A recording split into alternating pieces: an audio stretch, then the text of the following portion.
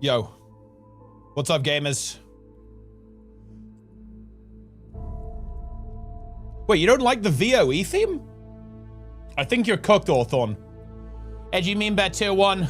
Anonymous Gifter gifting 5 subs. Excellent choice. Oh, man. What's going on? We're back. Nearly back to streaming as well, just in time for drops. We absolutely love it, guys. We love it. We do indeed.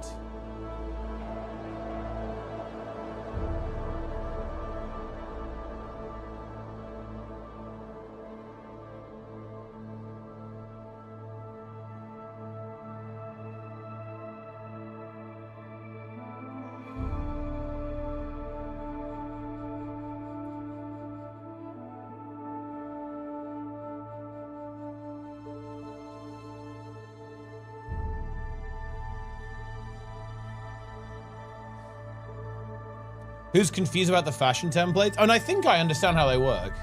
I'm pretty sure anyway. Isn't it like a separate thing? I mean, basically, I think they actually did think about the use case, right? Because what they let you do is they let you decouple gear from the skin, but not necessarily. So you can keep it coupled if you want to. For example, if you have fashion template A, you can say, okay, this fashion template is just showing my gear. So when you change your gear, it changes the skins. But then you can have a second template that says, okay, well, these pieces always stay the same. It's how it should be. It doesn't actually seem to be separate. Well, wait, isn't it? Wasn't it explicitly confirmed that it is separate? I thought that was a post from a dev or something.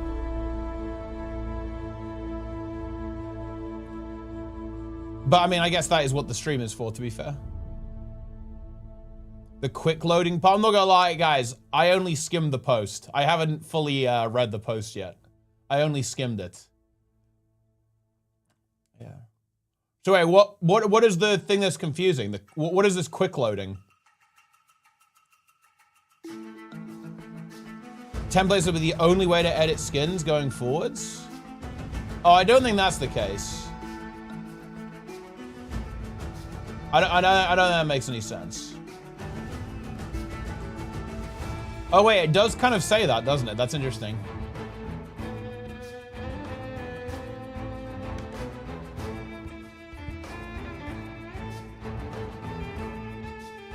But there's no way it would work that way. Yeah, nah. No, it's not. If a fashion template includes the appearance of a weapon or any piece of equipment that you're not currently wielding, that appearance will not be applied. So like, what will be applied? The underlying item. Nah, we're fine, guys. We're fine. We're fine, guys. It's no big deal. Not a problem.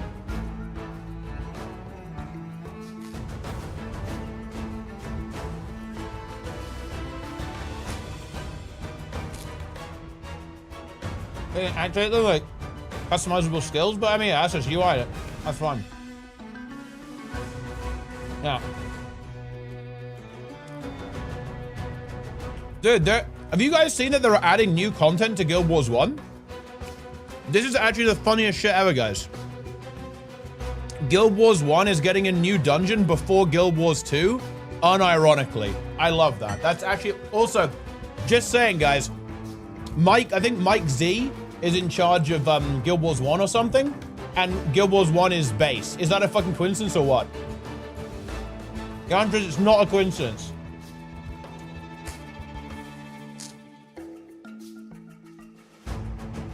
Mike Z wins again. Again.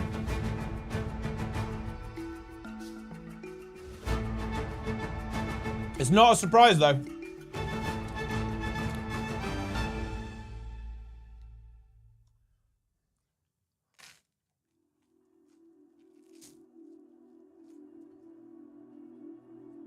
The housing game streamer?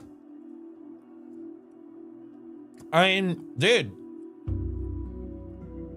Everyone loves housing, man. People love that shit. They did a pretty good job with the housing in WoW, actually. I think people are enjoying it.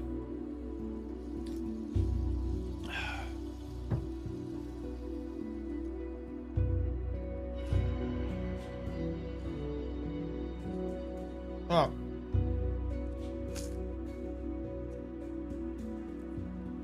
He talked about nothing else. Well, I will admit, the state of Warcraft, it was a bit of a bait, because they were kind of teasing at Classic Plus, and then the only thing about Classic Plus was, yeah, wait until BlizzCon Omega lol. So it's fair enough.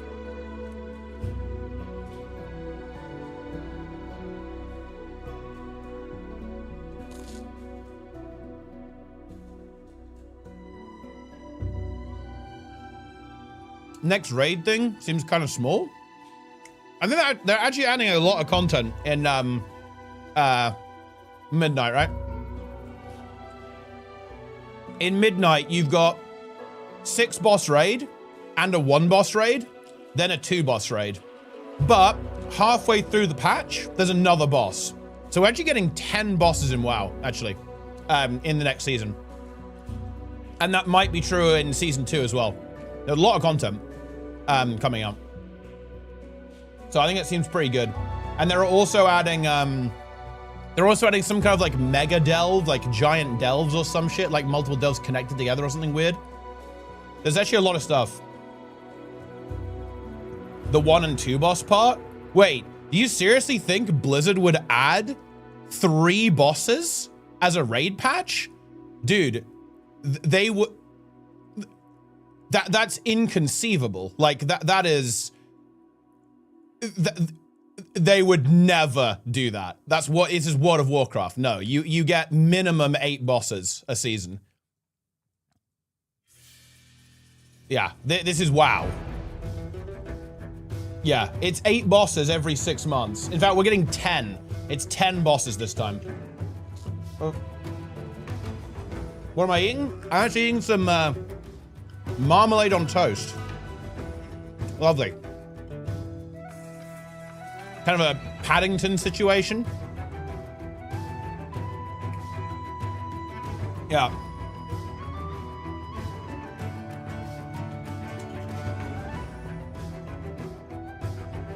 Wow.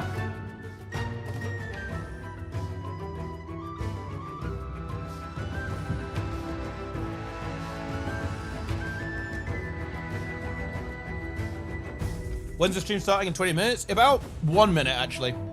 I'm just finishing my toast.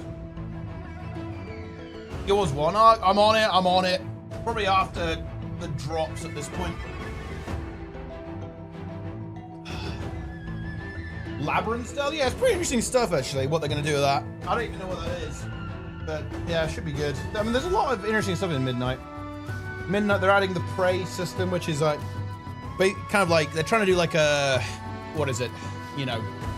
world level kind of thing, you know, like ARPG style, so the open world has got loot in it and stuff. They're adding a bunch of raids.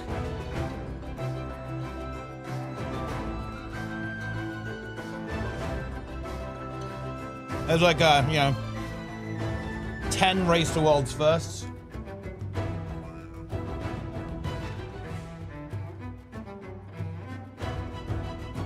That's good.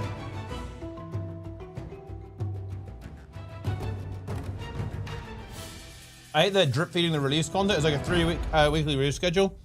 It's just Blizzard. They're just trying shit. Where a level 80 player should spend his gold. It's kind of whatever you want, really. Doesn't really matter that much.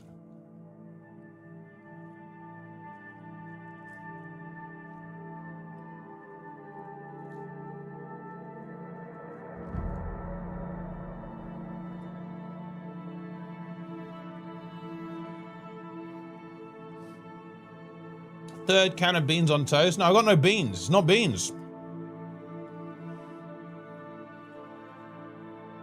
It's just regular toast.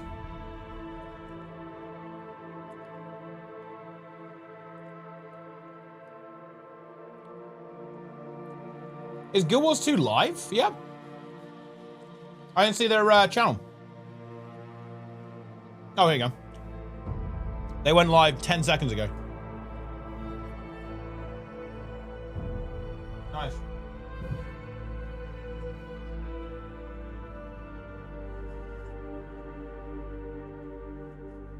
Right.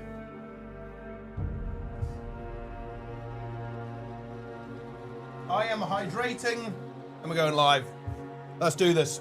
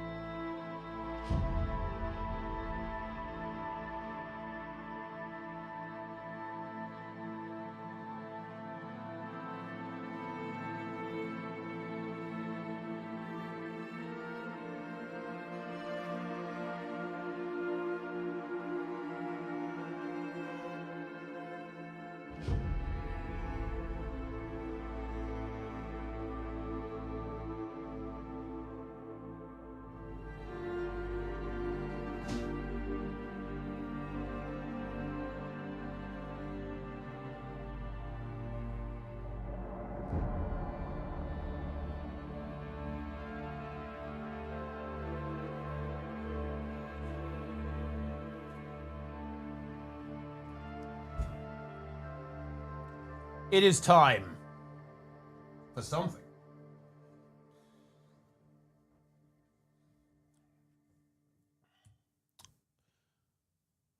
Whoa! Oh.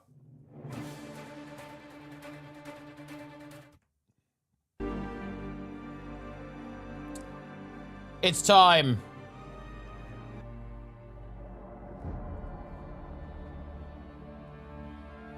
Ah. 2 weeks need to add a solo mode, Abaddon's Outcast. I think I could see them doing that, but well, like I think I could see them doing that because maybe, but also maybe not. Like I think solo is a semi-popular activity, but I feel like it's a very hardcore activity as well. And like soloing all of Guild Wars 1, it's kind of brutal actually. It is doable, obviously, but I think it'll be very niche. But I mean, look, maybe it's easy for them to add. Like I don't see why not. It's a fun challenge for sure. But no, I actually really like what they're doing with Guild Wars 1. I think they're doing a very good job. Like the fact that they're actually adding new content to Guild Wars 1 this early is kind of crazy. For those who don't know, guys, they've actually already data mined a new dungeon being added to Guild Wars 1, like already. And of course, to be fair, that doesn't mean it's coming out soon necessarily, because obviously these things do take time to develop. These things do take time to make. But the fact that that's the case, I think is absolutely remarkable. That we're already in the situation where they're adding fresh content to Guild Wars 1. I think it's really cool. Yeah. Where'd you get that info? Oh, there's a video of it. And Guild Wars 1 Reddit is where you can see all the stuff. That's the deal.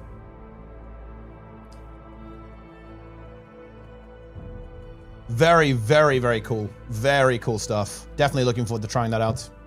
Super easy to add content. Yeah. That's kind of the elephant in the room here. It's one of the reasons why I think ArenaNet want to make Guild Wars 3, actually, is that Guild Wars 1 very clearly... In fact, to be honest, Natty, I actually think that... I think that this is very revealing about Guild Wars 2's history. I think that they were like, wait a minute, we're cranking out content like nobody's business in Guild Wars 1. Let's go make Guild Wars 2, right? And somehow, for whatever reason, the engine tools that they had just didn't translate because they were able to make content like crazy in Guild Wars 1. They were able to then. They made Factions, then Nightfall, then Eye of the North really, really fast. And even the Beyond stuff really, really fast. But for whatever reason, their engine tools clearly didn't translate because they were never able to make content as fast in Guild Wars 2 as they were in Guild Wars 1.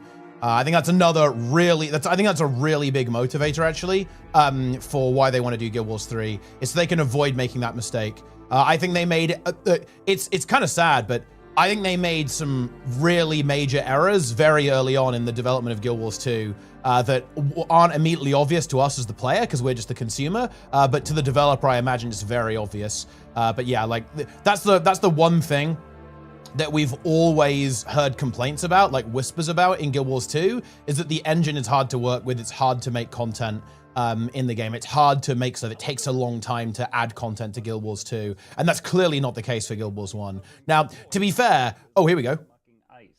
To be fair, though, that's not entirely unsurprising. Today we are covering fashion templates. Wait, why is it so quiet? Talking about how fashion templates it's quiet. work, how you guys are going to use them. We're huh? going to be taking Q&A for about 2 hours. No. 2 hours of Q&A. We are going to be doing this in 45 minutes tops. It's so quiet.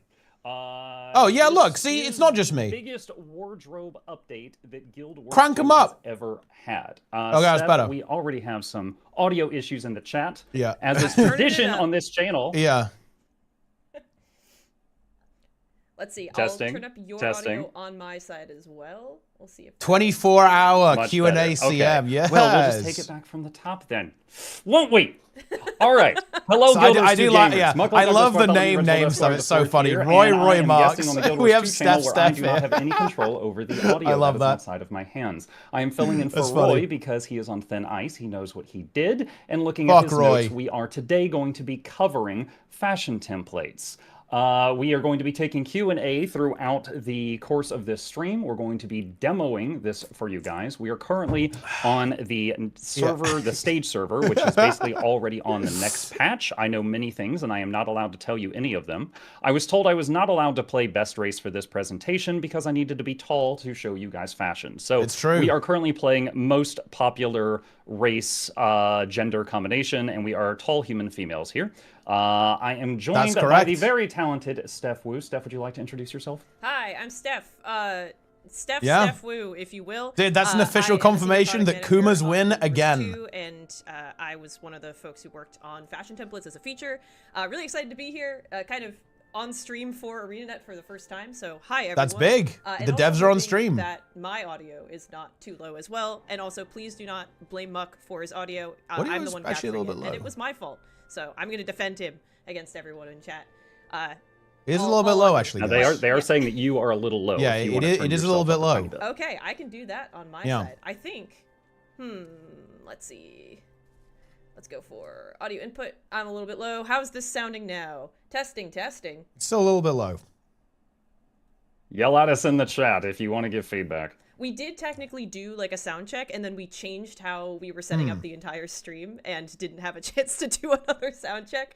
My computer also crashed 20 minutes ago, so I apologize in advance if it crashes standard. Again. That is standard, this guys. This is going to be a really fun time. But we love that. Yeah, here to talk about fashion templates and everything about them. We've got a build set up here that has everything on it, as well as our wonderful guest, Fashionable Muckluck here, running around, showing off a nice outfit that he's got set up there. The paintbrush and weapon. we're going to go through pretty much kind of the A to Z of fashion Drops templates. not on. Drops don't start until Tuesday, guys. Changes you'll see to the wardrobe system, how fashion templates what are the Twitch drops, actually? How they interact with a bunch of other systems, how you Let me check what the Twitch drops are. Are they any good? Advanced options, you know, kind of everything you want to know.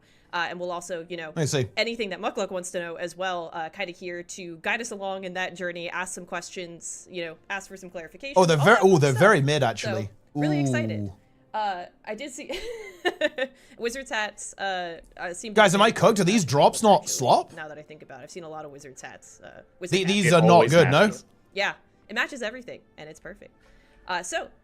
Is there anything else we want to go over before we kind of jump into some of the specifics around the feature? Can you guys hear this? I'm going to try and boost the audio. It's really quiet let's just give the people what they want. Let's just dive into it. So if we open our hero panel, because everyone is looking through your eyes right now, why don't you show them the very obvious difference where the wardrobe has been moved to? Yeah, so I opened it up and we were already on the tab, so spoilers there. Spoiler. But you'll see if we go up to this equipment tab see how this works, we all know and love, now there is an option here that is suspiciously absent, which is the wardrobe.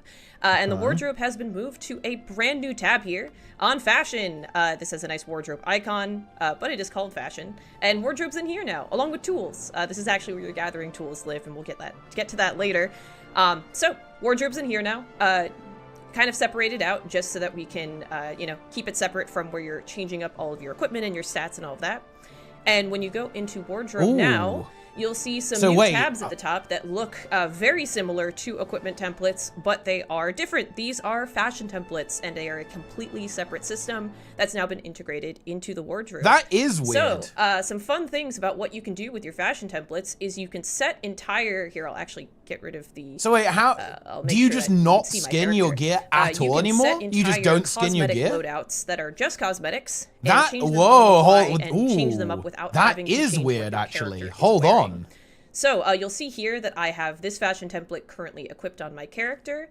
Look how pretty it is. And also, just as a note before I go into all these fashions, but can you change the skin awesomeness? I asked them all for fashion loadouts, which they sent to me, and I imported into this for this stream. So all of these outfits were created by various, so you can still change the skin on your gear itself? Thanks so much, everyone. So you'll see that I have this fashion template up. And there are two big things about this interface that are different from what you might be used to. Thank you for dancing. I really appreciate the energy in the background here. Number one is that outfits are included now within the same we're panel. fine then. So we're fine. no we're fine, longer guys. have an We're fine. separate interface for outfits. It's not a blunder. They almost blundered, guys. So if you couldn't do that, they blundered. But we're fine. They have not blundered. Turning them on and off. Previously for outfits. Apply to equipment. Look, guys, look, apply to equipment. And so you can set up a template that includes some of the other things like weapons and items that you can wear with outfits all at the same time now. And that also includes dyes. Yeah, look. There you go. Now, just to confirm, outfits did not take any transmutation charges before. Is that still true? Yes, it is absolutely true. Anytime you add an outfit or change outfit visibility... Guys, I didn't watch the trailer. I was not logged in yesterday. I was logged out. I was not even at home. Going off of the second you guys know what I'm saying? I wasn't even here. Is that dyes here are now here. They're not in their own tab anymore. We still do have a separate tab for dyes within equipment, kind of as a legacy thing, because we still need them to dye things like mounts and gliders that aren't included in fashion templates. It's 1080p however, stream. If you go over to dyes here, now you can change the dyes of all of your armor in the same place as you are changing all of the skins. It's super convenient, and I personally have been having a great time not having to run back and forth by constantly changing all of my dyes. So that's been a really nice addition already. Okay. So just to reiterate that to everybody, while in this same screen, if you click on any of the dyes, it becomes what you recognize as the dye screen. And then if you click on any piece of armor, it goes back to being like the wardrobe thing. They're just combined in the same tab. Yeah, and as it was before, or as it currently is on live and will be until Tuesday, applying dyes and changing dyes doesn't cost any. Wait, it's got multiple gear template for fashion? This is still a thing. Wait, is it though? You can always change it's not, Nanny, it's not. Free. Because you can have a fashion template that says get from equipment. So when you change your gear template, it will load it into that fashion template. So I think it is not, it's not, to demonstrate it here. It's not a problem for that. Saving any item to a fashion template does cost transmutation charges, but applying it to your armor does not. They thought of that. So for example here, if I'm messing around with this one and I actually want to change up what my ArenaNet did not blunder, guys. Let's say, actually, we were talking I'm using that word a lot today because I find it personally funny. Our lovely favorite, the paper bag head. I want to really spruce up my fashion here. Wow, look at that. How beautiful. Applying this to this fashion template is going to cost me a transmutation charge, so I'll save that. And now this is my new template I have here. You'll notice that it actually hasn't applied to my character yet, because in order to put it on my character, I do need to hit apply. That is because save and apply thing from are equipment. Two different things now, so that you can modify your fashion templates without having kind of what they're saying, right? What your character is. They pulled it off. They have not blundered. If I wanted to mess around and I think it's account-wide, right? Look for an upcoming event or holiday, or like for certain guild representation, things like that. I believe it is, guys. Change what I'm wearing right now. So now that I've made this fashion template though, and I want to put it on my character, I'll hit apply.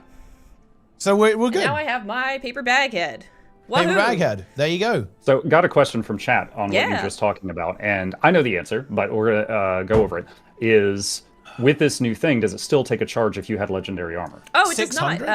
Absolutely not. So we wanted to make sure that you still get the perk of free cosmetic changes. 600 for account wide is fine. So actually on this character, I do have one legendary. It's a non-blunder, that's correct. They have not blundered. So if I change up this one, let's just go to here. You'll notice that this says 0 transmutation charges. So this to save to any template is free forever. Darren's is a big blunderer when he tried to 1v1 that assassin boss.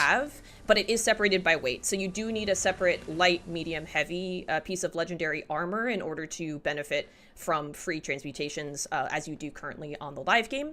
But for weapons, you actually can use it for all of that weapon type, even if you have multiple equipped. So for example, if you have a legendary dagger and you're going for a main-handed and offhand that's interesting, build, actually. That's that's interesting. Going to be completely free to set to your template at all times generous. Because you have unlocked one legendary dagger.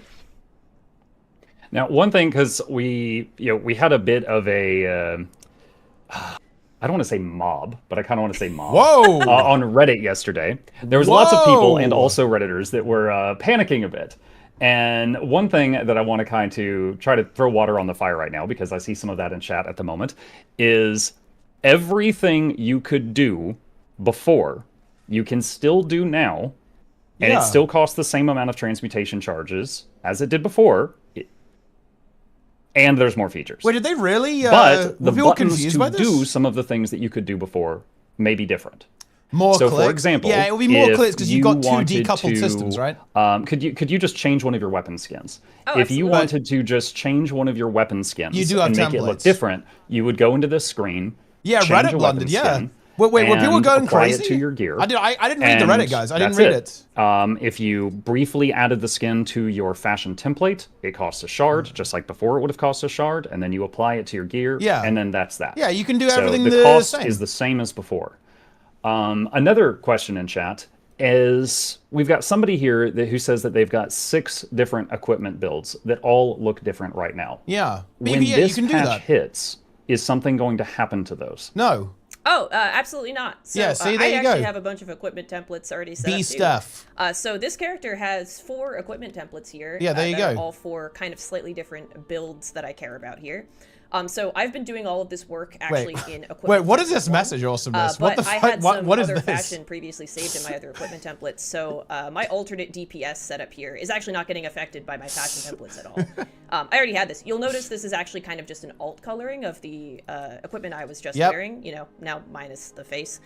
But yeah, this is a completely different setup. I also even have some stuff set up in here that I don't even have in my fashion templates. I applied it to this equipment template and then went and messed around with my fashion templates. I think this is the most visibly different one from everything else that I have set up in fashion it's the same as before, guys. So I have this in equipment template. Did you guys really think that ArenaNet would blunder? I could go into my fashion templates and start messing around. Actually, I can show that off right now. Actually, don't answer that. Right now, so I have this on my equipment. You'll see this very kind of Doom-themed situation going on here. And because the fashion templates are separate, you'll see I kind of look different from all my templates. This is because I can edit all of these templates without having to apply them to my equipment. And you'll notice that none of these are actually this setup here. These are all, things that I've set up completely independently. But if I do want to change out this setup and put this in a fashion template so I can When was ArenaNet's last blunder? Dude, they blundered by not adding raids to raid quick play. Let's say I've got this That's setup, the blunder. and I actually like this setup. I don't have it in a fashion template, but I do want to change up the staff. There's kind of a sneaky thing that we've included here where if I go into this fashion template, I've already saved this corrupted branch here as the staff. I can actually just apply this slot directly here, and it will change just my staff. And that costs 0 transmutation charges, by the way. Not just because I have a legendary staff, but because I'd already saved it to a template. So I can do that with every template, right? So I have never more saved on this one. Again, legendary. Unfortunately, all these examples are with a legendary, but it does apply if you're too many legendaries, guys. But if I want to use Nevermore here, I can just apply that slot too. And I don't have to change anything else about it. Or let's say, I do want to change to these horns up here. Yeah, this is... That what you're showing now I saw this functionality in a game called DC Universe Online. Have you guys ever played DC Universe Online? This is an old-ass feature. It's called Style Lock, right? Very good feature. It's a very good feature, actually. And from what you just showed, it looks like you could have an empty fashion template. That is an old-ass game. When When did that game come out? in there and right-click it and hit apply, and that's it. Yep. And also anything that's in the fashion template that isn't filled out. 2011. It'll skip God that damn. slot when applying the template. Super old. So, for example, I think it's also dead. This is actually, man, I wish I had my live character set up on here because I have a really good use case for this. But my live character, I have a pair of sunglasses on an Asura that I just really like putting on occasionally just to look cool. And I will definitely be setting up a fashion template that is just the sunglasses. But nothing else. So that exactly. I can just take all of my other looks and you could always have just the decide to add sunglasses. sunglasses by themselves. So in theory, and I can actually just clear a template entirely to show this off. We'll get a little bit more into some of the advanced options in a little bit, but you can completely clear a fashion template. It's free to clear it.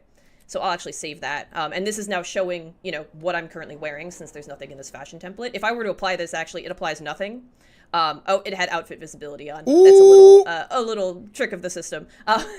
Got baited by the system. Just apply it. It's going to do nothing, right? Because there's nothing set up in here. So if I wanted to change just my headgear around, just, for funsies, I have this conjurer mask, and I'll, dye it some dark colors to make it a little bit more obvious that I have a mask on. I'll save it to the template. Again, that's 1 transmutation charge. But then I can apply this, and you can see on my character it just changes the mask because everything else is blank. So if you're the type of person who wants to use... Wait, how did people think this was going to work? Kind of more... Were people crashing out? Was Darren's crashing out? For you to do. If you want to set that up and then just use your 2 fashion templates to kind of change individual you guys items, trolling? you absolutely can. Were you literally trolling or what? I will validate that this does take a little bit more finagling and a few more clicks than it did before, if that's kind of a way that you want to use that system. But once you get used to it, you can do all of the things functionally that you could before. It's just done a little bit differently. And that's something, of course, that once everybody gets used to the system and we kind of Was this Darren's, guys? Was this Darren's? And how you decide to kind of go between your fashion templates and your equipment templates. And I heard he moves with the grace of a baboon. Creative ways that maybe even we haven't thought of yet. That's the kind of feedback that we love to hear is how are you using them and what are the things that we could improve in the future to make that easier for you. So I think this would be a good time to bring up, if you would right-click on your weapon swap and show them the new column. Okay. Oh? Oh, yeah, down here. Oh, shit. Look at that, guys. Right-click on your weapon swap to the left of your 1 attack. Already, there we go. You can so keybind that. Before chat, we had equipment and build templates. And now there's also fashion. So if you want to, again, this is a new feature. You don't have to use it, but it's there if you want it. You can set up outfits in the fashion template thing, and you could just right-click on the weapon swap, left-click on the fashion, and that's it, change it. You could also hotkey those to make it to where with just a single button press, you could change entire outfits. People thought it was going to be completely decoupled from skins and dyes. Yeah, so that is another option available to you. So you could right-click and then just click. You could change your entire set of gear, your if you were on the stream, I'd be 10 times more engaged, though. Or you could just use the same fashion for everything if you've already won Fashion Wars. Whatever you like. Yeah, and you can combine, of course, the hotkeys for equipment templates are also still there and also still the same. So it's kind of a combination of the two that you can use. Notably, every time that a fashion template is applied, and again, this is one of those things that is difficult for me to explain with words, but once you get your hands on this... Roy, what's the future for Wobus as well? Is that items themselves are still transmuted the same way that they were before. The fashion template system is just kind of transmuting them in bulk and also making it free to transmute them rather than making it cost. So it costs to save, free to transmute rather than it costing to transmute, right? So when you apply a fashion template with the quick button, it pretty much just automatically transmutes everything you're wearing all at once. And that's kind of how the system is working. So if you were to unequip these items and put them in your inventory There's or no put them future. into an equipment template later, they will keep the over. appearance of the last fashion template you applied to them because it just sort of bulk transmuted them. It's a layer on top of the existing transmutation system. And I apologize if that entire little spiel there made absolutely no sense, but it's the best way that I have to explain what's going on under the hood here. That's okay. That's what I'm here for. Yeah. So just a quick recap before we go on to the next topic. If what you care about is the ability to change a single item, like you're like, okay, I look good. Wait, I need to use a staff for this fight. Oh God, this looks awful. If you want to just change one item, you will just go to the wardrobe, go to your weapon, go to whatever you want to change it to, right-click apply. I believe that is one more mouse click. Yo, guys, wouldn't it be great if legendaries actually allowed you to easily switch weapons? But then on wouldn't that be so crazy, guys? Oh wait, you're also getting build this whole other templates were system on top of blunders. it that you can Blunder use. templates. The fashion templates. Oh yeah, the that's quick right. swap, the ability to export outfits, which we're going You to touch on can't quickly in a minute. change your weapon. Import outfits. Wouldn't that from be so other great if you people, could? Save like thousands of outfits in Notepad if you fancy it, stuff like that. On that note, if you're okay with it, why don't we talk about exporting? Like, if absolutely. you wanted to share your outfit with me and just make me look like a clone of you, how would we do that? Yeah, absolutely. Oh, guys! Super easy. So if you go to any fashion template, and I've moved it over so we can see Mukluk. What about Fashion Inspect, guys? You right-click the template itself, and you can even see that when you hover the template, you get a little preview of everything that's in it. It's pretty similar to the Inspect menu. Fashion Thieves, guys! Uh-oh! Where you can kind of see a little loadout of everything. I can actually copy this wardrobe template, and I'll do some map chat just in case. And I can paste it into chat. There we go. That was in combat. There we go. That's crazy. Look at that. And hypothetically, if this is working correctly, Mukluk should be able to take that link and import it into and turn into a fashion clone with the paste wardrobe template option. Because if you click on this, it'll open up a window that looks like, again, looks very similar to I don't know why Inspect. people crashed out about Fashion And you can Inspect so copy the much, wardrobe template because and like paste it basically into every any other game wardrobe except template Guild or any Wars fashion 2 templates that has you full have. gear inspect, There and we it's not go. like everyone's The dyes just, are a little different, running but- around looking like a clone. It's weird. And there you go. Look at that, guys. So what she did is she sent me a thing, and just to show it the other way around so they can see both sides, I'm going to take mine that had the wizard hat, and I'm going to paste it into the chat. Boom. And if you can show them how to load that on your side so they can see the other side of this. Yeah. So I have opened that one up that Mukluk just popped in chat. I've hit the copy button. Now, you'll notice that there is an exclamation point here, that there's something that I should be aware of. And this is what happens if you try and copy a template that contains items that you don't own or that your character can't use. So actually, this character, funny enough, does not have Weapon Master training on it for some fun reasons. So the possibility here is that Mukluk is actually using a weapon that I can't equip, which is probably that greatsword. However, that's not going to stop me. I still really want this look, so I'm going to paste this wardrobe template pasting it in here. And you'll see that something didn't copy over. It was the offhand. It was the secondary offhand here because it was something that I couldn't use, but that's okay. I'll still save everything that I can anyway. So again, saving templates costs transmutation charges, so this is going to cost me charges, except 11 for on charges, the stuff where I have guys. legendaries, so it's not going to cost me for that chest. And then I can save it. There you have it. And I will have it. There you so go. Again, it's going to give me these warnings here for when this doesn't match the item I have equipped. When it comes to weapons specifically, I have a staff equipped, but this has a greatsword saved into it. What you can do in fashion templates, there is a bit of a limitation with what you can equip, where when you originally set your template, and I'll actually go to a different template to show this off, you can only set skins for weapons that you currently have equipped. So I currently have a staff equipped, so I can set a staff skin. And then in my offhand, I think I have Scepter. Is it Scepter Dagger? Yeah. So I can only set Scepter Dagger as my offhand because that's what I have equipped. But that does not stop me from importing something from someone with a different set of weapons. And if I want to put in a different weapon than what I have equipped right now, I just have to equip the type of weapon I want to set, and I can set it. Once it's set, that weapon will stay there regardless of what you have equipped, so you can keep I don't think you can. I don't think you can inspect people's templates. Only the skins. Skip the staff or skip the weapon. So I don't think you can inspect people's wardrobe. However, when you're first setting it, you do have to be holding the weapon. And this is mostly just because there are so many skins in the game that attempting to show every single possible skin for every single possible weapon that could be in that slot would have been kind of unwieldy. So this is a bit of a limitation we had to put on the system to get it to work. And again, like, this is one of those things I don't think where you can once all of inspect you and get their template, no. you're It's kind just of it's the used to old the inspect system, feature. we'd love feedback on some of the ways that we can improve the system or improve some of the usability of it. Now, just a moment ago, you and I both copied a code from each other to, save each other's fashion.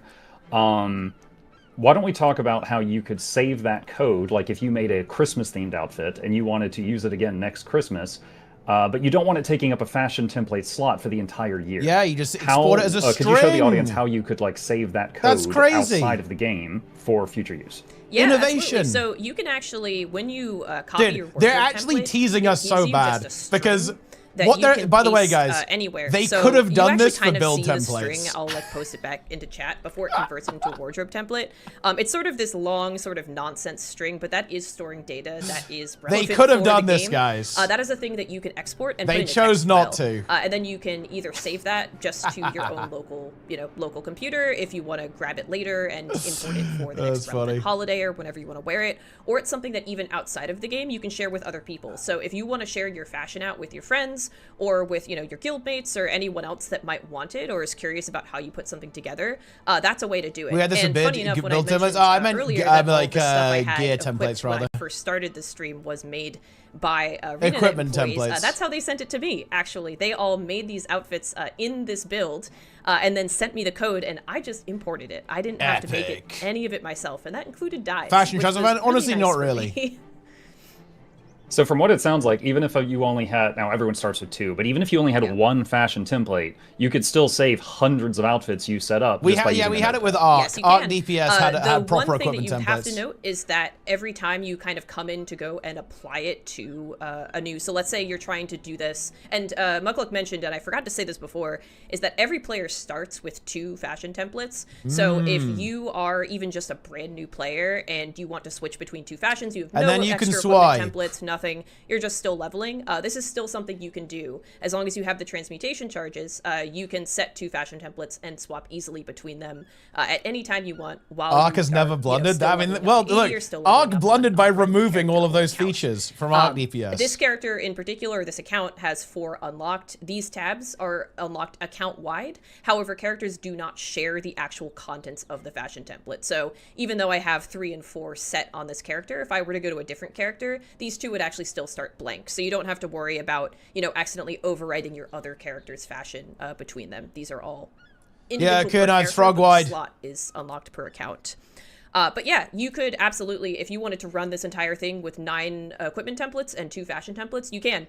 You can save them there, import them here. You would still have to spend the charges as we've kind of had you would 2 before to fashion set template to, hate an equipment comments template, to save in like it to the 2 fashion minutes. template. But then you could go in and I'm actually curious. I'm not even trying to argue with you, but and then can you explain what's wrong with it? Why is it? So I can even go to. Why is it better in Final Fantasy? That I already had set. I'm not trolling, by the way. I'm actually asking genuinely. I haven't played Final Fantasy. Like, explain it to me. You can go in like, there, what's wrong with it? And then go and change your fashion templates again, and it won't change anything in your equipment templates. Now, you mentioned while leveling, and I think it's important to remind people that have been max level for a long time. I believe it was around like level 6 or 7 is when you unlock the ability to use transmutation charges. Yes. So does this unlock at that time for new characters? Yes, it does. Yeah. So when you reach level 6, that's when you'll unlock this entire system. Right now on the game that's currently live. I'm not sure if it's a joke, guys. There's 2 people who have called it dog shit. Level 6.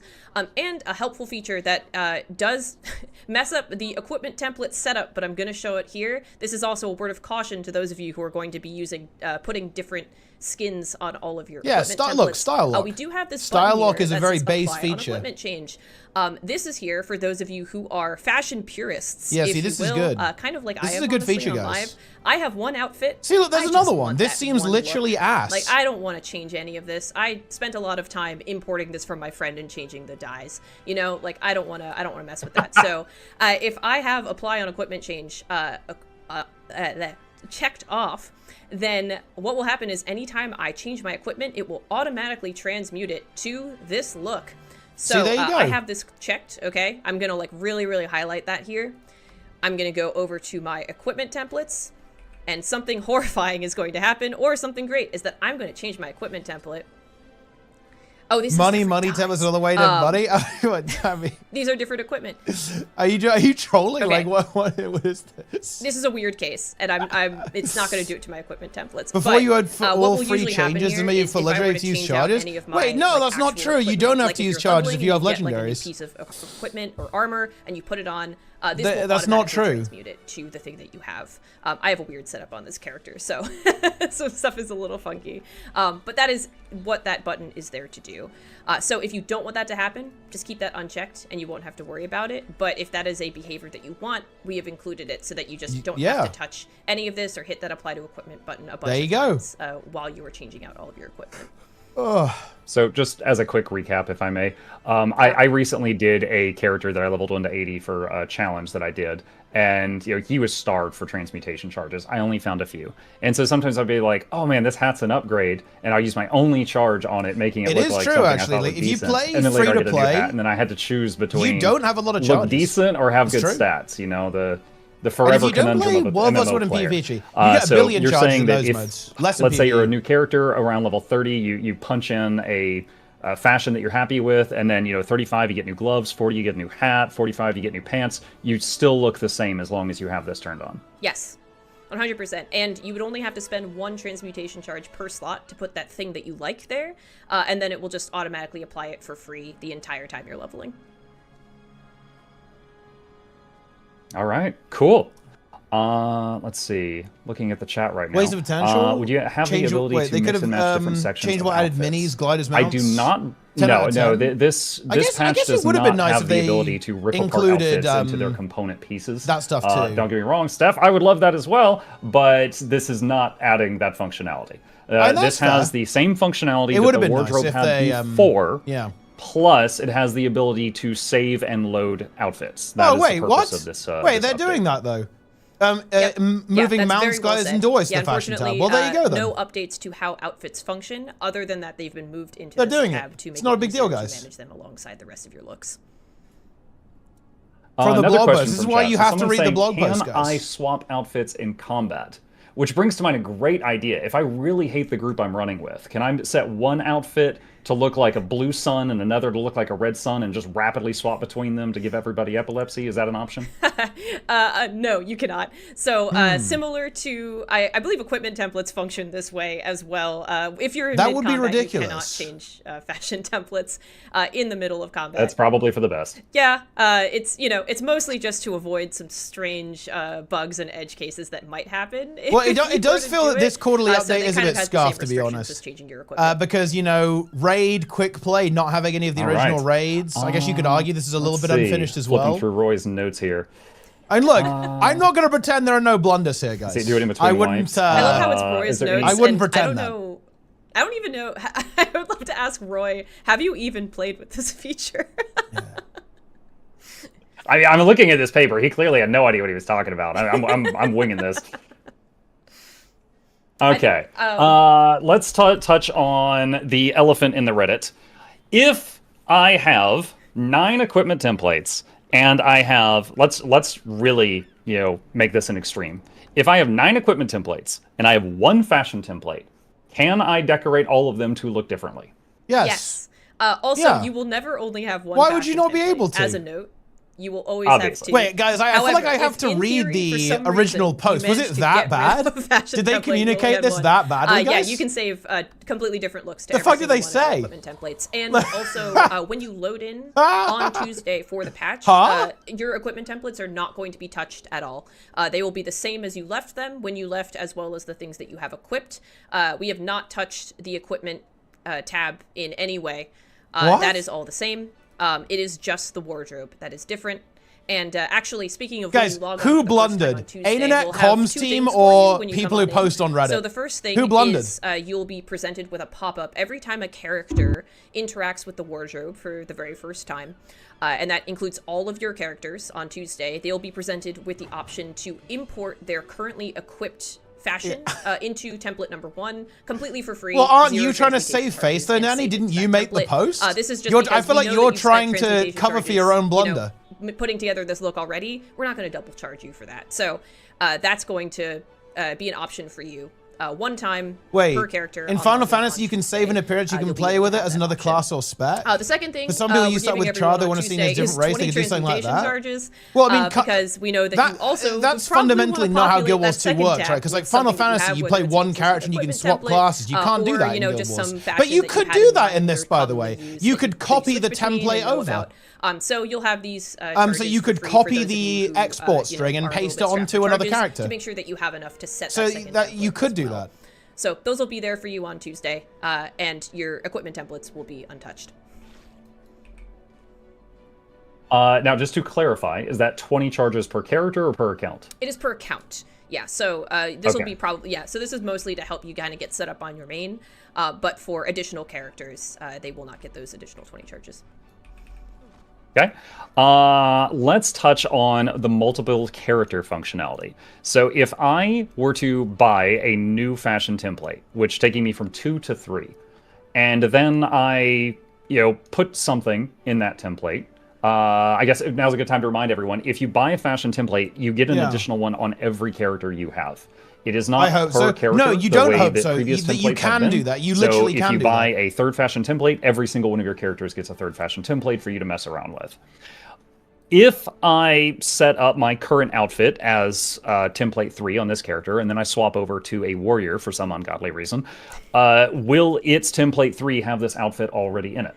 No, it will not. No, every single character has their own templates, and so that's mainly because if we were to restrict you to just 9 between all of your characters. Everyone's characters have completely different looks, different armor weights, different everything, different weapons. So making sure that every character, even though the template slots are account-wide, similar to equipment templates and build templates and things, the templates themselves are per character. So you can set them all for each one. And then you just you could copy the... But I could still copy outfits between them just by copying the code into a notepad, you just copy the code. Another character and pasting it. It's not that hard. 100%, yeah. So if you do have fashion that you want to share between characters, you can do that by using the copy and paste function. Noted. Oh wait, I'm Roy today. Awesome. But obviously, it wouldn't work with every skin, right? Because obviously, if you're a heavy character, you can't have light skins. So someone said, so you imported a copied fashion. It does not include the dyes? ? It should include the dyes. On your side, did you get the dyes? No, I don't think it worked. When I loaded your fashion, this is what I turned into. Is this what you sent me? I sent you one with red dyes. Yeah, it didn't work, guys. It should include the dyes. Let me see. Was there 2 things I needed to copy? Hold on. So I've got the panel thing open, and I see the dyes in it. And when I hit copy wardrobe template, and I go into my wardrobe here, just paste it there. Oh? It currently does not. So we might have a bug report. It sounds like the aim is for it to copy the dyes also. It is over. Yeah, it is over. You can kind of see on my screen, I did just grab my own template and paste it into this section, and it did copy the dyes, so that is a bug blunder. We'll have to look That's into. a blunder, it also guys. might just have something to do with that is a blunder. Build that we're on sometimes does some things that don't actually happen on the real game when it comes to the armor setup that you have. So we will look into that. Yeah. And I'm sorry to everyone refund the game, guys. Incorrect functionality on the stream. But it's an early build. So the important part here is the goal is that by Tuesday it will copy the dyes also. Yes, 100%. There we go. Or there you go, chat. So that's it. So there might be a hitch today, but the plan is before you get it live, you can copy the dyes also. Does Muck own the dyes? Probably. They gave me a account that had. You know what? I actually think I don't. That happening? Because the account that you guys gave me for this does have full legendary and every infusion under the sun, but it actually has no dyes unlocked. So I think that's the reason. That's the troubleshooting. Yep, that's exactly it. So if you try to import a wardrobe template that has much like how if it has a skin that you don't have, it'll skip that. It will go to default dyes if you don't. Have dyes, and that's probably what happened. Great troubleshooting. Thanks, chat. Fantastic. I did use Sword Tech support. It sucked. I don't want to go back. All right, so we mentioned infusions there. Segue. Are infusions, because sometimes infusions have stats, and sometimes infusions have appearances, and sometimes they have both. Mm-hmm. How will this affect those? It will not. So infusions are not included in fashion templates. Yeah, that'll be in your equipment template, right? Infusions themselves are equipment. They have stats included. They are they'd have to basically separate the cosmetic from the item. It would have to become its own special slot if they wanted to make this work, while right? they do function with cosmetics in the same way that they did previously, they are not included in the fashion templates themselves, unfortunately. Yeah, it can't work. So for those, you'll still be attaching those directly to your equipment, and then if you are a person who is using equipment templates and changing between those, that will still be how you change up which infusions are showing. This is actually also the same for any legendary that has particular effects associated with it. Those are also still attached to the piece of equipment itself, and so you'll have to equip that or unequip it in order to get those effects. Okay, awesome. So I'm reading and talking at the same time, which is a terrible thing to do. The next question is, if I have armor and then I apply a fashion template to it, so that armor's appearance has changed, and I then take off that armor and put it in my inventory, and I later re-equip it, will it be looking like default, or will it look like the last fashion that was stamped upon it? It will look like the last fashion that was stamped upon it, asterisk, so long as you do not have apply on equipment change checked off. So the piece will have whatever was last applied to it. So, for example, the fashion template itself. I can actually show this because I don't have all legendaries on this. So the paper bag is a really good example. So I had put on a fashion template on this helm that was the paper bag. This will stay as the paper bag even when I put it back in my inventory. Yep, it's the paper bag now. Look at that. Back. It's the paper bag. But if I were to have apply an equipment change on, it would automatically transmute to whatever my fashion template is, or my last equipped fashion template is, when I put that back on. So, but the short answer to that, though, is yes, it will keep the appearance. It will not revert back to its default appearance. That makes sense. Okay. Good to know. Carl says that we look cute. Thank you, Carl. You as well. Oh my god, thank you so much. I mean, look, I'm gonna be honest, guys. It sounds like it works exactly as I'd expect. Let's talk about, I mean, this is a brief thing, but it's a note here we got. Thank you, Roy. If you were to right-click on your weapon swap button again, to the left of your 1 key, how quickly can you rapidly swap between fashions? If you were to just right-click on weapon swap, pull up that little No blunders here, guys. Medium fast, look at the speed. But not really, really fast. I also have hotkeys for this that I can try and like mash as fast as possible. We do have a slight cooldown. Again, this is similar to how equipment templates have a cooldown. So it's like a, half second, not even cooldown between them. This is about as fast I'm like mashing. Wow. I mean, for all purposes, that seems fine to me. It takes like a second. Yeah, and it's but changing everything. It is very fast. So you can swap very quickly. So if you're trying to swap your outfits in the 2 seconds you have between pieces of when combat starts, it does give you enough time to do that. Fast load. All right. Someone in chat if ArenaNet added fast load DLL to the game, that would be huge. Can you click on me and right-click on me and do inspect cosmetics? Oh, wait, From can that you do screen, are you able to, quote-unquote, steal my look? No.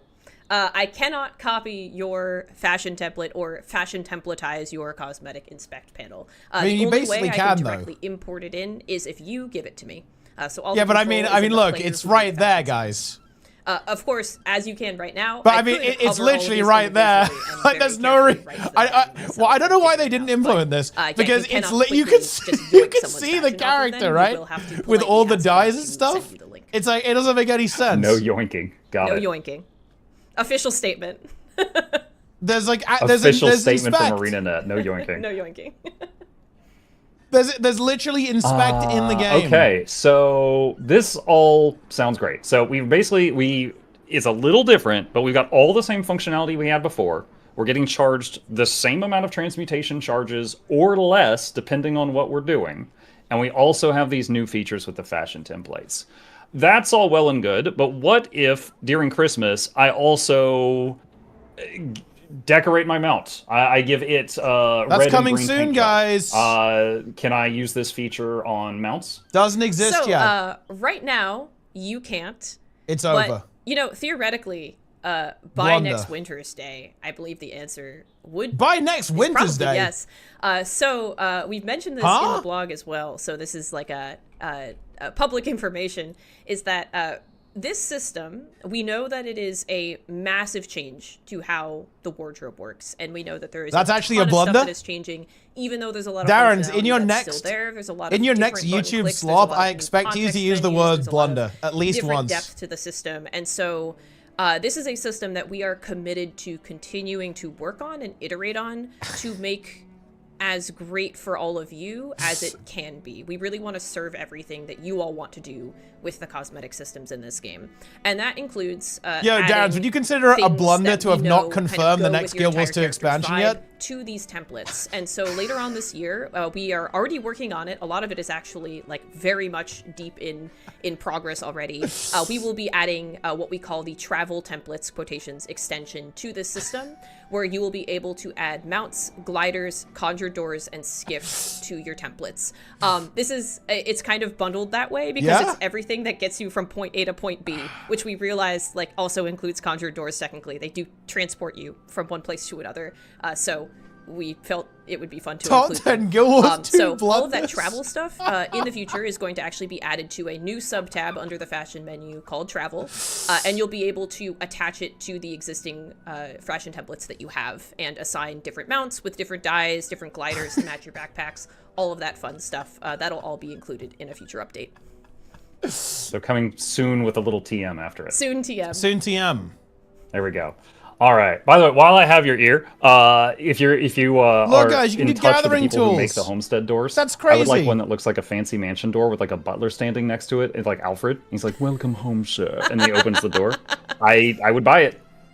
I feel like that would be, you know, there's. I wouldn't. I'm super into it, and I do wonder, like, what do we make that butler look like? You know, I feel like that's going to be the most controversial thing. Like, what outfit are they wearing specifically? You know, like how are they standing? I don't know. But feedback heard, and we will get it to the right people. Fantastic. All right.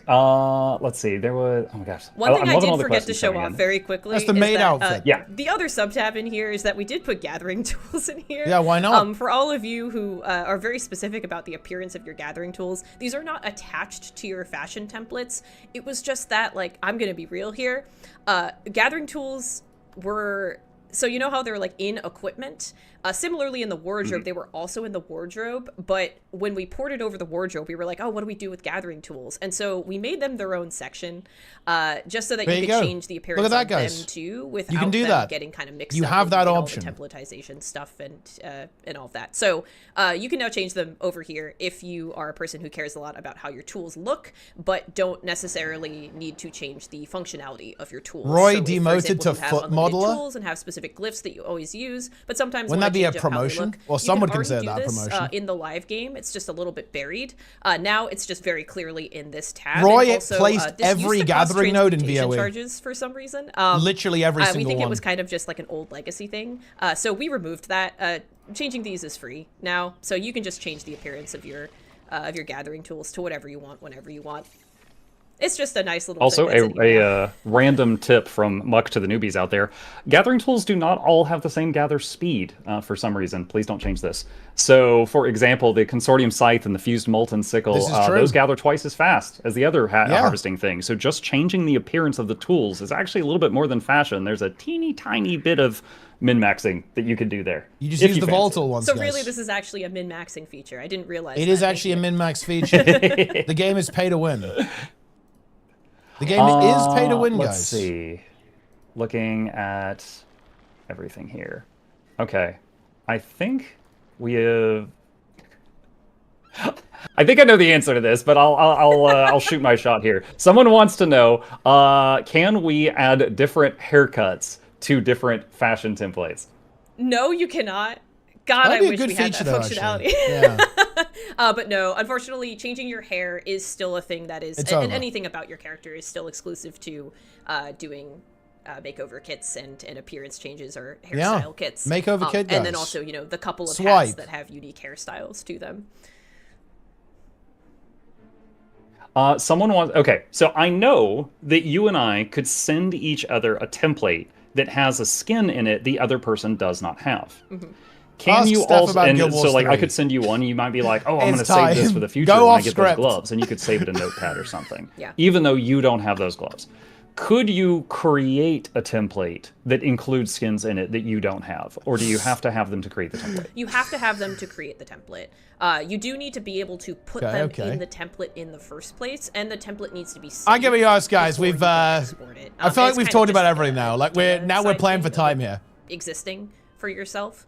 And it's also that you can't really get around it by importing someone's template, the stuff you don't have, because it just won't even populate if you don't have it. If you try and import that template, it'll just skip it rather than, you know, putting it in with an exclamation point. All of the errors here are just because of weapon types, not because of skins. So unfortunately, you are not able to kind of like make a future-facing fashion template, if you will, to say like, okay, this is what I'll look like when I have Delta New World. You'll still let's get the clip. To kind of individually. Let me go and find the clip, guys. The item itself, or from, you know, some of the. You guys want to see Delta New World? Delta New. Wait, he's playing my stream on his stream. That's the auto recommend feature. I'll show you guys Delta New World. I'll show you guys that stuff. I think we have covered all of the primary bullet points. That's all the bullet points, guys. I believe we had a little bit of a teaser related to crabs planned at the end of this. Crabs! Did we have anything else we needed to cover? About the legendary, maybe? Show the legendary, guys. Come on. Did we have a teaser related to crabs? Oh my gosh. I mean, that's what the notes say. You're absolutely right, and I don't have it ready. We don't have it ready. I remember the name of the crab thing. You know what? Let me see. Hang on. Wait, I'm bleeding. I'm bleeding to death. I'm dead. Unequip that. You might have to show this off on your character. Oh my god, I'm dead. Oh no, dude, I can see it. I can see it in the legendary armory, but it says could not add item to legendary armory. Wait, I'm bleeding. Armory. I'm bleeding to death. I'm dead. We can't. You got. Wait, hold on a sec. Let me try this. You have blundered. Why that is a you gave me a faulty blunder, account. no? Yeah, it's called Endless Summer. Oh, they're showing the legendary. Yeah, dude, let's go. Log in. Yeah, because I don't have legendary. Show the Omega amulet. I also don't have that. Oh my gosh, peasants! I know. Peasants, all of us. Oh, we're peasants. We can't show off the dude. Well, we promise. I think they might have. Did they show it off? Wait, is it a ring actually? Hold on. It's not even an amulet. Tech support. It's a ring, no? Tech support. All right, let me see if this works. Those are not crabs. We've got fish. Yo. Those are not crabs. Those are not crabs. That's clearly true. Quick tech support. We need more crabs. I've accidentally revealed a future legendary that's not out yet. I have no idea what I've done. I'm sorry. Where are the crabs, look guys? At the lack of crabs. Everyone turn around. I also don't know what that was either. Wait, Roy leaked? Wait, whoa! Roy is leaking functionality here. What is this? And I'm so sorry if we just showed something that should have been Whoa! Isn't that the ring? They don't know how it works. It should be. They have to stow to show the crabs. That's it. That's what I equipped. I equipped Endless Summer. Blundering. They're blundering. Well, stow your weapons. All right, Muck finding more bugs. 2026. No, it's fine. It's not bugged. Oh no, dude, they're blundering big time. They're actually making it sound like the game is bugged, but it's not. No. Endless Summer is the ring. That's what I got equipped. I don't know what happened. Holster it. I can't. It doesn't have my key bindings. There's no holster button. Big blunder, guys. Oh yeah, I think it's because you're in combat. In quotations, in combat. Yeah. Weapon stow. Come on, guys. I'm trying to. Okay, there. Just sheathed automatically. There we go. The crabs. There's the freaker. There's the crabs. Yeah. All right. Well, there's your teaser. Now you know what happens when you pull your sword out. There's your teaser. There's the difference. All right. Well, we have the crabs up. I do want to give a quick shout out here because I really do want to emphasize this. Okay. Fashion templates. Still a feature that we are working on. We have the additions coming up later on this year, and we're also like really committed to continuing to making this as great of a feature as it can be. We're not just going to release this like another this and then never Steph is what is a powerful performance. And first time on the ArenaNet stream. You all new to the ArenaNet Twitch roster. But I do leaning into the memes with Steph Wu as well. I'm liking our development this. Team This is works good. on so many things, but this by itself kind of took a little bit of a strike team. So the primary engineer / kind of design a little bit who worked on this used to was competent hosts who also actually made build equipment templates and the legendary armory. Yeah, so I really Steph W. That's true. Actually, that's actually true. It's true. For doing so much of this work and making this entire thing happen. We have double the crabs now. Also to the rest of the team, which is Sam Clark Wilson, Angela Lee, Tim Jenkins, and Adrian, our producer. Just really happy that the team was able to get this out. Take full credit, really hope Steph. that all of you have a lot of fun It's messing time. around with your fashion, making some, looks. And Don't give the other devs really any credit. In Take wanting full to credit. See all of your new looks. So actually, next week, starting on Tuesday and then ending on the 10th, so from the 3rd to the 10th, you can enter your character in for a fashion week contest that our team is running on the forums. You can go and check that out. I think somebody in chat might be able to put a link to a little bit more information there. I know it was mentioned in the blog post. But you could have a chance to win any legendary weapon, except for one, which is, oh my gosh, the one that's 2 legendaries. Most of the legendaries, whichever one you want. Normal fashion now, guys. You can see that. If you win that contest, pretty standard approach there. Get your fashion ready. Get your looks ready. I'm really excited to see them all. And Mukluk, got anything else you want to say other than that you've doubled your crab quota? There is one final question if we have time for one more. Yeah, absolutely. Someone said if you are just working with nothing. So if you would be willing to open your hero panel and go to a wardrobe and go to a empty fashion template, or if you could clear out a fashion template for this question. Okay, yeah. We're doing it. It's done. And so you are basically someone who has got no fashion template at all. Can you show them copying your... Oh, hold on. Clear it again. You did it too fast. Clear it again. So if you could show them copying your current equipment to the fashion template. Oh, yeah, absolutely. So, because I cleared you were on autopilot and you did it really fast. Yeah, sorry. You can tell I've been messing with this for a while because I went so fast. So, to clear the template, which I can actually just do on a different template here. So, goodbye, Mukluk, but pink. I will go and clear this fashion template. Oh, there you go. I right-clicked on it to get this context menu. And I cleared the fashion template. So that'll get rid of it. This costs 0 transmutation charges, but you do still need to save it. So just in case you accidentally clear it and you're like, no, you could reset it and get it back. So I hit save, and now it's just showing, what I currently have equipped. And this is actually what I want to put into the fashion template, let's say, because let's say it was, a combination of a couple things, or it was from an equipment template. I can now right-click this to get the context menu back and hit get equip fashion. And that will now take everything I'm wearing and populate it completely into this template so that I can save all of it. Now, also, you'll notice that these have like X's on them for undoing transmutation the same way that we currently do in the live game. So, for example, if I was like, oh, I actually want all this fashion, but I do not want the paper bag. Why am I still wearing this paper bag? I can exclude that from the import. It's still going to show it because my character is still wearing it right now. And like this is still kind of showing what I'm currently wearing a little bit. But I can remove that so it'll cost me fewer transmutation charges. So let's just say like, okay, I don't need that. And, I actually don't need the cape. I just want everything else. I can save that. And now I have this as a fashion template. And I'm going to actually turn off visibility on the head and the cape. It did a weird thing and showed my outfit, but don't worry about it. Sometimes it likes to default to the outfit because it's at the top. And apply it to my equipment. And now I have that new version of this that did not have the cape or the headpiece. And that's been applied. So I know I just did like a couple of funky things along with the question, but the short answer is right-click context menu, clear fashion template will wipe it completely out, and get equipped fashion will take whatever you're wearing and scoop it directly into the fashion template. There we go. All right. At least 3 people were spamming that question in chat, so I figured it'd be good to hit that on the way. Yeah, sorry I went so fast. Again, I am, thank you for making me do it again, but slower. Right. Well, Steph, thanks for joining me today. Muck said as he pretended to be the host of this show. You are the Thank host. You for having me as well. And co-host.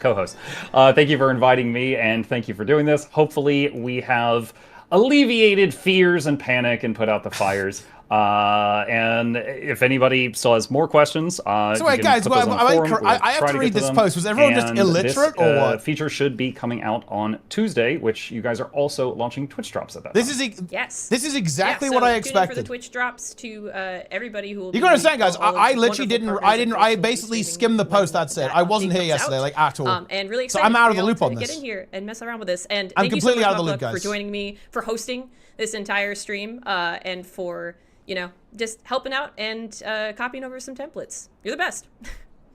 It was fun. There you go, that's it.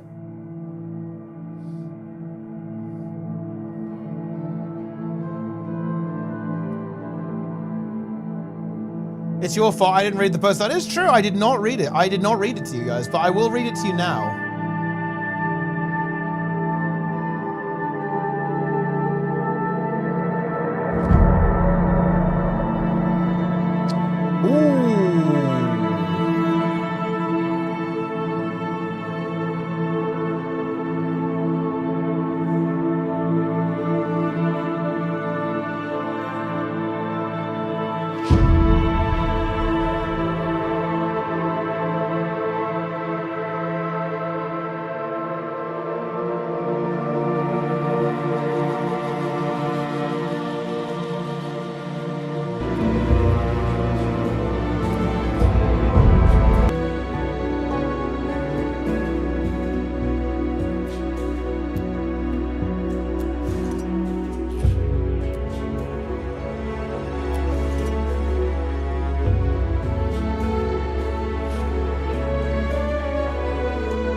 Also, I'm sorry, guys. I have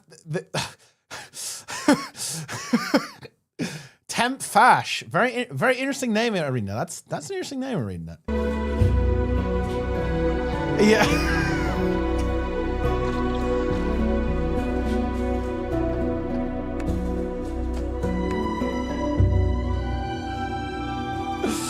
Some pretty questionable stuff there.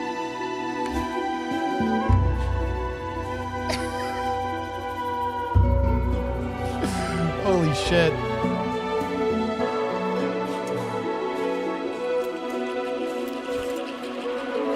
Okay, I mean... Yep. Fashion. 2. 1. And there you go! That's crazy.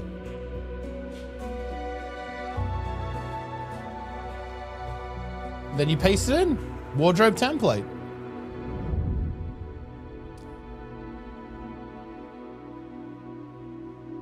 Get it now. Buy the game using my referral link, guys. Or don't. It's up to you. Yeah, I mean, yeah. Seems like a good system. It seems to work basically exactly how I would expect. Seems good.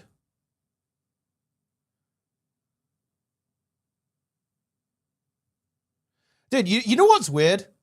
I'm actually starting to suspect that Blizzard and ArenaNet are the same company. Because you know what's really interesting, guys? Blizzard just added last week that system to Blizzard, to World of Warcraft. Like, basically this exact system to World of Warcraft.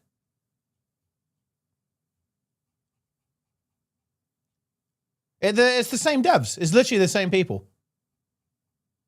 They're actually the same. Did Blizzard monetize it? Nah, you just pay for you just pay with gold instead. It was quite expensive actually when it came out, but they made it way cheaper.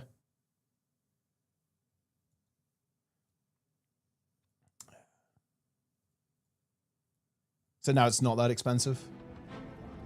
Do you have unlimited templates in WoW? I have not used the system at all. But if you don't, you can definitely just make an add-on that does.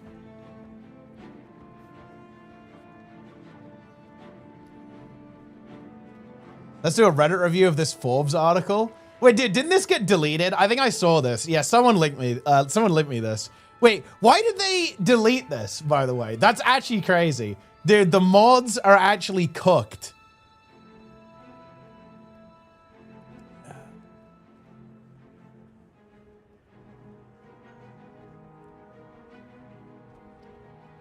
The article is about Guild Wars 1. Oh yeah, it's about Guild Wars 1.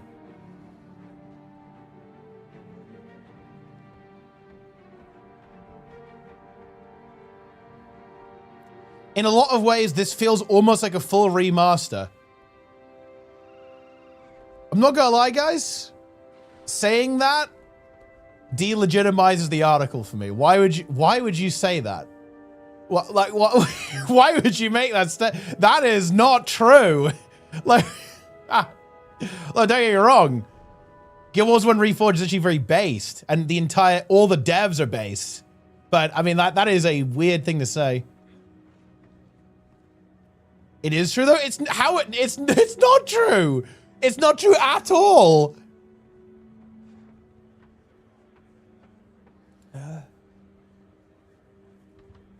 Finally, dude, I fucking love this. Okay, finally, I like how they just openly asked. This is based. Any teasers about Guild Wars 3? How is that coming along? They're just fully open with the question. Like, no bullshit, direct, not implication. Just immediately go for it. The studio is currently focused on developing the remainder of the content for VOE, as well as working on regular updates. If there is ever a new project from the studio to announce, we'll be happy to share it with you when the time is right. Yeah, and then look, we've got some other articles here, guys, kind of related to Guild Wars 2. These are all, you know, these are all related. Gold and silver prices plummet. Not looking good. If you're invested in gold, guys, hate to see that. Hate to see that. Not good. How low can Microsoft stock go? These are all, by the way, this is all related to Guild Wars 2, guys. This is all related to Guild Wars 2. Just so everyone's aware, like, this is exactly the same thing. My gold. Is it, guys, is anyone here heavily invested in gold? Does anyone here just have like a bunch of gold bars buried in your backyard?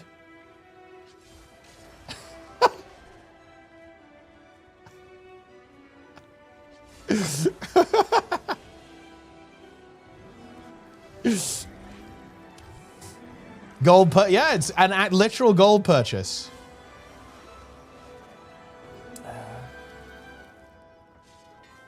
Yeah, I've invested a little bit into raw gold as a stock. There you go, then. There you go. I mean, there's a couple of gold fans.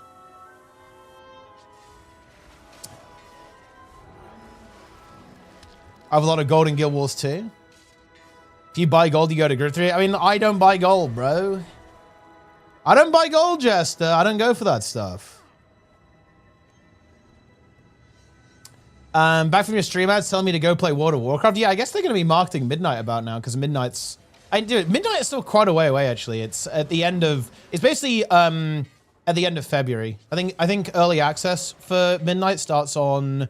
They're actually doing a global release, which it's so funny. They can do a global release, they just choose not to. It's a global release of Midnight on the 26th, I think. So EU actually gets it earlier than you might expect if you have the early access. It is weird. Like, it's one of those really bizarre things. Like, they could do a global release, but they choose not to. Like, what a weird thing to do, but it is what it is. Not releasing Midnight at midnight? Blunder. Well, it might be at midnight for Europeans, actually.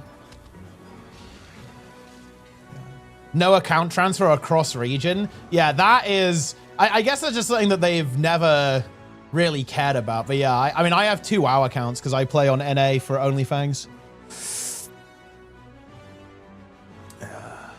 It's midnight server time. See, that's good roleplay, actually. I like that.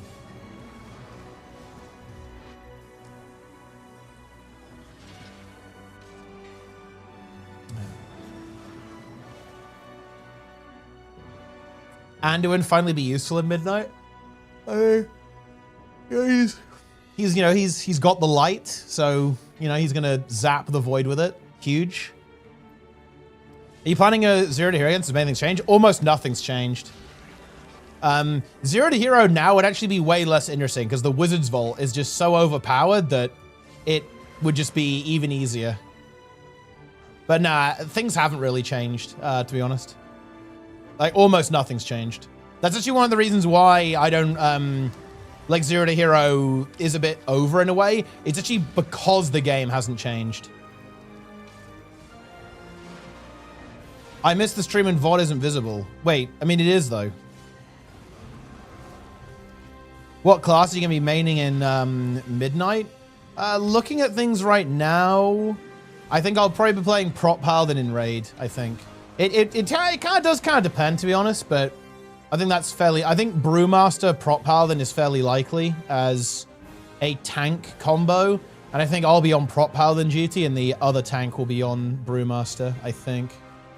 And then I'll just play whatever's good in Mythic Plus, which also might be Prot Paladin, to be honest, like Prot Paladin or VDH.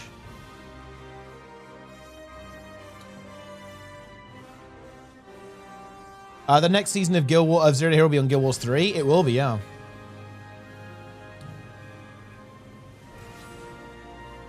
Main tank combos? Well, I mean, the Brewmaster will be the main tank. I'm going to be just chilling, like throwing off my random Word of Glories on people. Are you hoping for TBC Hardcore? I mean, I think it would be fun, yeah.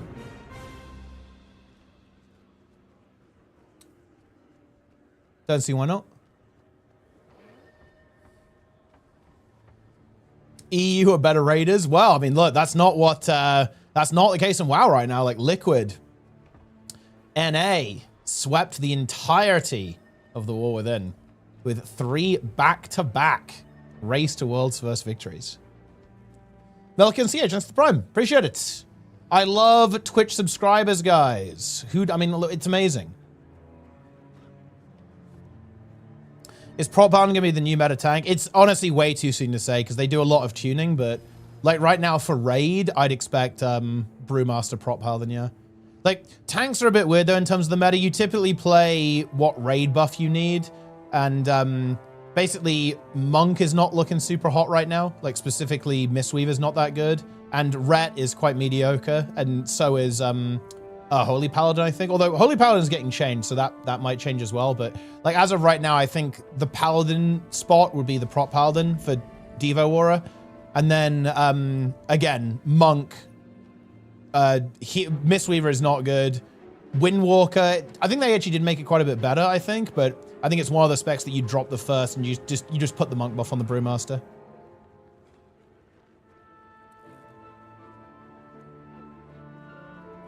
The general populace in EU is better than NA. I think that is true, statistically speaking, because the Mythic Plus cutoff for NA is almost always a little bit lower, but it's actually pretty close. Like, people like to meme this, but this is where stats are actually really good. Let's actually just take a look at the top 10%. If you look at the top 10% on EU, that's 3,114 rating. Let's actually check the same thing for the United States.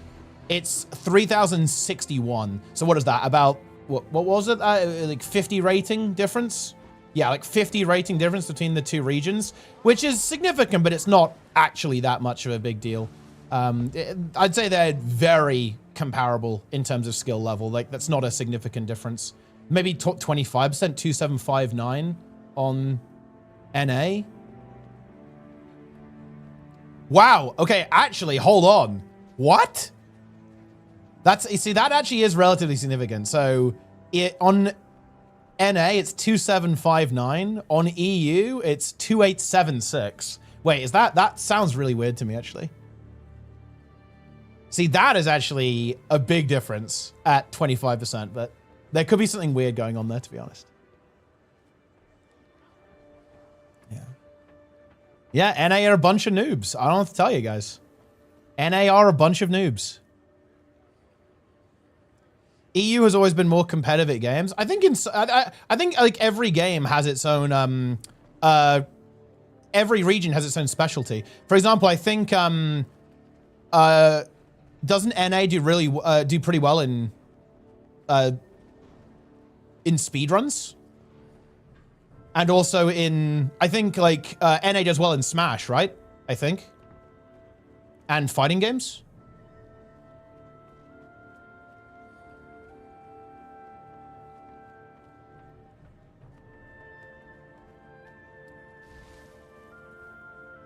So I think it's game dependent.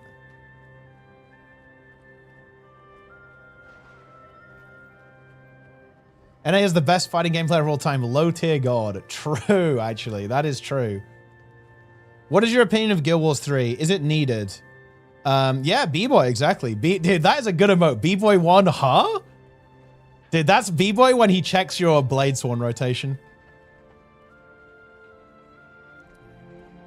I watched the WoW stream the other day showing off all the new expansion content. It's wild how that game is still going versus Guild Wars 2 looking to do Guild Wars 3. Well, but the thing is, okay, look, guys. So the new WoW expansion's coming out. they're adding 8 new dungeons, 4 open world maps, and 10 raid bosses. That's why they don't need a WoW 2. They don't need a WoW 2 because their game, one, they're able to just like throw an absurd amount of content out. Oh yeah, and 11 delves, by the way. Yeah, I forgot about the delves. They're like throwing out this like insane amount of content, like, and their game is doing well. There's loads of people playing it. They're reworking like every class. They're reworking how the UI works with add-ons. Like, in my opinion, the primary reason why ArenaNet want to go for Guild Wars 3 is because they're inflexible in Guild Wars 2. Like, WoW is not. They can change basically anything about their game. Like, WoW 2 is redundant because they can just turn WoW into WoW 2. This is Preach's take, and it's a take I agree with and I also have, okay? WoW 2 is just whatever the next WoW expansion is. Like, they can change almost anything they want about how the game works. And they are. They literally are doing that. They are doing that. Because they added delves, they added hero talents, they're adding Apex talents, they fully reworked talents in Dragonflight. They are completely changing how the UI add-on API works in this expansion. Yeah, they have no need to do WoW 2 because they can just put it in the game. Guild Wars 2 don't have that flexibility, guys. Look, alliances took what, like 5 years to add to the game or whatever? That actually might be more than that, right? Raid LFG is only now coming to the game, right? Like, changing anything with the UI is painful. Like, look, content release schedule is a really big issue for Guild Wars 2 as well. Like, because look, guys, I'll read between the lines for you. Visions of Eternity, we're only getting, like, we're getting 2 quarterly updates, not 3. Like, they realize they don't have the throughput to make 3 quarterly updates. So we're getting a systems update and then 2 quarterly updates, right? In QR2 and QR3. Like, that's why you need Guild Wars 3. Yeah.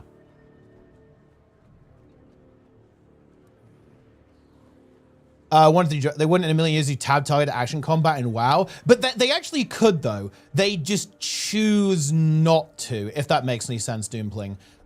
If they wanted to, they could probably turn WoW into an action game, but the weird thing is that people's preference is how the WoW combat system works now. People really like the WoW combat system, and you know that.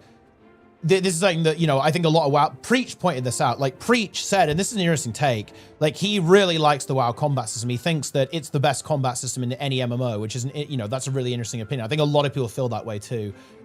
Because of, like, it's very crisp, the way it works. It's, like, very, very responsive, basically.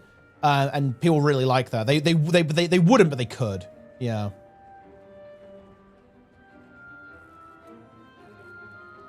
WoW players would cry about accessibility. I mean, I don't know. I don't want to even get into it, to be honest. Like, it's an interesting conversation for sure.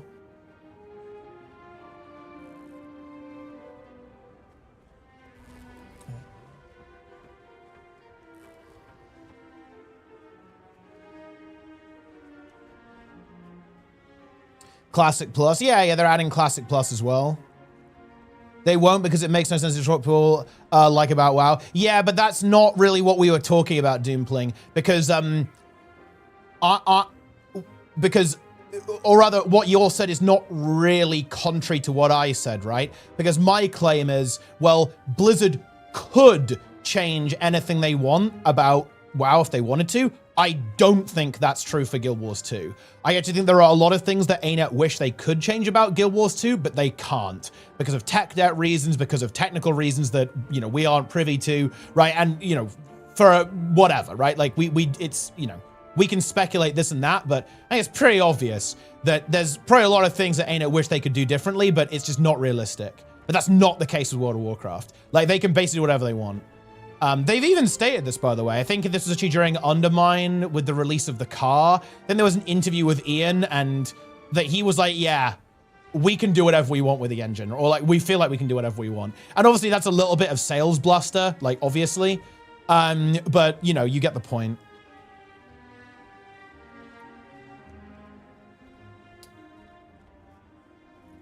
So how would Guild Wars 3 change how much content they'd be able to put out? Probably tools and engine differences. Like, for example, okay, like Blizzard is a much bigger company than ArenaNet, but the real secret to World of Warcraft's content release schedule is that they have good tools, right? I think it's very well known, and this is something that I think is that Blizzard kind of pride themselves on and is pretty widely known in the community, is that Blizzard's development tools are very good. So they can make stuff easily. Like, it's easy for them to add stuff to the game. Whereas I think that's not the case for Guild Wars.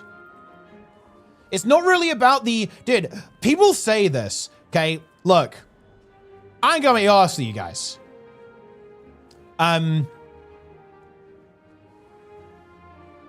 People say, oh yeah, old engine. But guys, bear in mind, WoW is older than Guild Wars 2. Yeah. So it's not really an age thing. It's more of an implementation thing.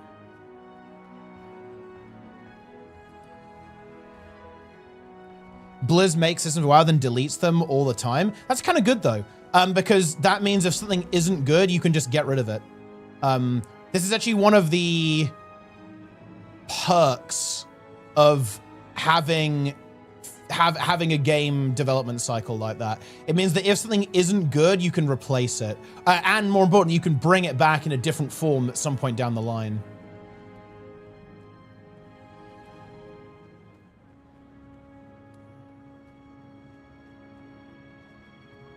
Why are their in-game cutscenes so trash?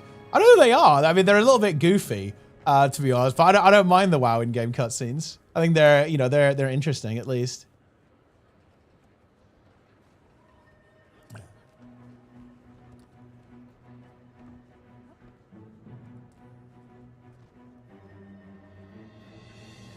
I mean, it's weird. I think they have like a budget. Like you get some really high effort ones. Whoa, this guy's got a cool setup actually. Yo, look at that. Some of them have like high budget and some of them are a little bit scuffed. I mean, I find it pretty funny. But they also go pretty hard. Like, dude, I don't know. I don't really understand Blizzard. They just dropped this like random housing trailer that was really cute. With a bit of an Ozzy Osbourne tribute as well. It's very fun, I think.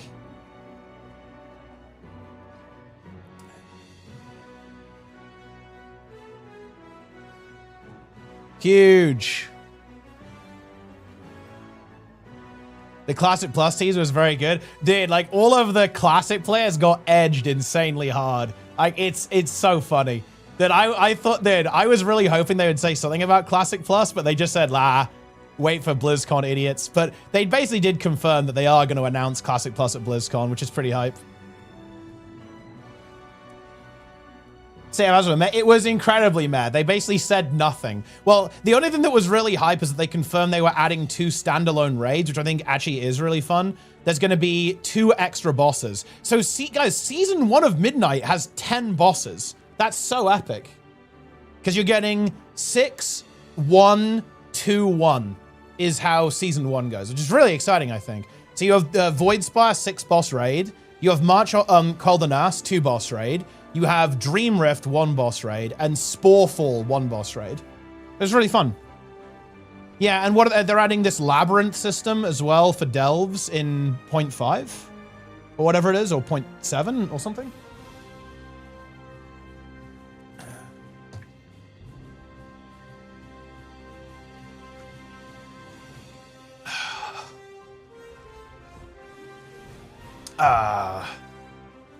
Incredible.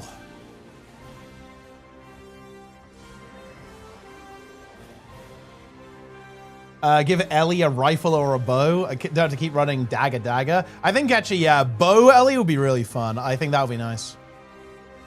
I think a lot of people have wanted that for a while. I do like dagger though. Come on, you can't don't stop talking shit about dagger. Come on, man. I actually really like Scepter on Ellie though as well. It's one of the most fun weapons, I think. I'm a big Scepter enjoyer.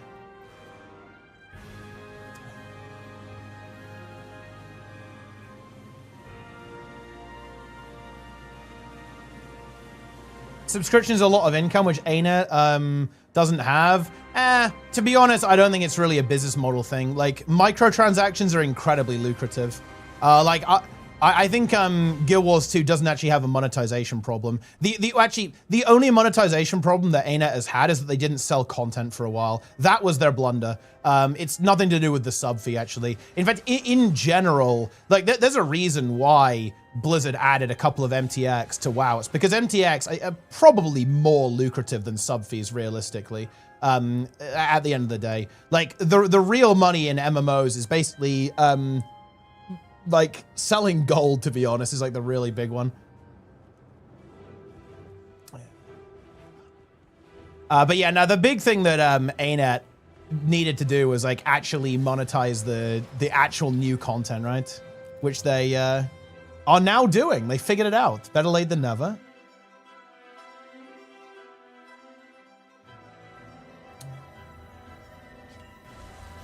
Blizzard can sell you a $90 amount. Dude, honestly, this is actually the worst thing about World of Warcraft, in my opinion, is that they know you don't have an alternative.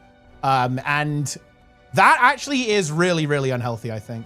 In my opinion, this is very obvious in how Blizzard acts. Blizzard know that they, in a way, don't really have competition. And what are you going to do? Like, what are you gonna do? You're gonna go play something else? Like, all right then, fine. You're not gonna get like you're not really gonna get the same experience in any other game. And Blizzard know that. And unfortunately, that means that they do nickel and dime you a little bit with like the early access stuff, because they know you don't have an alternative. Like there's no replacement for WoW.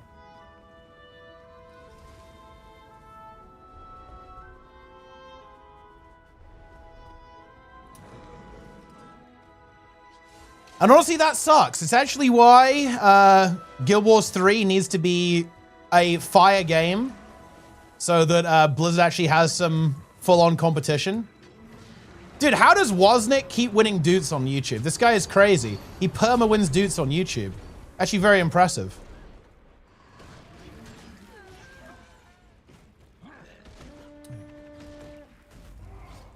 Oh, I kind of want to go EB. But I also kind of want to get this camp first. Whatever. I'm going EB.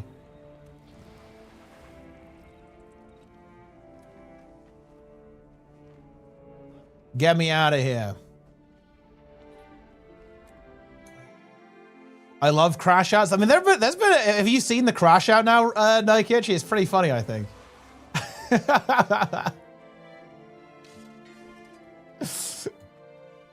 Dude, I feel these Twitch drops are incredibly mid. Am I wrong on this, guys? This to me is, I'm not that hyped by the Twitch drops. I guess you get your transportation charges for your fashion template.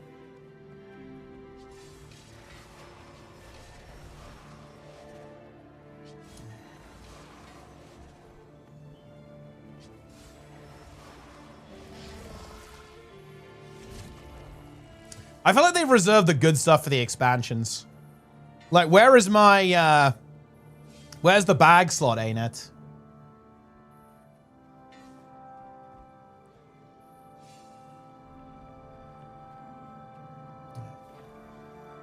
I haven't played Classic. Classic Plus would be interesting to me. Oh, yeah, for sure. I think Classic Plus is a really exciting prospect. I have to wait until September for BlizzCon, though.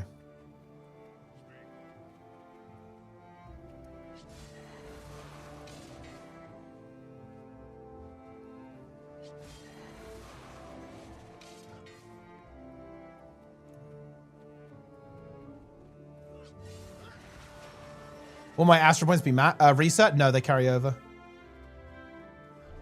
You are good. Imagine if you could get VOE from a Twitch drop, but you have to watch like imagine that you have to watch like 200 hours of stream that you get free VOE.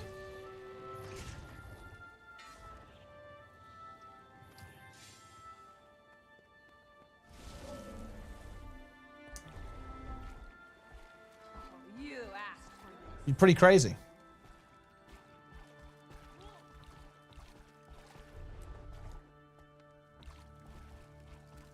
Wait, at least, wait, I just want to read this comment. At least Guild Wars 2 PvP has a lot of casuals. I can't PvP in WoW without facing other multi-glad rank 1 players. I mean, that's a good thing. Look, I don't want to be that guy, but I will be that guy. Like, I feel like complaining that the game matches you with equally skilled players is not a good complaint. Like, I think that's based. The fact that you actually get into evenly skilled matches is good. Like, I wish that happened in Guild Wars 2. But to be fair, I think WoW PvP definitely has its issues, that's for sure.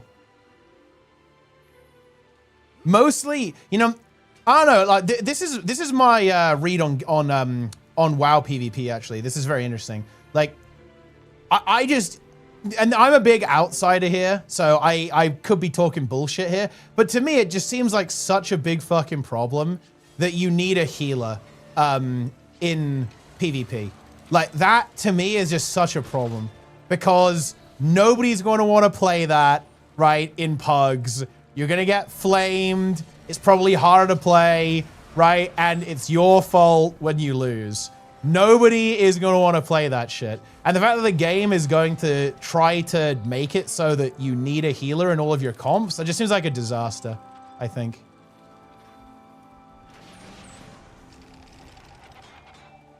That just seems like absolute despair.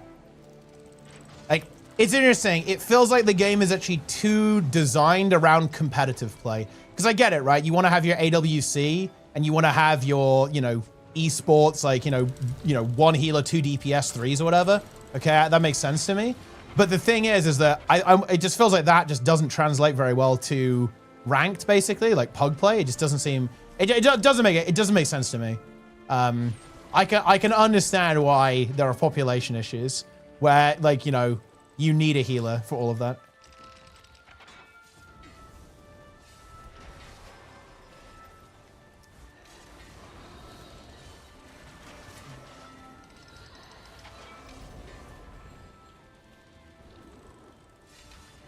Play PvP. I mean, I think it, honestly, look, as with everything, like I think PvP is inherently fun. I think that if you actually get into it, it probably is really fun.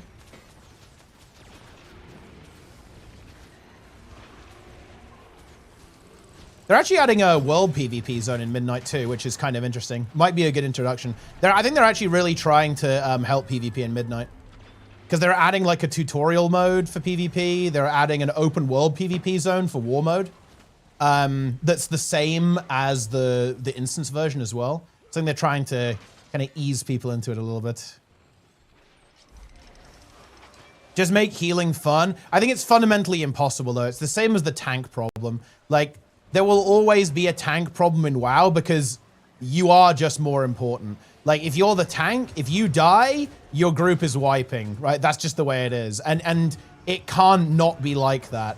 It's kind of the same with healing as well. Like, if you just, you know, if there's damage going out and you don't heal it, I mean, it's just over, right? Like, your group is just gonna die. Like, healers and tanks are just fundamentally more important than DPS players. And also, it's even more than that, right? Because it's even like a numbers game. Because, like, just on a numerical basis, like, you just have more DPS. Like, you have 3 DPS and 1 healer and 1 tank, right?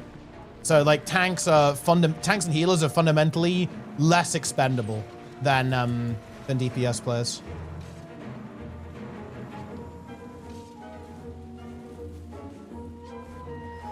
Are we getting owned? I think we just got completely smushed. Unlucky. It's not looking good, guys.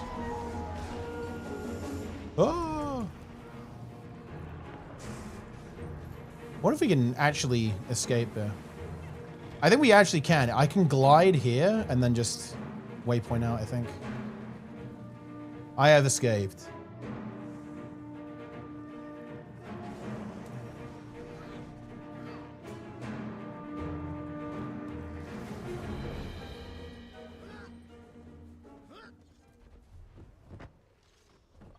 Imagine not casting me winning with Demolish in houses. Hey, you guys have been grinding. That's good. I need to leap into some ranked, I think. Warm up for the weekly AT.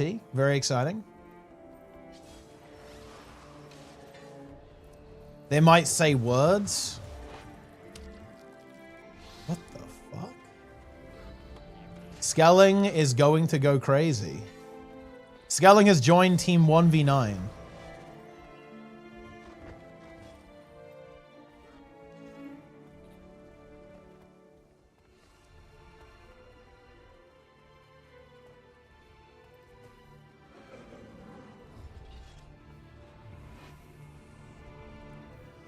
But yeah, I don't know.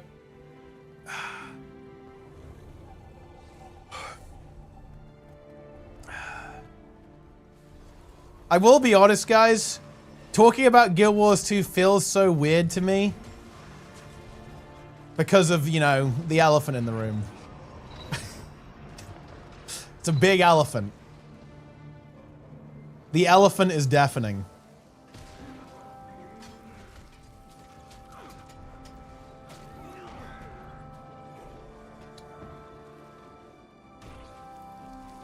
Elephant 3. Exactly. Dude, if they better have PvP in Guild Wars 3, man. If they don't have PvP in Guild Wars 3, it's actually over. I'm actually a bit worried about that, by the way. Like, because if there's one thing they would drop, it probably is SPVP. And the other thing is that maybe they drop World vs. World 2 because they want to keep Guild Wars 2 having World vs. World as a thing. They don't want to overlap too much. This is the weird thing. Like, they probably don't want to overlap Guild Wars 2 and 3 that much. So adding World vs. World to Guild Wars 3 would actually be, in a weird way, kind of counterproductive. Because, you know, you'd have that overlap in functionality between the two games.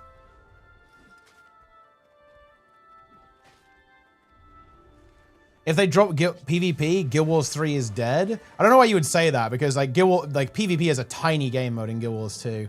I think like it would be weird optically, but in terms of player base, it's not. Like Guild Wars 2 has a very small PvP player base.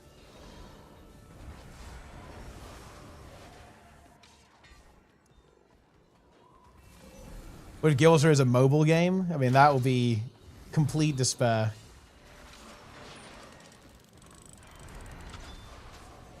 Totally new game mode. Yeah, it's probably more likely to go in that direction rather than just copy pasting Guild Wars 2 over. And what about raids in Guild Wars 3, the smallest of the three modes? Yeah, it's interesting to see how they'll handle the end game, like, or what approach they'll have to like end game content, or like what that even looks like. They'll still keep Guild Wars 2 going. Oh yeah, for sure.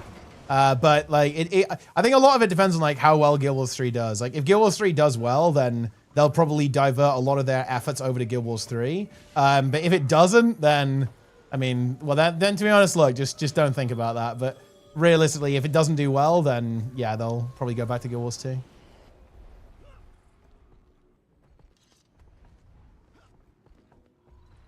PvP will be push. I mean, there's some possibility. It could be push.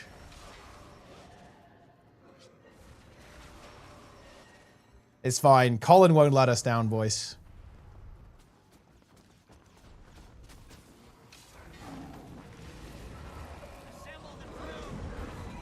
Honestly, I think a game mode like Push can be good if the game is actually designed around it. Like, I think it is, in a way, like, fundamentally less interesting than Conquest with how it actually works. But I think it can still be good. Because, like, realistically, and like here's the hypothetical, and I think this is an easy hypothetical. Like, what would you guys rather have? Push, but it's absurdly alive and ultra competitive, or Guild Wars 2 PvP as it is now? I think it's a pretty easy choice, I think.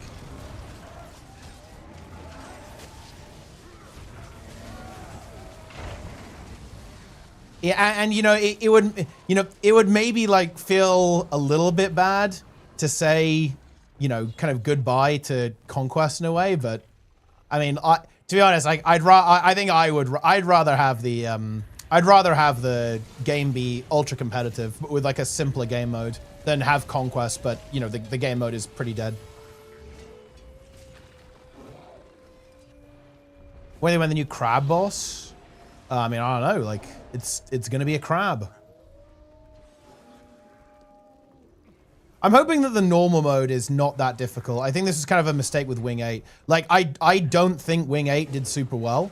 And I think it's a big reason why Wing 8, in my opinion, didn't do that well, is because the normal mode is just fucked up. Like, Greer, dude, Greer pugs, dude, it's not good, guys. Let me tell you that, okay? Greer pugs are a bit rough.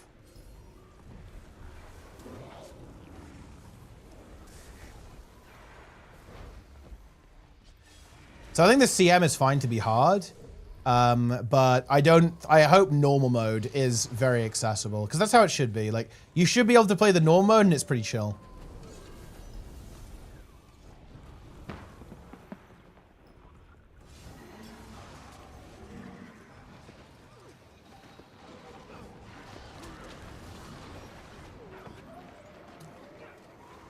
Shout out to YouTube, by the way. There were 200 people watching us watch the stream on YouTube.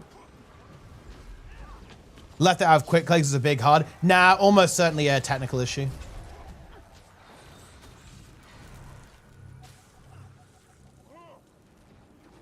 I actually think the new raid not being in quick play is really unfortunate. Look, I hate to say it, guys, but I do view it as a blunder that it's not in there. It's very unfortunate.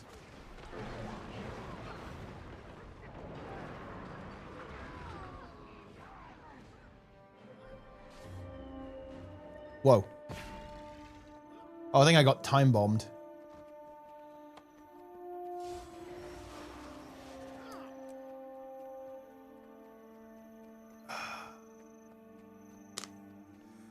Ugh. Skelling's learning French.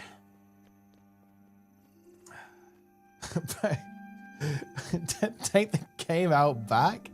Nah, we're not taking the game out back, guys. I'm going to be farming this referral link until I'm 90.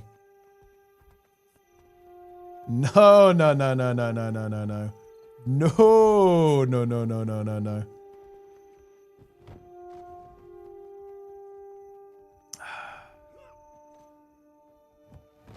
Why don't they gather up top 10 content creators at Guild Wars 2 to get feedback for Guild Wars 3? Because I'll tell you why. Because we are not the target demographic for the game.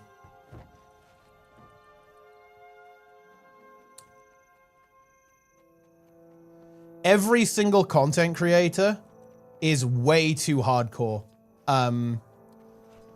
for to be like the generic target demographic of the game. That's true in every game, by the way. There's a reason why Blizzard aren't saying, you know, listen, Max, tell us how to develop Midnight, right? They'll obviously, you know, they would in context, right? They might ask, you know, the top WoW players about, oh, you know, what do you think of the raid, right? Or like that kind of thing.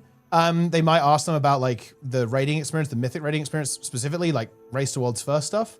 They might have some communication there, but not about like the broader strokes of the game.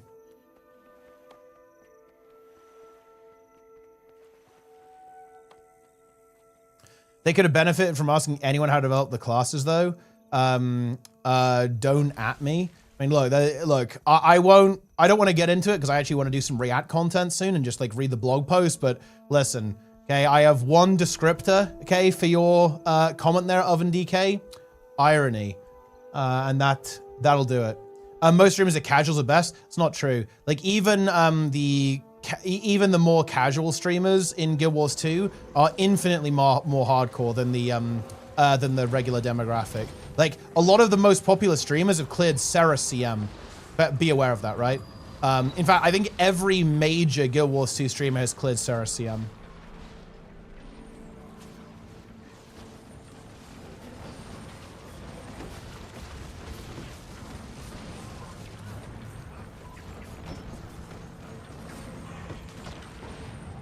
Even Darren's has done LCM.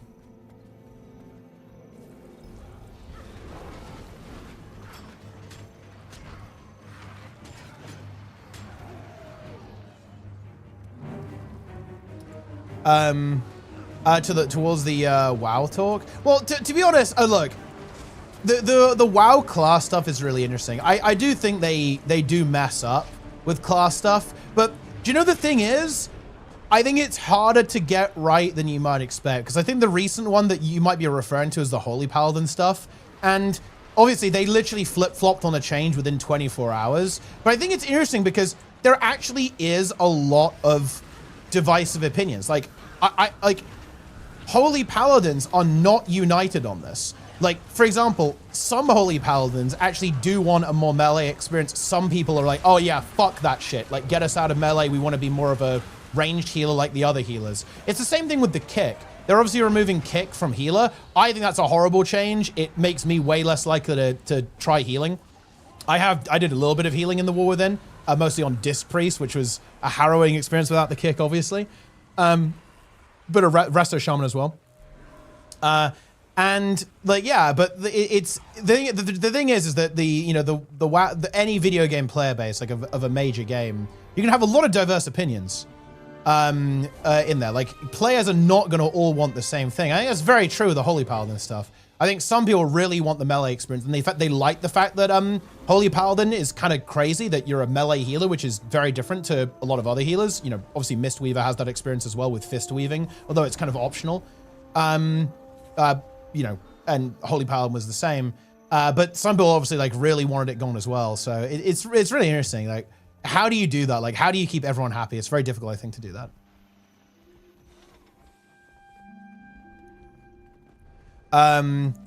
It only takes time. Doesn't really indicate that you're not a casual. Okay, look, I'm not gonna lie. If you think that clearing Ceres is a casual activity, then I feel like we're just like speaking different languages here, right? Like, dude, like most people don't even step into a raid or even a strike mission. That's why they're adding quick play, like, let alone do like challenge mode content for this stuff. Like, it's no. Like, yeah, if you're in a Discord server for a game, you're already not a casual, to be honest. Or well, like, being in a Discord server for a video game is like a fundamentally uncasual thing to do.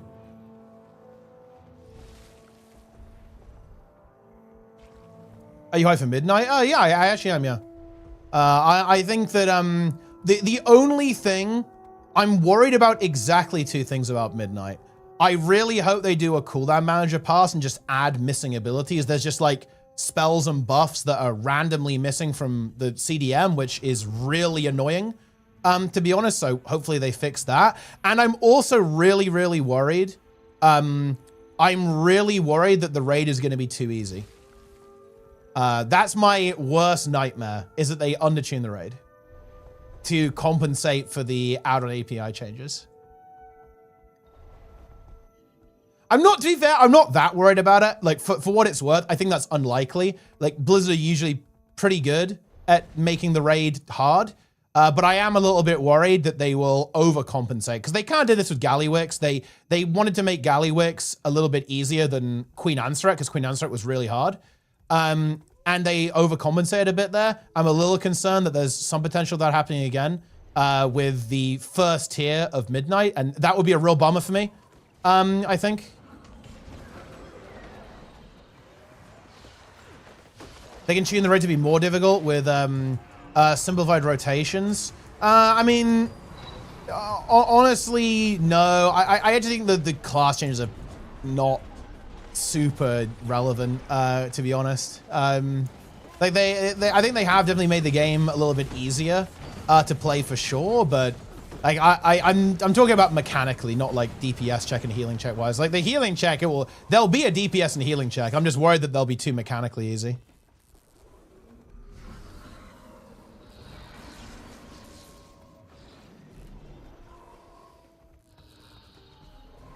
Made the raids more engaging. I actually don't agree with that, to be honest. Like, I'm not really against the add-on changes. In fact, quite the opposite. I think I'm in favor.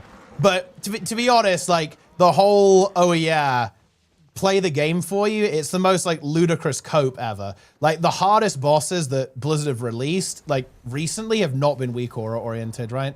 Like Dimensius, the hardest part is not weak aura oriented. Like, Queen Anseret wasn't really weak aura heavy either. That was like a really, really hard boss fight.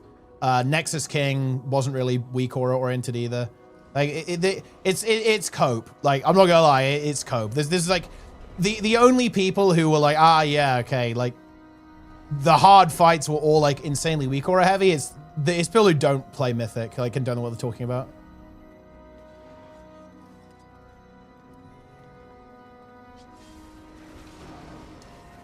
In houses, I will definitely show up, actually. Seems like some decent content.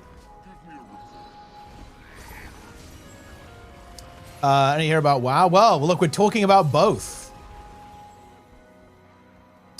Casual leveling in WoW takes months. I actually love the leveling in Classic WoW. I think it's my favorite MMO leveling is Classic. I've done Hardcore twice, a bunch of 60s in Vanilla. I'm really excited for Classic Plus.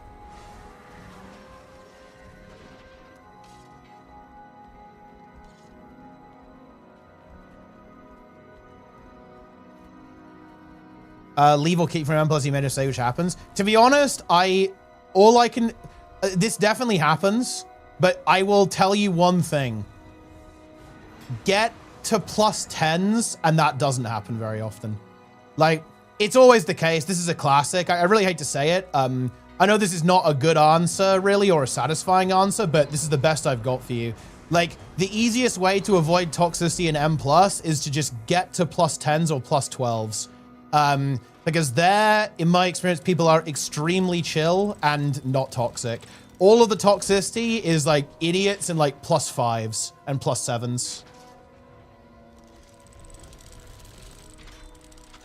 Basically, trash players are toxic. People who vaguely know what they're doing, much less so.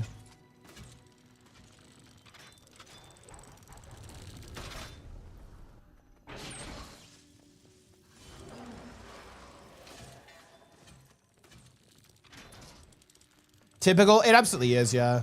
It's always the case. This is true in every single game. It's not unique to any game. Like, the toxic players are always some of the least skilled players.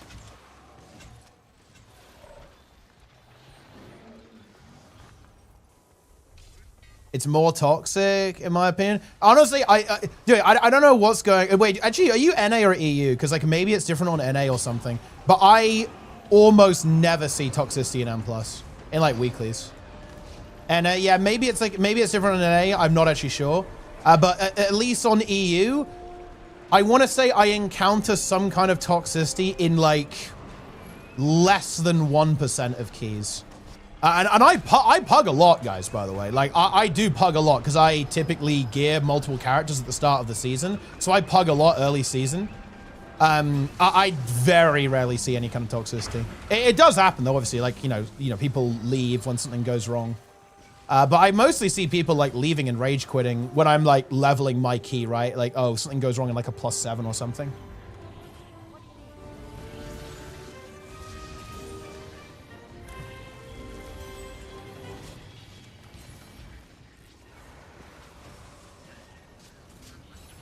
I don't get WoW at all. They could cancel the whole overworld and making it like Fellowship. No one plays Retard, level explore. Oh, the thing is though, I think that's really not true.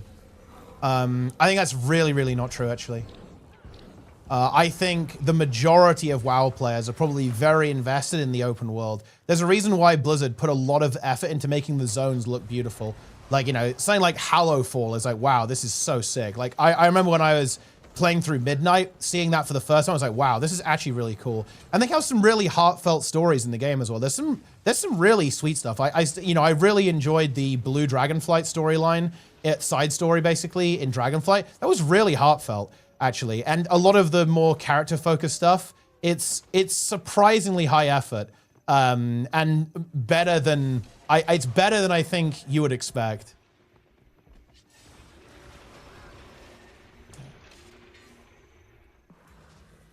Use a tank high M+, and damn, it's rough. Oh, you know, that's honestly super interesting. Like, I want to first say I 100% believe you, but it's like my experience is like quite different to yours because I also tank high M+, as well. You know, I slop.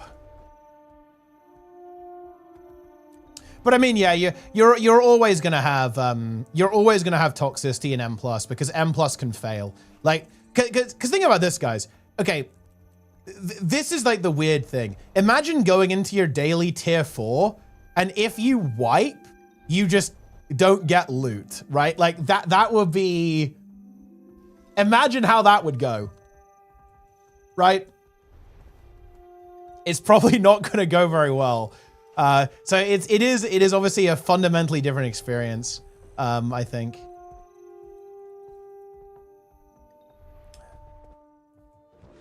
Now, I wouldn't want to remove the timer because, in my opinion, Mythic Plus without the timer is just so much worse. The timer makes the game mode so exciting, but it does come with it definitely comes with downsides, 100%.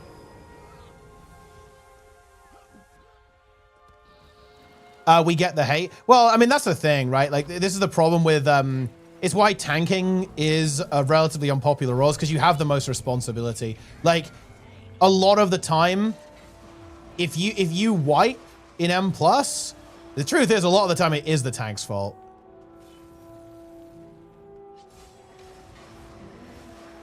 So, yeah, you are gonna get the hate, because a lot of the time, it will be your fault. But, you know, you do get to, you know, you get the credit as well. You know, you're tanking the keys. You're a god gamer. Yeah, and you have to know the routes, right? You have to know the pulls. You have to know CD management. There's definitely a lot going on from the tank perspective for sure. No, I actually really like. They added like an inbuilt route system, right, for lower keys. I actually really like that. What is it like Sorodormi's Boon or something? I think that's very good.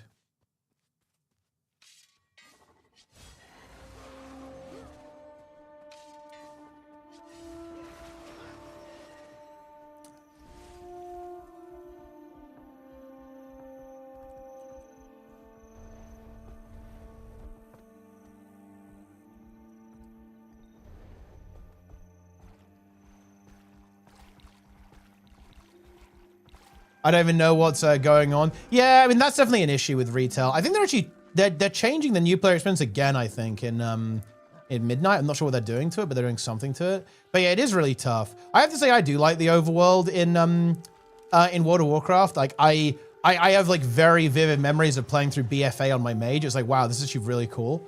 You know, that's why I think it's really cool that they're trying to give the overworld a bit more longevity with stuff like the prey system and like kind of like world levels, a bit like an ARPG. I think it's pretty cool. But no, I do like the retail WoW overworld. It's a cool like RP experience to play through it. MDT work, it does, yeah. Like basically everything works. Like there's not much that doesn't work. Like things only break because they had to be like remade.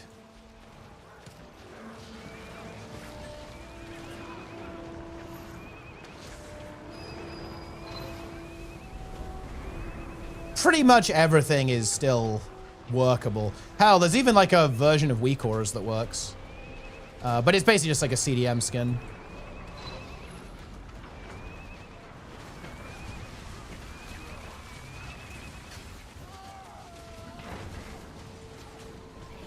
Questing is still designed to save boosts. I think this is just like a little bit of a cultural difference. Like I actually like quests, to be honest. I think quests are very effective for telling stories. I am a big classic enjoyer. I like classic WoW leveling and questing.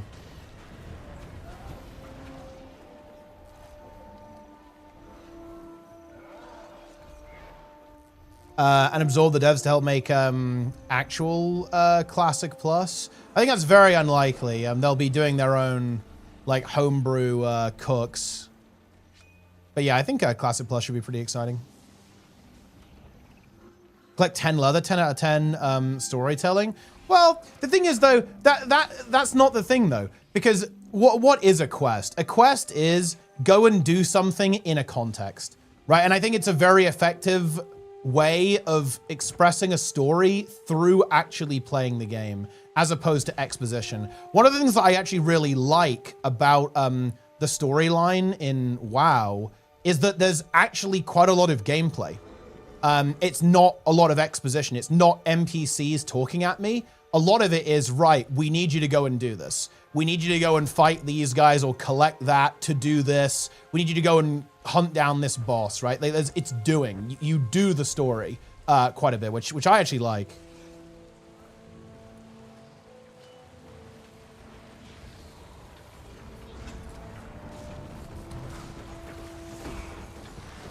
consumed by hatred. There's another really funny one like that in the Swamp of Sorrows, actually, where like there's an orc who just despises murlocs, and he just says, "I'm just go and kill as many murlocs as you can."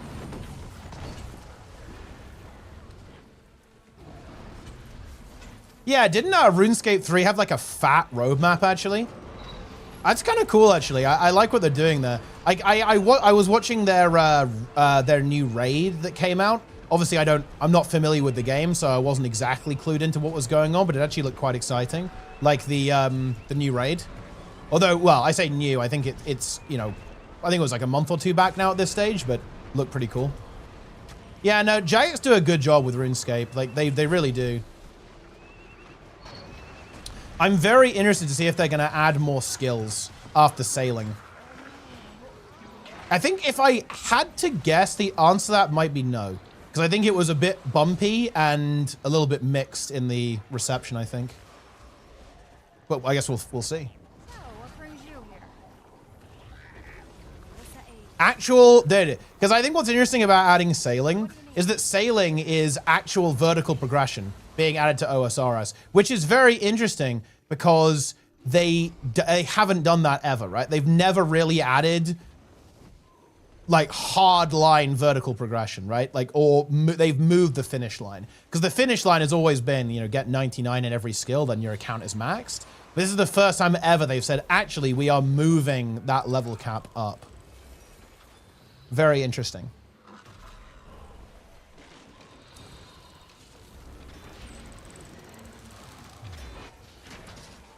Korean MMOs? Nah. They typically don't go the type of design direction that I like.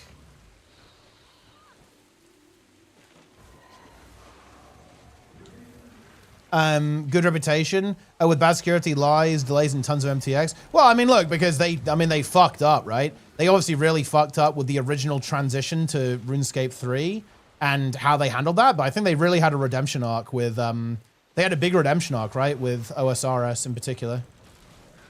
And yeah, well, and also when people think Jagex, though, rank 1 data, people think OSRS, right? I think RuneScape 3 had a fairly questionable reputation because, again, I think it was pretty well known as a game that has quite a lot of MTX, obviously loot boxes in the game as well. I don't think the reputation of RuneScape 3 was particularly good. I think it was people mostly just like equate Jagex with old school RuneScape.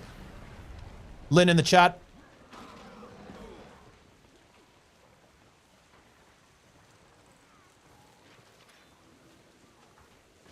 Copium for announcement at BlizzCon. Oh, I think they've all but confirmed it at this stage with their cheeky little tease in there.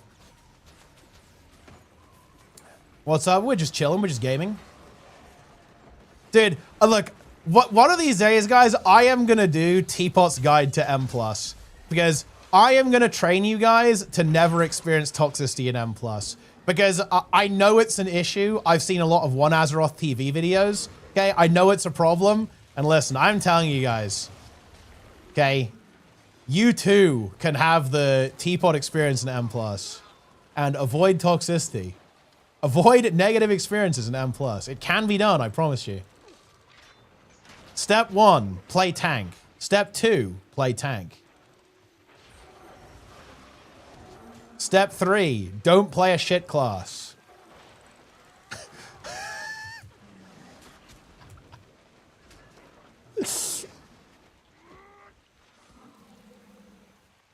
Any guy on Commodity, it's extremely welcome.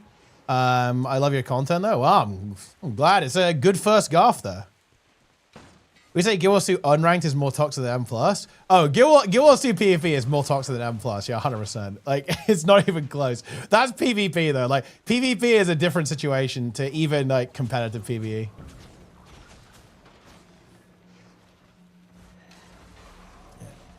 Tell me how not to be toxic in that Braconide in Dragonflight. Well, to be honest, Jester, okay? Your mistake was ever adding that druid, okay? Like, he should not have been in the group. I don't know. That's the way it is. Lim with the prime, nice.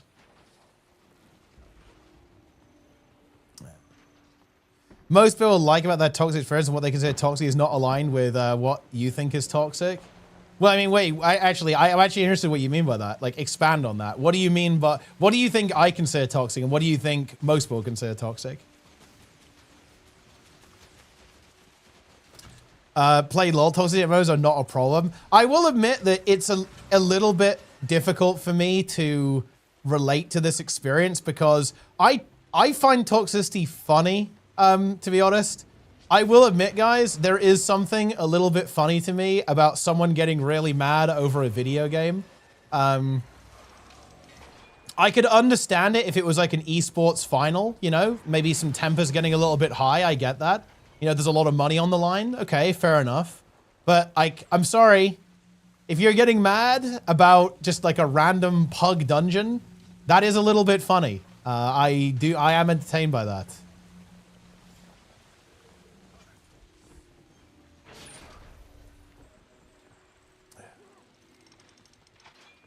People getting targeted in Conquest when they're doing something stupid is bullying. Well, I mean, I actually don't disagree with that. I think that, honestly, people who do that, well, it kind of depends. It can actually be used as a good form of communication. For example, you can signal someone to revive you, or you can signal someone to leave, for example, to leave. I don't think it's always toxic. But yeah, people who do it to be dicks and like to flame people, yeah, that's cringe behavior, 100%.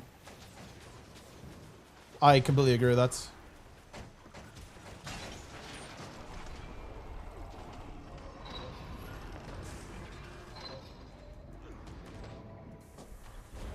But again, I don't think it's inherently toxic, though.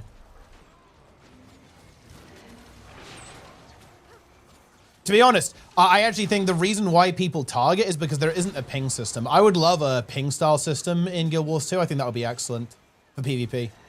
Because, yeah, sometimes like you want to communicate with your team, but interestingly enough, it's actually hard to do that in Guild Wars 2. Like if you're not on voice, you don't actually have very good communication methods to communicate to your team in Conquest. Like, and that is why people target people. It's because it can actually be an effective form of communication to, you know, signal to another player that you're trying to communicate with them.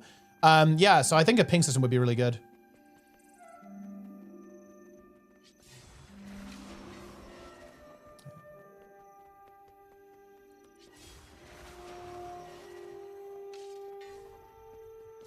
I think any kind of critique and feedback or being told to change anything, they'll consider that as toxic. You know, dude, I really wish I would love to do a survey on this because, and again, maybe this is because I am a bit of a sweatier player, and I will admit that does change my experience, right? Like people see me, I'm like, you know, 3.9k score, 8 out of 8 mythic. That does change my experience. I'm not an idiot. I'm not completely unaware. But dude, when I say, hey guys, can we do this? A lot of the time people just do it. And they're like, okay, that's what we'll do. And even when people are talking amongst themselves, right? Like, you know, before a run or before a boss or something. I don't know, like, okay, what I'm trying to get at here is that I really don't think the experience needs to be this way. Like, if you're an asshole and you say, right, you know, fucking trash, why didn't you do X? Or, you know, do this, right? And you're not polite about it, then yeah, you're not gonna get a good response. But in my experience, if you're like polite, people are actually fine with that. In my experience, you know, when you're communicating with other players.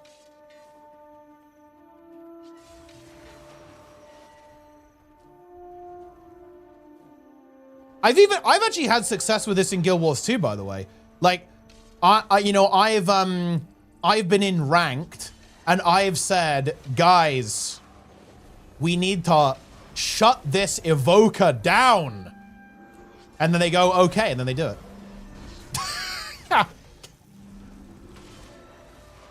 I mean, sometimes I get dono war, they just ignore me, but, you know, I don't know, sometimes they, you know, they just do it. I don't know. Is Blizzard using classic to tell a different story? Yeah, actually, yeah. They did this in Season of Discovery. Oh, dude, I am so excited. I cannot wait to play Classic Plus. Holy shit, let me in.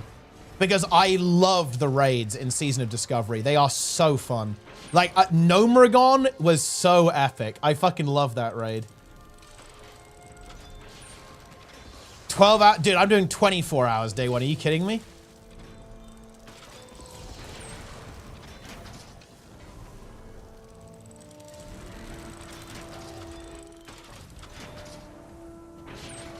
Oh, there are drops? There are on Tuesday, yeah.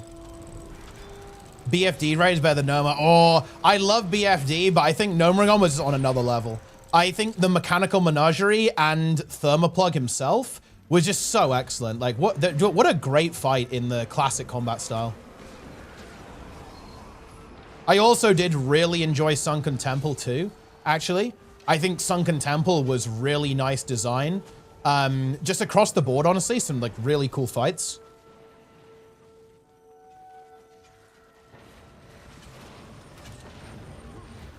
Or Boston BFD. Yeah, it was, it's right. It was kind of brutal, right, dude? Like, yeah, it was a lot harder than you might expect. That's good. I like SOD. SOD was really fun. Like, phase 1 and phase 2 of SOD were really good. Phase 3, it kind of fell off for me a bit. I basically stopped playing in phase 3.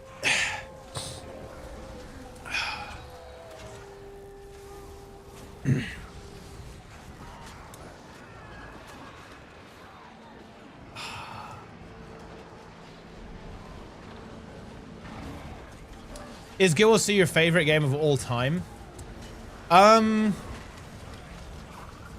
It's one of my favorite games of all time. I'm not sure I could really pick one.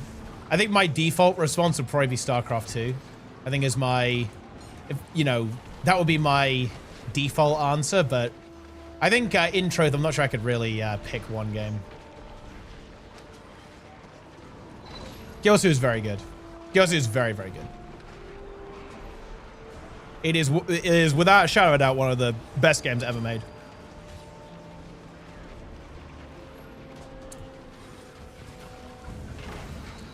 Hi for Midnight. I am, yeah. I'm actually really, really looking forward to playing Midnight.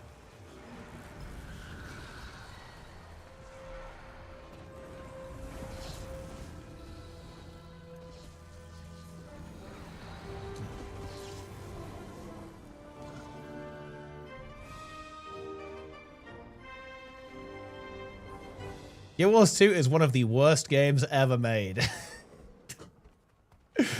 Bro, dude, I am ready for Zlint's full activation. Like, when he fully activates, it's going to be so good. Will you survive the third nuke? Wait, Trig, are you nuking Antiquary again? There's another nuke with the patch? Wait, dude, Trig has leaked. Trig has just leaked that with the Tuesday patch, there's another nuke dropping on Antiquary. He's confirmed it. He's confirmed it live.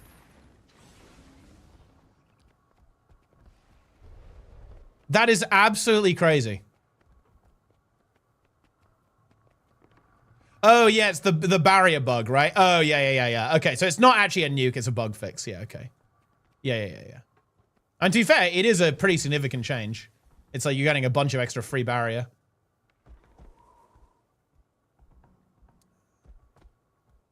Multiple things need nukes. Dude, Trig, I need you to go live and confirm. You need to do a balance manifesto. Like, is it just 50k is 50k DPS just normal now? Is that reality for us?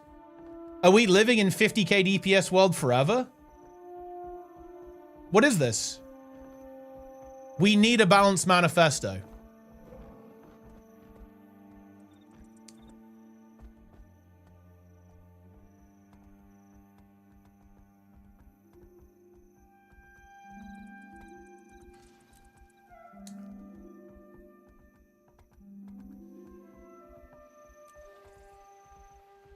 We live in a 50k world from EOD onwards. I mean, we're living in a crazy world. It's crazy. Next expansion is 60k DPS. If you nerf the script, Feedman is dead. I mean, wait, dude, surely you just reroll scaling.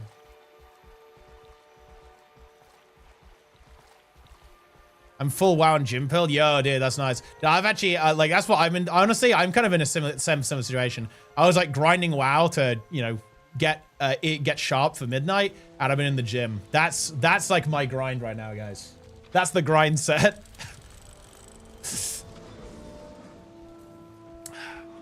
Maybe we pivot into discourse.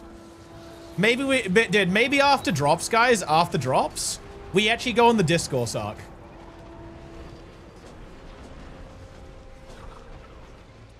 Yeah, maybe it's time for viewer call-ins. It might be time, guys.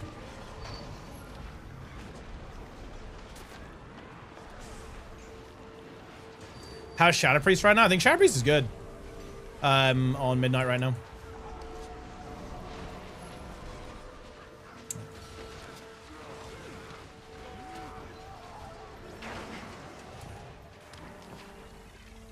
I have an easy way to start discourse, bro. Look, let's not. No discourse today.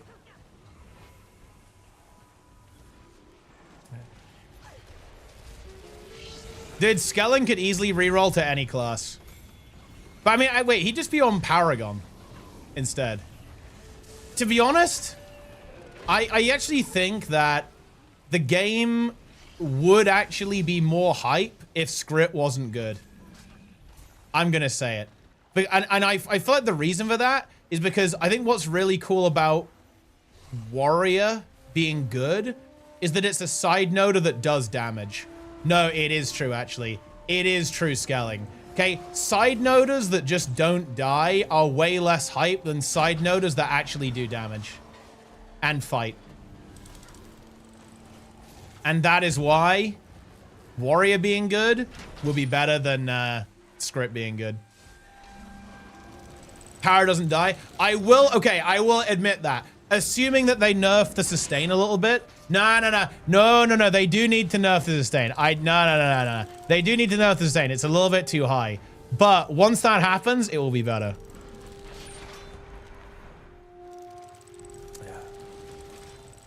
No.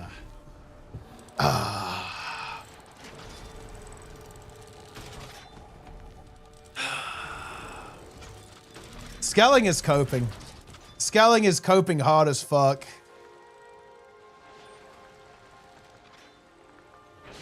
Cope God.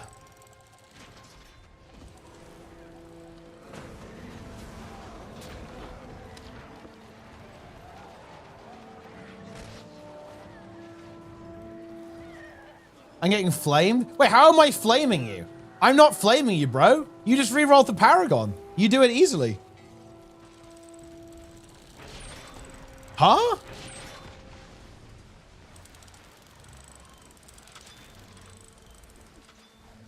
Surely you aren't scared of rerolling Skelling. Surely you aren't, right?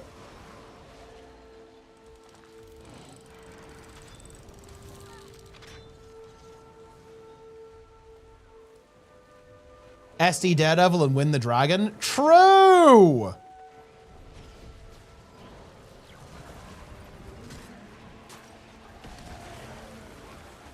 They said it couldn't be done before. Dude, Skelling will win monthly AT, I guarantee it. Skelling is going to be winning monthly AT with Team 1v9.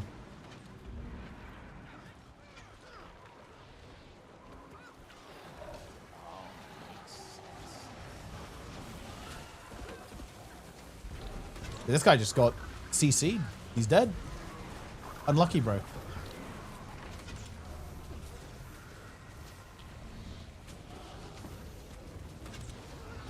Planix is still ranked 76. Yeah, I mean, he just needs to stop doing fucking push, man. Like, doing the push stuff is just, it's just crazy. Condi Druid and World vs. World is kind of gross. Yeah, a lot. There's a lot of pretty cancer builds in World vs. World. You know, weirdly enough, I think Condi Druid is not actually one of the worst ones. Like, it's annoying, but I don't think it's there are worse builds. Like, I promise you that. There are definitely worse builds than Condi Druid. But I will definitely admit that, yeah, Condi Druid is pretty annoying.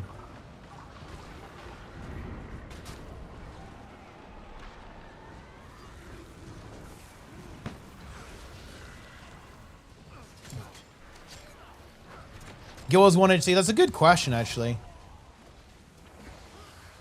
I'm not entirely sure.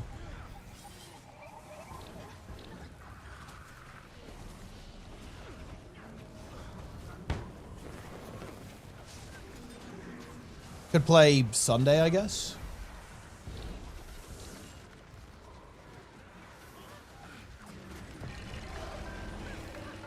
I died to the Bloodstone. Nice lie. There is no way you went down.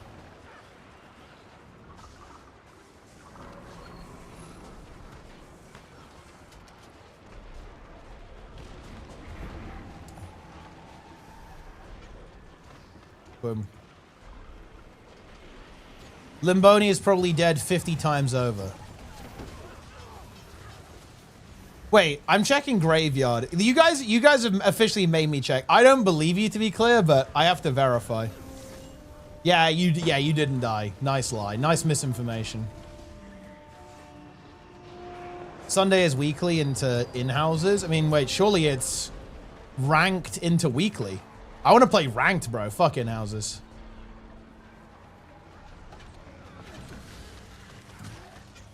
Are you after anything Guild Wars 2 at the moment? Nah, not really. I have beaten Guild Wars 2. Guild Wars 2 has lost to me.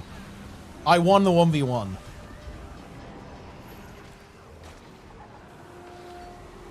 Guild Wars 2 has been outplayed.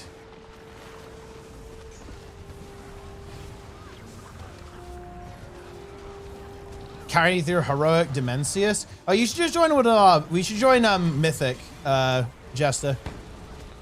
And then just get the mount as well.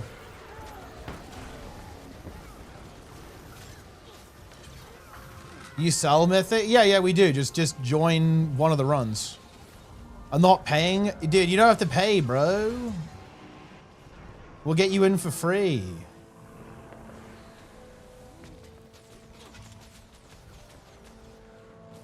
Honest answer, Guild Wars 2 or WoW. Honestly, really depends what you're looking for.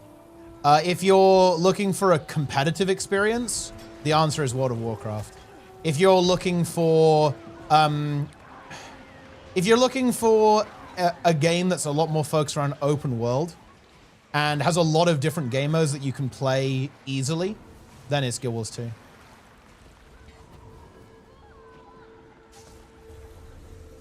So it really depends. Like, I think both games are good, and they serve different audiences.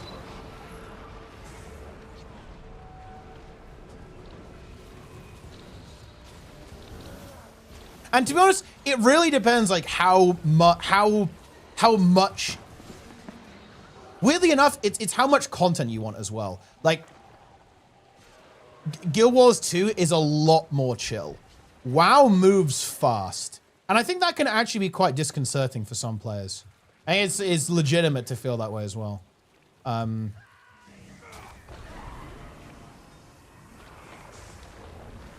cancelled his stomp. Whereas like Guild Wars 2 is very relaxed.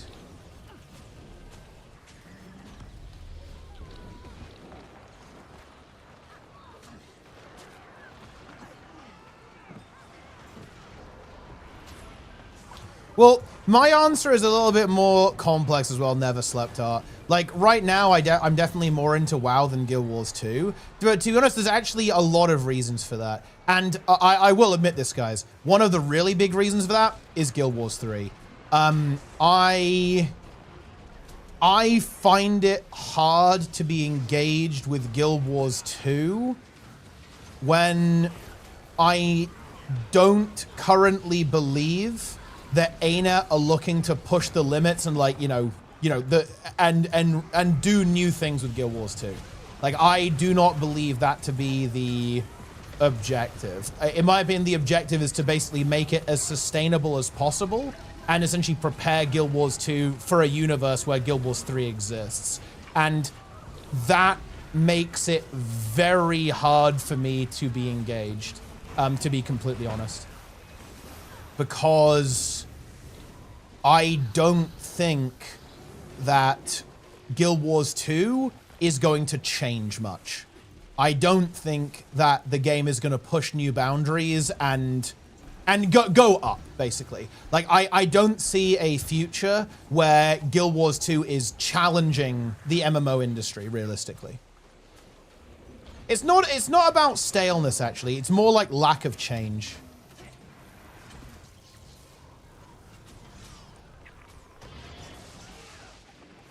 And I think the current state of affairs, like, you know, what the content release schedule looks like that's just the way it is. You know, we're not going to see reforms or like changes to how the content's designed or like what type of content we get in the game. I think that this, you know, the game is basically in its final form. And it's kind of hard for me to be as engaged with a game that I view to be finished. If that makes any sense, like the game is finished in a certain way. I don't want to play a finished game. I want to play a constantly evolving game.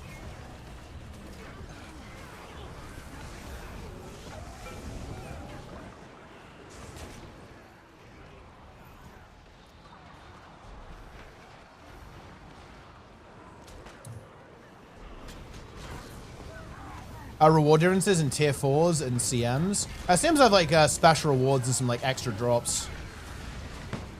The real trick is you just do both at the same time when they're daily. That's actually the Giga Brain move. You must love Star Citizen. I mean, obviously funny meme, but no, exactly the opposite. Like, cause that game just doesn't even have, that game just doesn't even exist, really.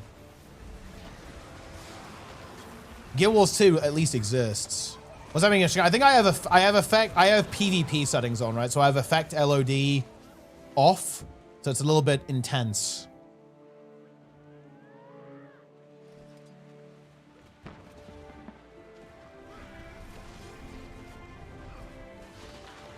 Ashes of Creation, yeah, exactly. Like, I lost interest in Ashes of Creation the millisecond I logged onto Alpha, because I logged on. And then after about, well, not the millisecond, but I played for a couple of hours and I was like, oh, yeah, this is not done. It's not even close to done. Like, and then I compare that with the stated goals of the developer. And it's like, I don't know, are we serious here? Like, what's going on? I don't get it. It's just not a game that exists. It's not even close to finished. So, I mean, I don't know, like, unlucky, I guess.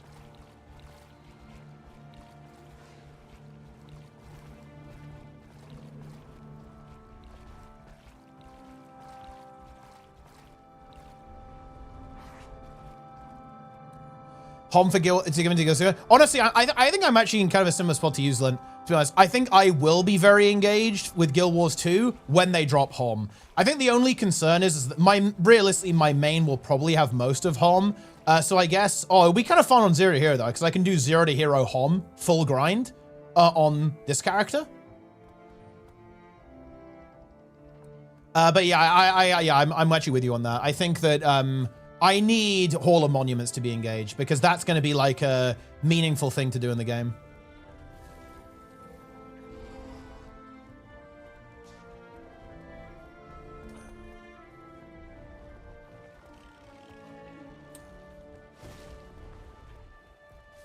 That'll be pretty cool. What is HOM? It's Hall of Monuments. It's basically a system that gives you carryover or basically stuff to do that gives you some, you know, fun little bonuses in Guild Wars 2 from Guild Wars 1. Give me buzzing with the drop HOM? Oh yeah, for sure. I think it will...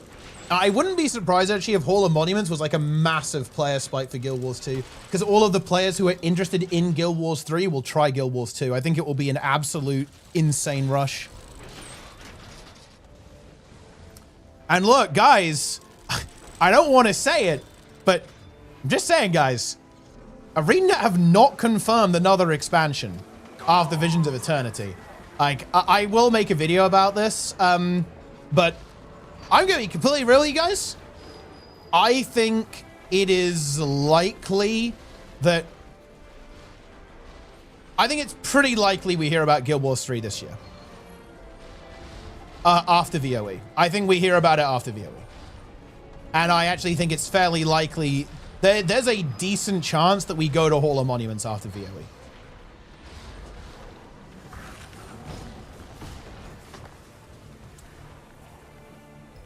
Yeah. Classic Plus will have HC. Probably not on launch, but eventually, yeah. Bag Nasty Prime. Hall of Men. The hell is that? Is that like similar to Frozen Men, the PvP player? New Time Will Come. Member of Finnish Mafia.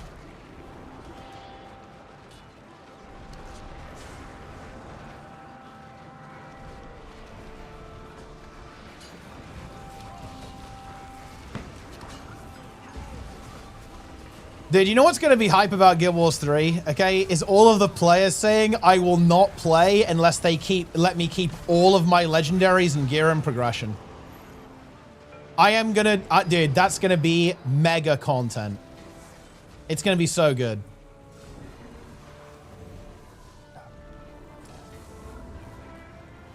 And the good news is, you will not have that. You'll have to restart. You will be starting fresh. Feels good, man. It'll be fun. It will be fun to start fresh, yes.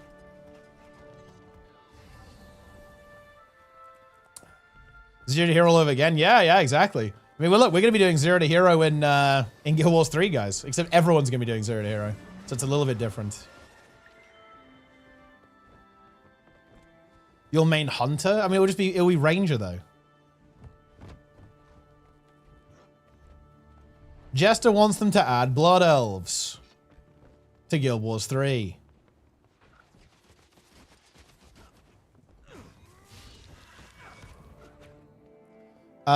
We start off as a free-to-play game in Guild Wars 3. Will you pay to play? Or will it be sub? It's a good question. I think it will be probably a very similar model to Guild Wars 2. So probably some kind of free-to-play component with paid expansions. I think it will be very similar to the model we have now. So quarterly releases with yearly expansions. Is Guild Wars 3 real? At this stage, I feel very confident saying yes. The really big nuclear bomb that dropped recently, it was kind of known before this, but this was like very, very overt. ArenaNet were hiring for a developer to work on an Unreal Engine MMO project in the Guild Wars franchise. So I was like, huh, interesting. I wonder what that could be, guys. I've no idea. Like, what could it be? Who can possibly say? It's a mystery.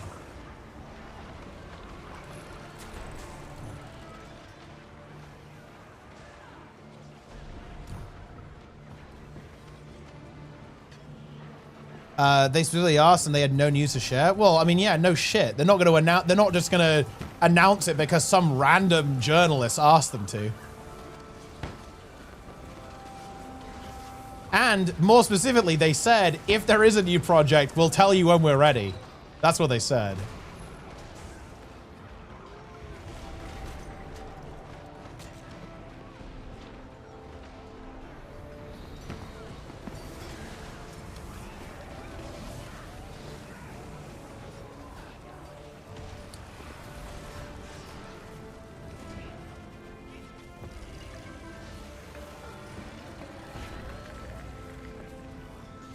Means you need a new PC. Yeah, not a good time for it either.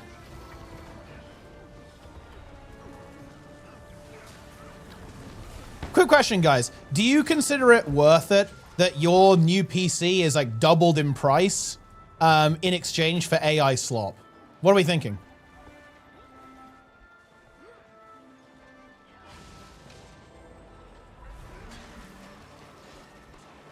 Is it worth it that you can see Elon Musk in a bikini, but your computer is now double the price?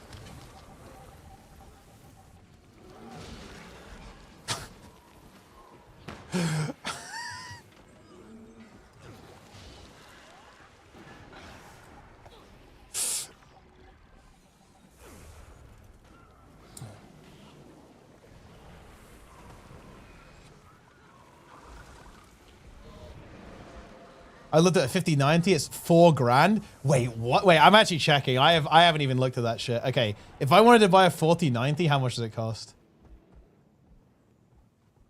wait. Oh, 5093. 5090. How much? Oh my god. What the fuck?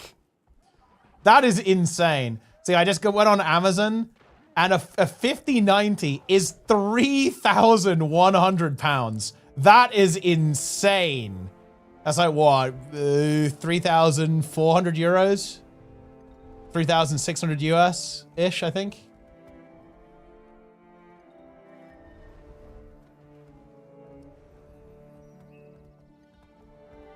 Oh, wait, how much is RAM? Okay, I'm looking up RAM, guys. Okay, let's see. What is a 32 gigabyte DDR5 RAM kit? Oh, bro. Oh, it's £400. That is actually crazy. Whoa. That is very expensive. That's pretty pricey stuff, guys.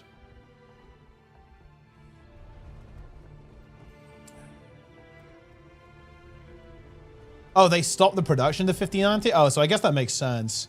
But, I mean, that I guess that explains the price, but it's not good. Eisenhower with the Prime as well, nice.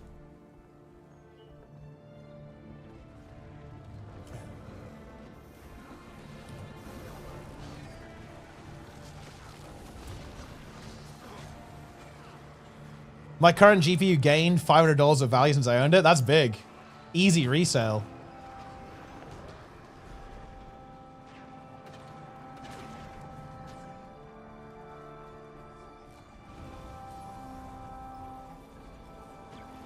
$132 gigs of RAM. That's a lot. That's good. You're future-proofed.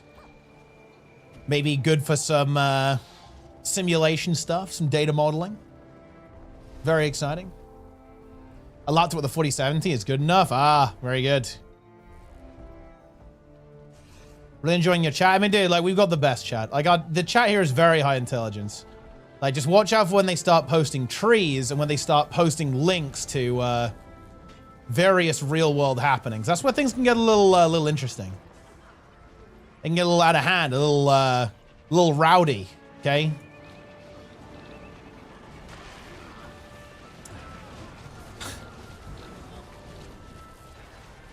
Little discourse, guys. Just a little hint. A little hint of discourse.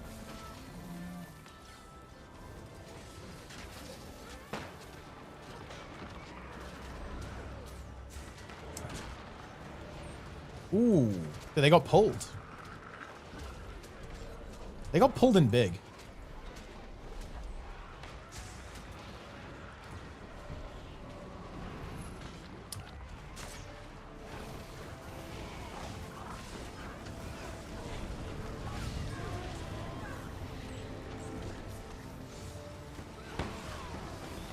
Dude, okay. You know what has actually triggered me a little bit, guys? Is people's media literacy when it comes to the Fallout TV show. Like, I've seen some pretty questionable stuff, guys. Okay? Because basically, some people are really fucking mad about this one specific line where basically it's the, you know, the protagonist Lucy is comparing like Caesar's Legion to the NCR. And oh, okay, what's actually really annoying to me is that it's so wrong on like every way. So basically, what's the actual quote? Oh my God. It's like, I'll paraphrase it a little bit. Basically, the character says, oh, so, you know, what I'm getting from this is, you know, one side is like slaving and crucifying people and the other side is vaguely problematic. Which, I mean, look, you know, one, kind of true. But more importantly, what's worse about this, in my opinion, is that people are acting like she has any better information. Because people are like, oh, well, actually, look at all these things, the NCR that's pretty questionable. It's like, well, here's the thing. Basically, most of the information she has about the NCR at this point is basically from her fucking dad giving her, like, the libertarian I don't like taxes speech. Right? So that's the only context she even has. Oh, God. It is actually so painful to watch people talk about this. Holy shit. Also, the show is really good. That's all I'm saying, guys. It's a good show.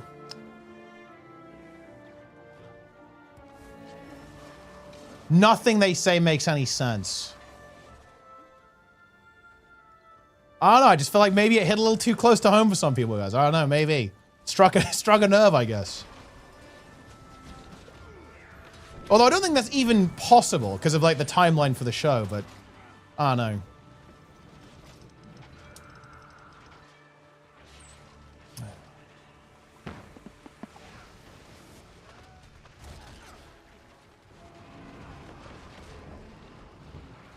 You playing weekly or what? Yeah, I'll play the weekly. But I mean, the weekly is on Sunday.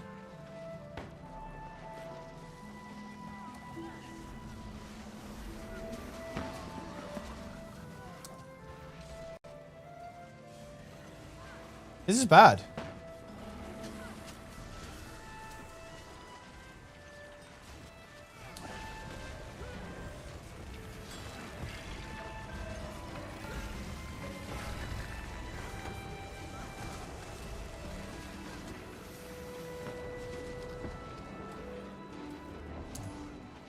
What do you think of templates? I mean, they work pretty much exactly as expected.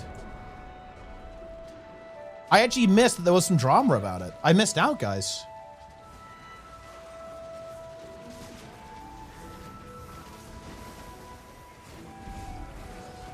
Remember the boys' last season discourse? Yeah, that was tough to watch, to be honest, you know. It is interesting though, you know,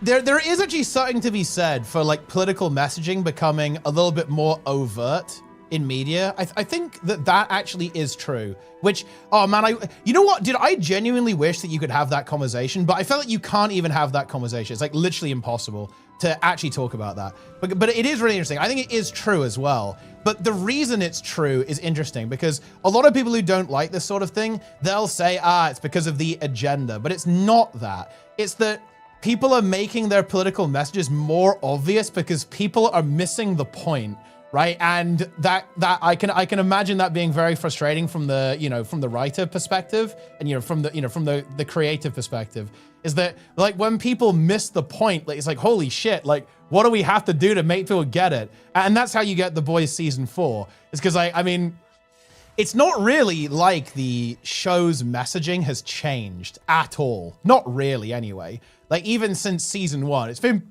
pretty obvious. I think well, I'm not gonna lie, guys. I think it's pretty pointed. Like The Boys is not the most subtle show. It never has been, right? If we're being honest here, it is blunt. It is blunt.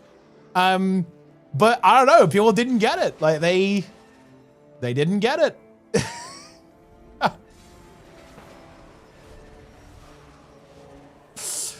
So with season 4, they you know, they just made sure that it could not be misunderstood. I don't know what to tell you. There was one guy getting banned on Twitch in Guild Wars 2. Oh, Rose? Yeah, I think he said some edgy shit and ArenaNet was like, fuck that. I did see the video.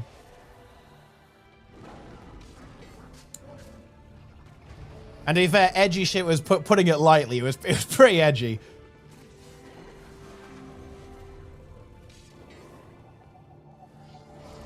He's not a fan of the Griffin collection, guys.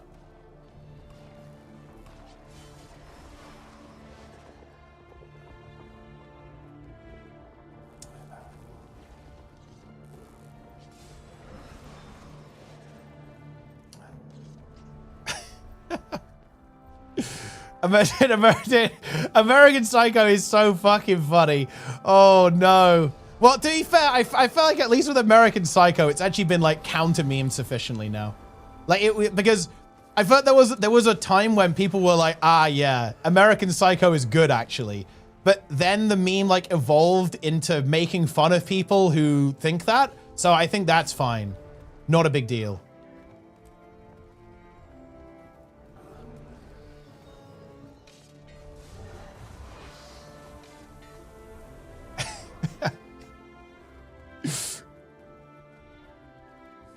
Even though, but yeah, I mean like Patrick Bateman, because there is this kind of weird, like there was this like weird, you know, the kind of grind set culture, like yeah, Patrick Bateman is based, actually. We need to all be, we must become Patrick Bateman, but I'm not so sure about that, guys. I think that's not what the movie was getting at.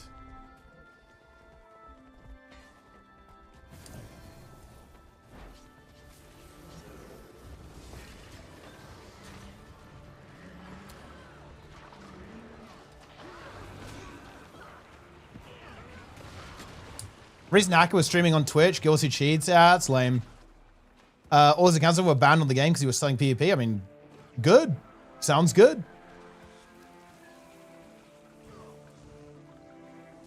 Never sure about this. Oh yeah, it definitely. I mean, dude, this is why irony can be so frustrating, right? Like, because it can be so difficult to tell if someone's trolling or it's legitimate. Like, and it's even worse because there are a lot of people who do actually enjoy it ironically, and they think it's funny. Like, they're making fun of people who take it seriously. But the problem is that a lot of the time, and this is one of the reasons why it's funny, right, is because the ironic memes and the legitimate memes are similar, right? They can appear to be very, very similar, which makes it even funnier. But the problem is that it also muddies the water at the same time.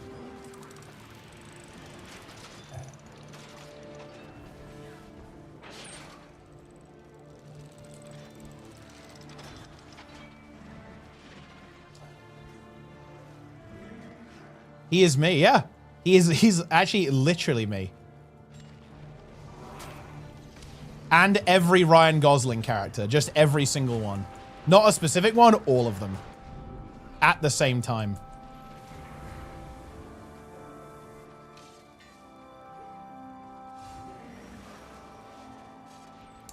More of a Gosling than a Bateman myself. Ah, okay. Okay, I see. I see.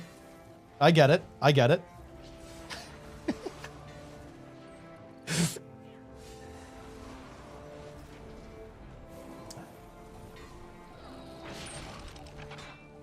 Do you guys like Huey Lewis in the news?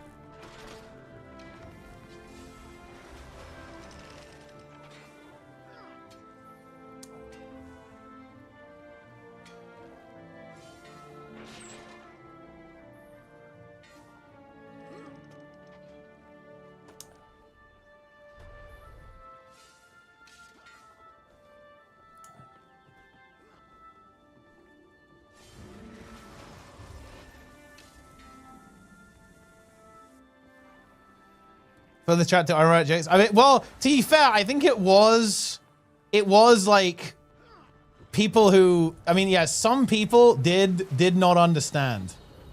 It is true. And that is why irony is dangerous, guys. You have to be a little bit careful with irony.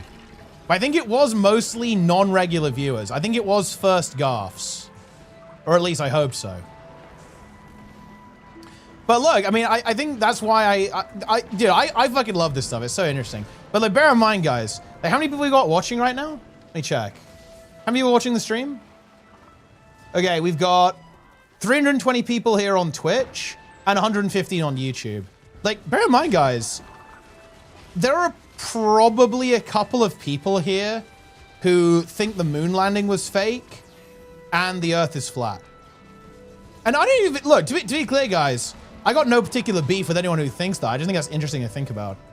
You know, I would be completely fine with having a good, honest conversation about those topics. I think it's an interesting conversation. But I will say this, guys, little hint. We did go to the moon and the world isn't flat, but that's just something to think about.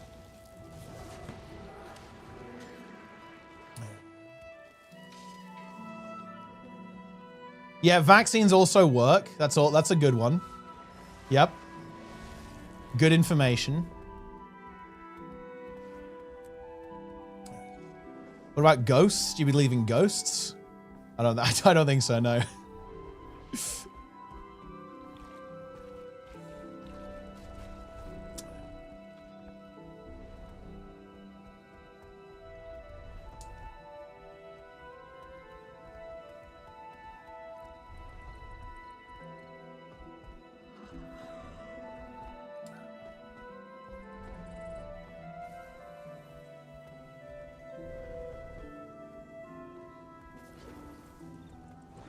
But yeah, that's the way it is. Like, even now, guys, even now, in this chat, there are probably some people who are a little bit wacky. A little goofy.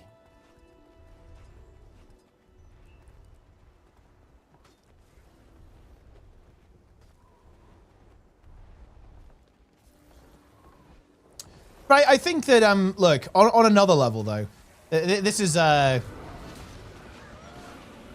think we probably all have some, like, kind of unusual beliefs. Maybe not quite as out there as that, but to be honest, I think if you actually have a conversation with basically anyone, you can probably find that they think something kind of a little bit unusual, at least. Or have, like, a pretty atypical belief. So I think it's important to have empathy, guys.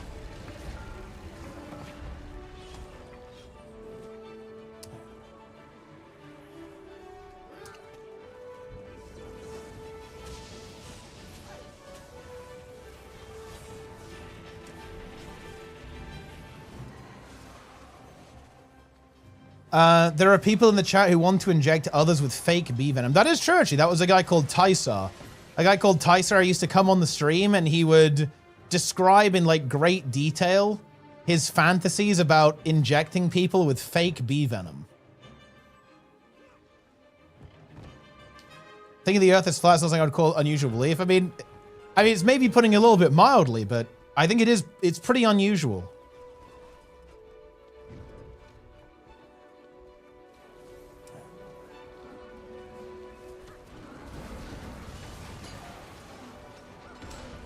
He doesn't read YouTube chat? I do read YouTube chat. I just watched Sodabomb do one class BG team amongst all the classes in WoW. A team combat full of 1-2 classes in GW2 World versus World. Yeah, people have done that sometimes. It's kind of fun, especially on Necromancer, because you can have mass minions. Stay calm, stay alert.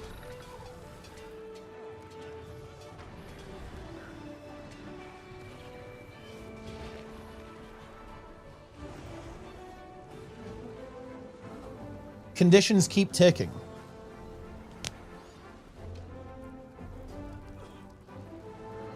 Arm your minions 0 FPS. Correct. I am not a condition. I mean, how many of you guys are conditions?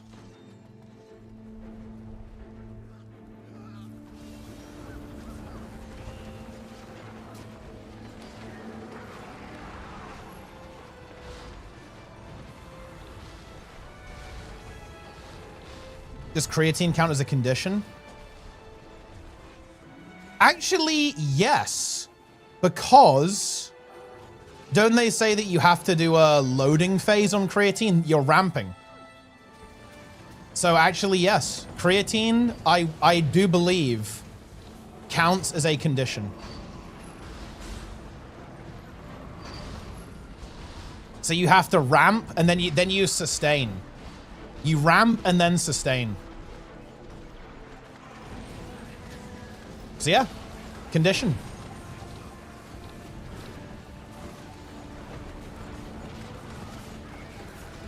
Creatine makes my ears itchy. Whoa. That's interesting.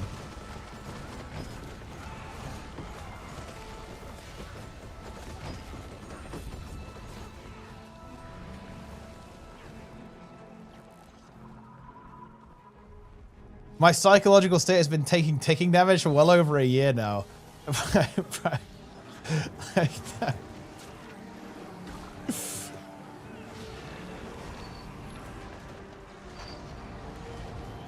I mean, yeah, I think that's, don't worry. That is normal. The only thing that's telling you is that you are still sane.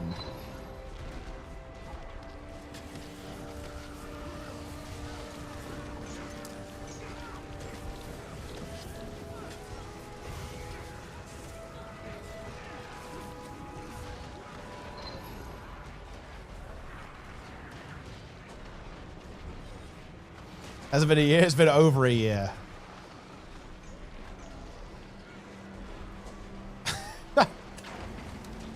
What a fucking meme. Give me a report. 3 more? Wow, we'll see about that.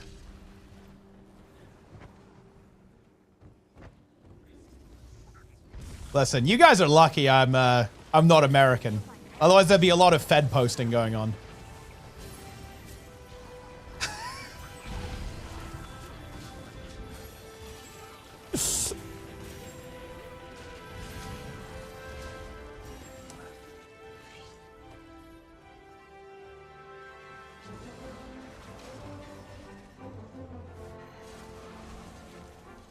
Who'll be the next superpower once America falls? It's the UK. We're taking over again. We're doing another empire. We're bringing the Queen back.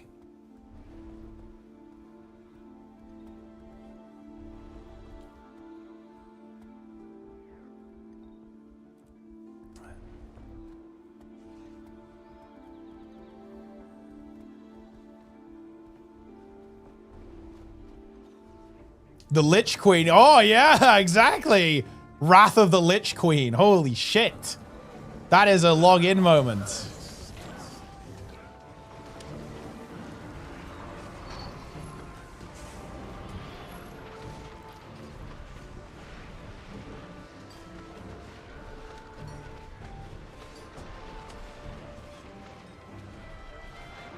Yeah, yeah.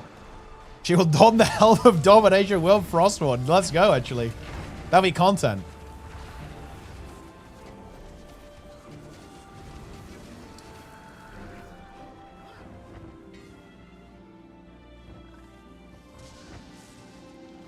Yeah.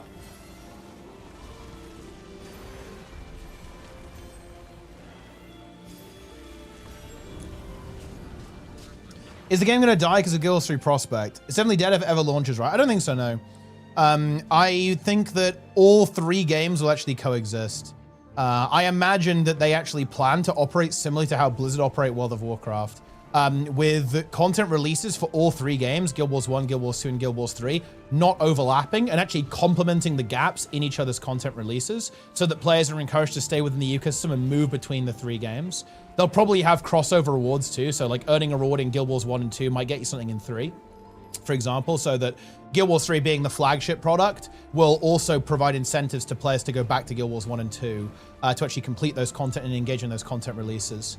And I think they'll also keep the games very distinct. So I think Guild Wars 3 will probably not be that similar to Guild Wars 1 or Guild Wars 2, so that they don't really compete with each other.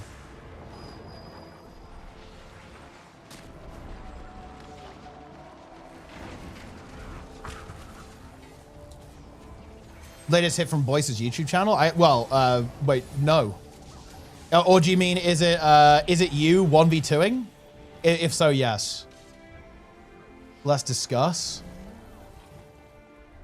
What is this? Bro. Dude. Bro, they're like reading this like reads like fucking parody, bro. Oh my God. Avoid the discomfort of not knowing when we're going to arrest you. See, that's not funny. Okay, but it kind of is at the same time. In the despair way. Holy shit.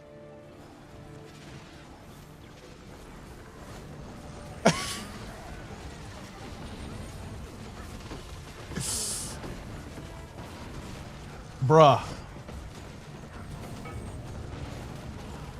Dude, the fucking video is just a homesick question mark. Oh my God.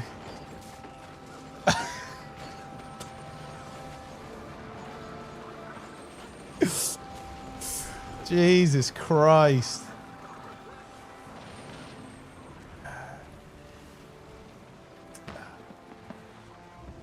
I actually do feel a little bit obligated to comment on this because we have brought it up. Well, to be clear, guys, let me be very explicit about what this is. This is basically a threat to people. And it's trying to like scare people into leaving the country. Like that's what this is. To be clear, guys, it is very clearly what that is, right? Like it is like, if you don't fuck off, like, I don't know, maybe we're just gonna make you go. Yeah, I don't know. Like that's their end game, right? With this. Ugh.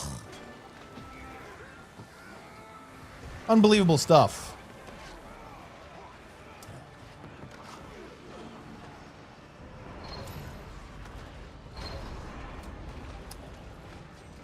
It is very sinister.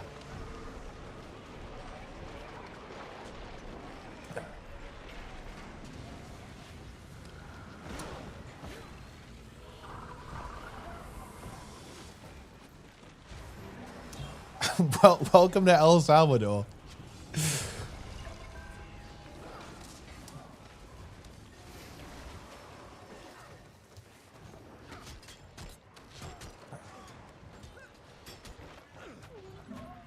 Makes it sound like the fashion template stream was a lot spicier than expected. Well, I don't think ArenaNet is deporting anyone.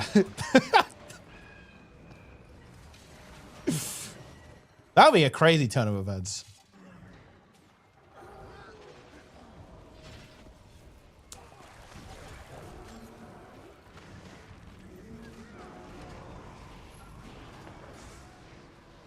That would be a blunder. Like, what, dude? You fucking log into Guild Wars 2 and then you just get deported? That would be fucked up.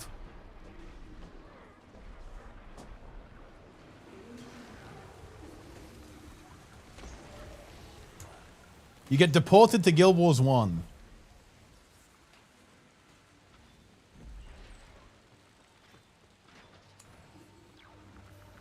But yeah, Bangar would do it. Yeah, he would. That's true, actually.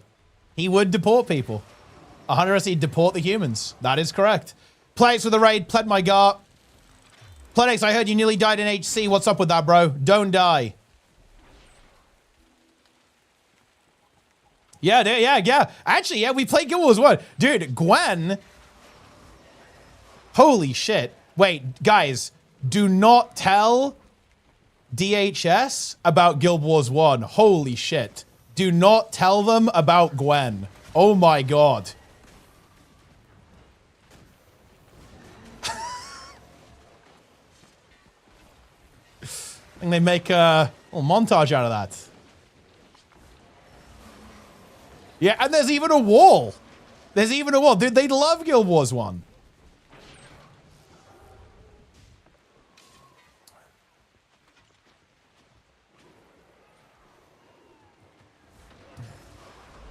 I was not close? Wait, Jessa told me you were on 98 HP. That is not, you are not safe.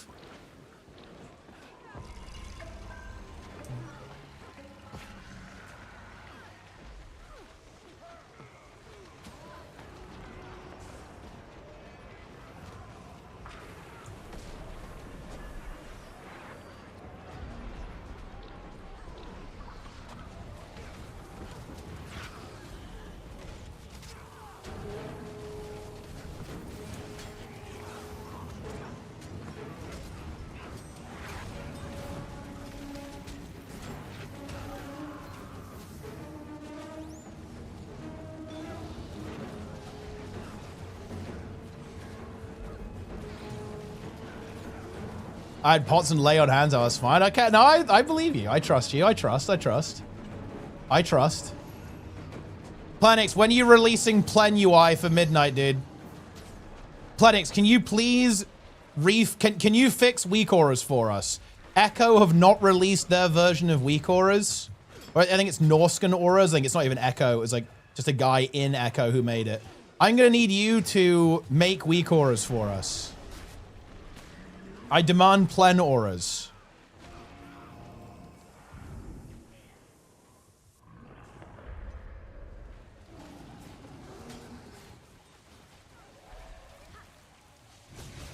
This is bad.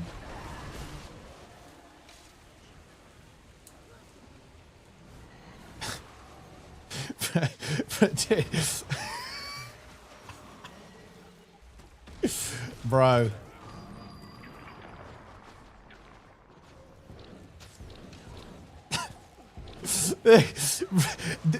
Yeah, sure. Darren's fucking spams me with memes about that, and they're all so fucked up, but they're all so funny as well at the same time.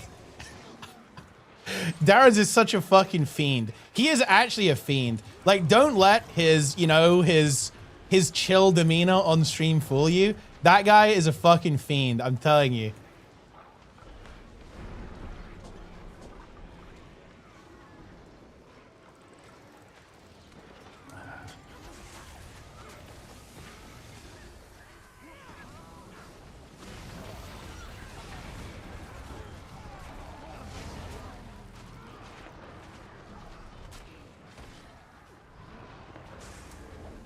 Melange's Accord, character progress towards Guam no longer includes any camo stars. Yeah, that's how it should be, right?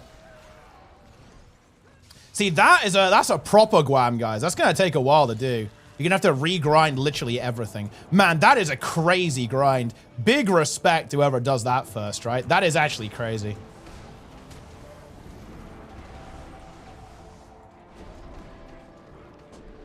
Like, Guam from scratch, no trading? That is crazy grind. This is bad news. We are very dead here.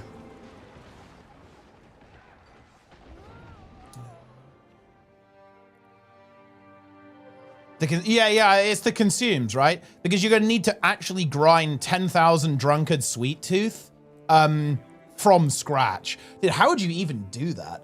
Like, effectively? I think it's very hard to do effectively. Yeah, I guess you just farm during the events a lot, and then just play a lot there, and you'll get the points. Yeah. But it's going to be a long one still.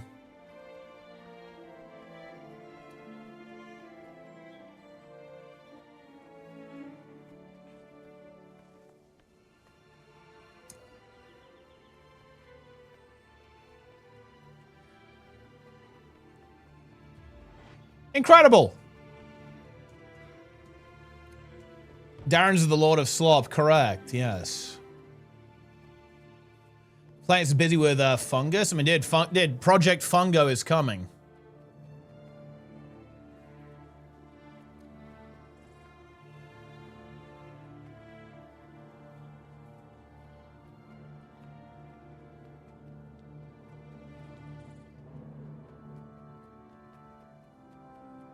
The tag is over. Is Project Eagle Dawn in full effect? I mean, Eagle Dawn, not so much. I mean, eventually Project Eagle Dawn will come to fruition, but we are going to have to overpower Condor Dusk.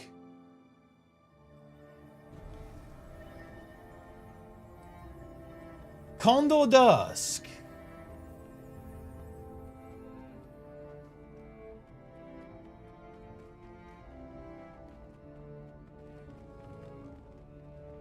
Project Funko, activating for Guild Wars 3 announcement. Imagine they drop that. They drop some... It's time. Funko Pops. They're back.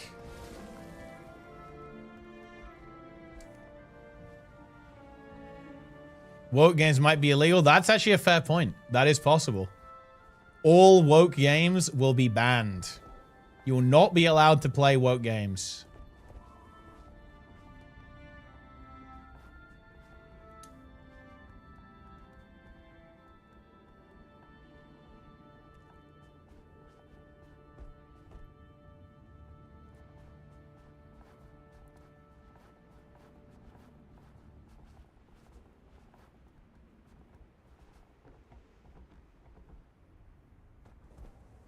Oh, man. You see, that was actually the really interesting... that was actually the really interesting thing that Rose did talk about. Like, Rose made a bunch of really interesting assessments of the Guild Wars 2 content creation scene in his video, which I think were really interesting. It's the kind of thing I actually would like to discuss, but unfortunately, that's actually not possible.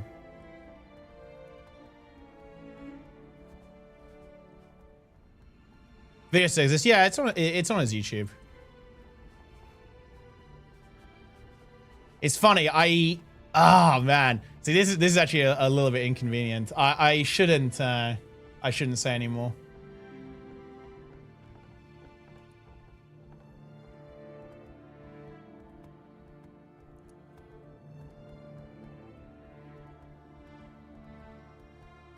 Because I want to see it's just drama. But I think there are some like interesting points to be made actually about the Guild Wars 2 content creation scene. It is interesting. It's different. It is a different beast.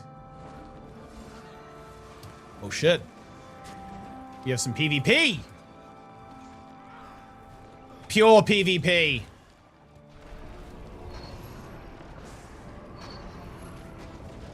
Ow.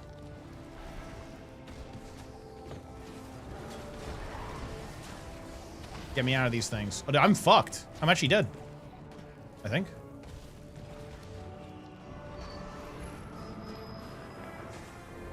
Oh. We're fine. He's dead. He has no dodge now. I win. The guards are definitely not helping him, though. I actually need to kill him before he kills an NPC or a rally. Yeah. Heart of Thorns, Path of Fire. Would you recommend a new player to play? I just play through it in order, honestly. HOT is really good.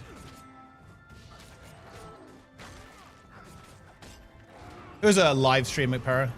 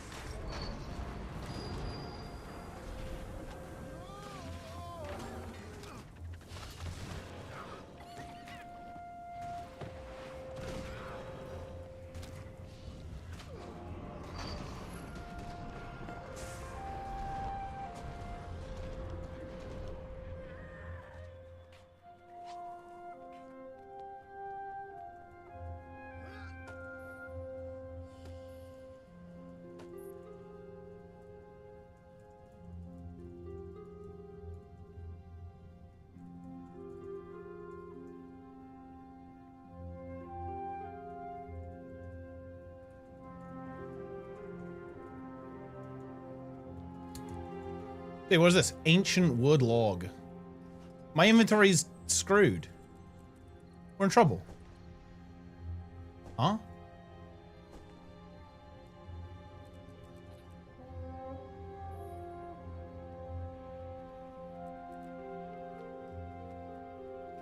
Alright, dude, I got a little bit distracted, but it might be time for some YouTube slop. YouTube slop into Twitch drops farm into what? Okay, into 6 months debate arc.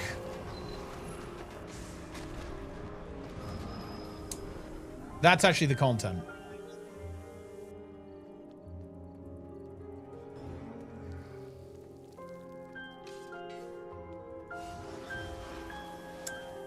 Oh yeah, wait. When are we posting the our Guild Wars 3 manifesto, by the way?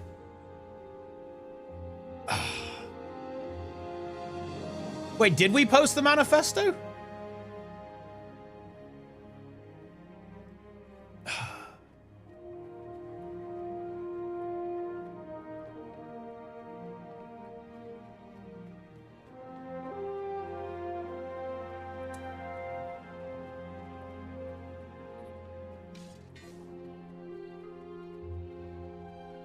How do you Wolf do on 180? Left click, about face, with free camera.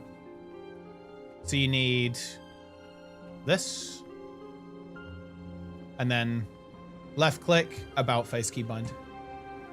It is very overpowered because it lets you do this, right? It's very, very important for mostly of PvP, to be honest. But it's good in PvE as well, actually. And yeah, it allows you to cast behind you, basically. It's very strong. Any class you recommend? I mean, I like Necromancer. Play Necromancer. What keybind? It's called About Face. You go here. About Face. I have it bound to X, but you could bind it to anything you like. I heard if you support Chomp's post and partner Discord about fashion templates, Team Champions will play in Mode 4. Might be a lie. Dude, I don't even believe in Team Champions anymore. Team Champions said they were going to play Mode 3, and then they just didn't.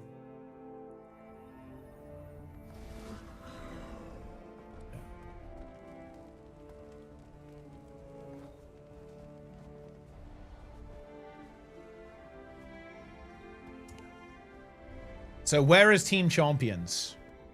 Half is Champions Guild 2? Yeah, but was the team called Team Champions? No. It was not called Team Champions. So it doesn't count. It does not count.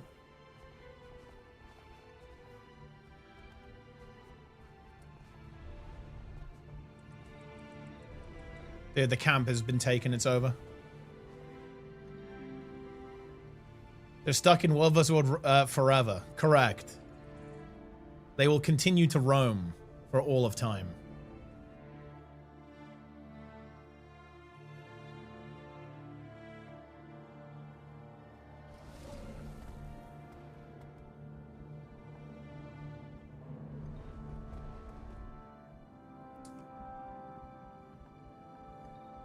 They'll come for Motor 4. I mean, like, you guys are assuming that Motor 4 will exist. I need to get my tournament stuff ready for Guild Wars 3, to be honest. That's actually one of the things I really need to do this year, is have all of the software ready to be adapted to a new game. Should be pretty doable.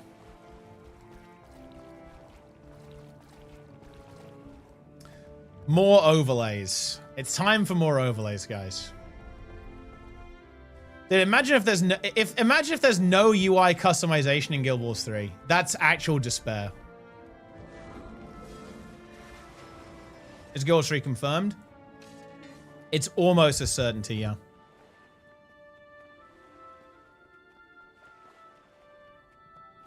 And I really hope Guild Wars 3 has some kind of PvP. I would be really sad if there was no PvP.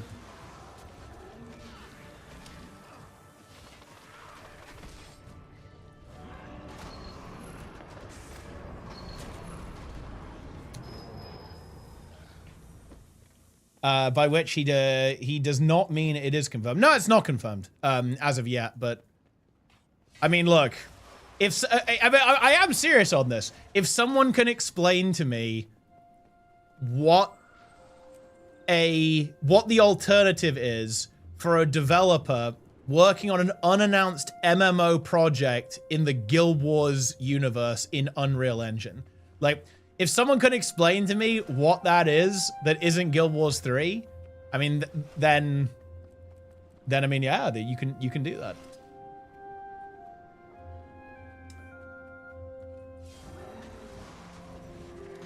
Guild Wars 2 Reforged. It's obviously like not impossible, but I think I just don't think so. I think it just doesn't make a lot of sense realistically. I don't think it would be nearly as big or high potential.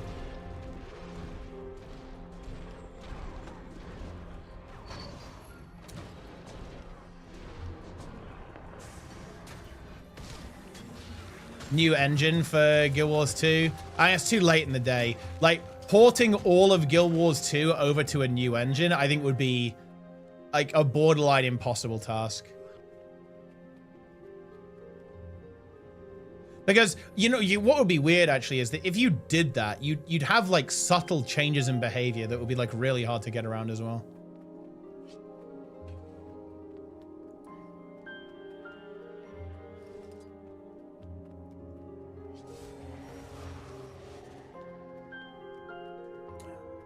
But no, I don't think so. Is Guild Wars 3 really that necessary?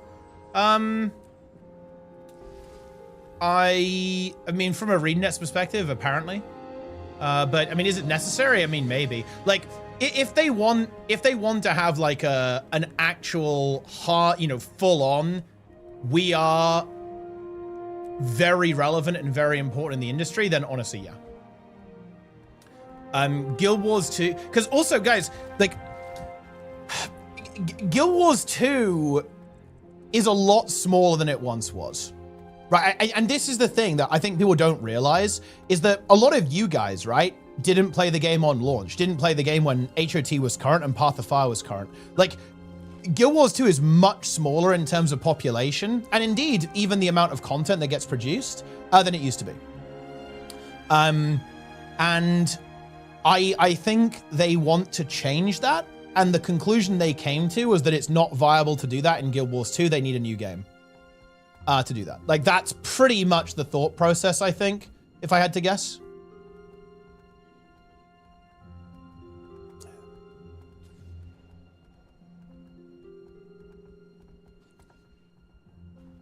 What's your estimate of the current Guild Wars 2 population?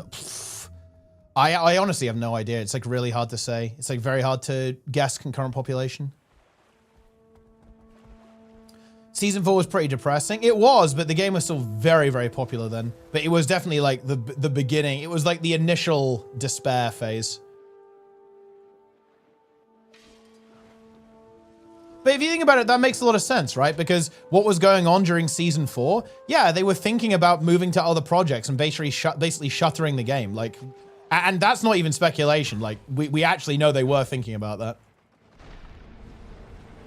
They should have brought that up in the documentary. That would have been fucking fire.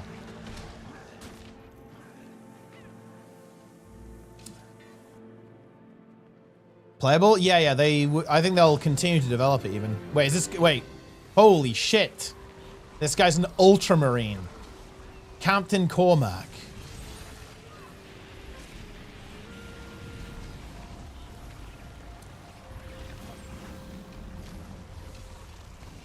They don't know how it used to be. Yeah, they actually don't know. Like, they actually don't know how it used to be. And that's why they lack context. Like, a lot of you guys log into VOE and go, holy shit, the game feels so alive. But, okay, look, I will be, again, fully honest, guys. To me, VOE feels dead compared to Heart of Thorns, right? Like, especially in PvP and world versus world and raids. Like, in open world, it honestly feels the same because the map instinct system is really good. So, you know, with a lower population, open world still feels really good, really alive. But in PvP, world versus world, and raids, the game is so quiet, guys. It's so quiet compared to how it was.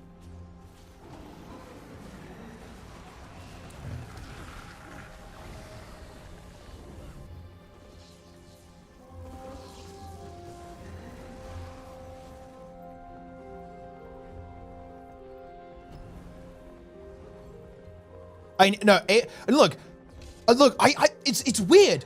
This is weird, Zlin, because to me, this feels like well, not exactly an unforced error, but it's almost like historical revisionism. Like, I don't think people remember how major Guild Wars 2 was on release. Like, Guild Wars 2 was like an actual legitimate competitor with WoW. Like, legitimately, it was on launch. I don't think people remember that.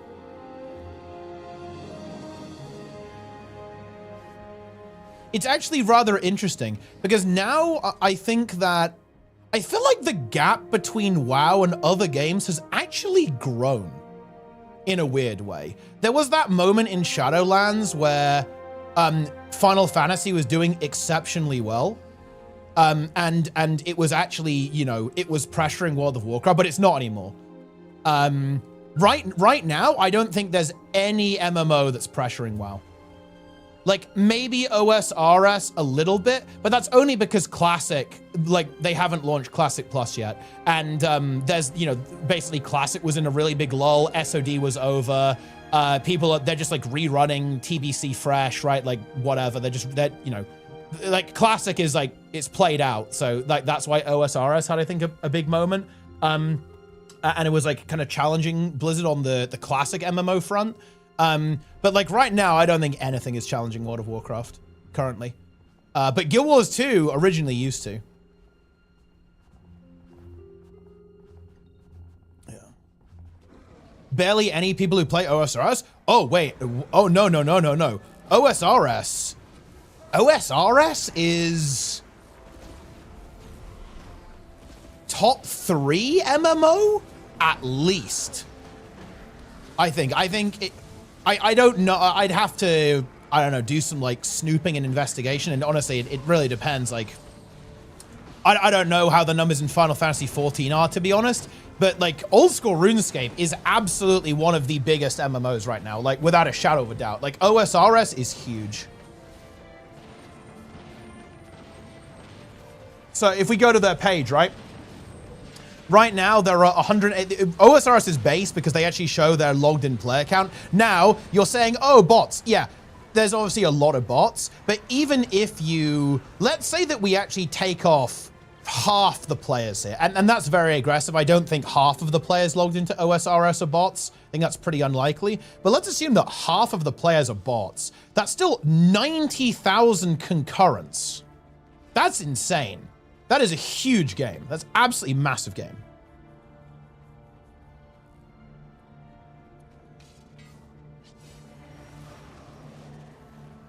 Classic Plus has so many hurdles to clear and some paradigm challenging stuff. It may absolutely crush. Oh yeah, for sure. It has the potential to be unbelievably massive. Because the thing is that it's a classic MMO with Blizzard muscle. Like, they showed with SOD that they can actually make a lot of content with a relatively small team and at a high standard within the classic framework. Now, to me, and this is the really confusing one, I don't know how they're going to do this. The hard thing about Classic Plus is making the game infinite.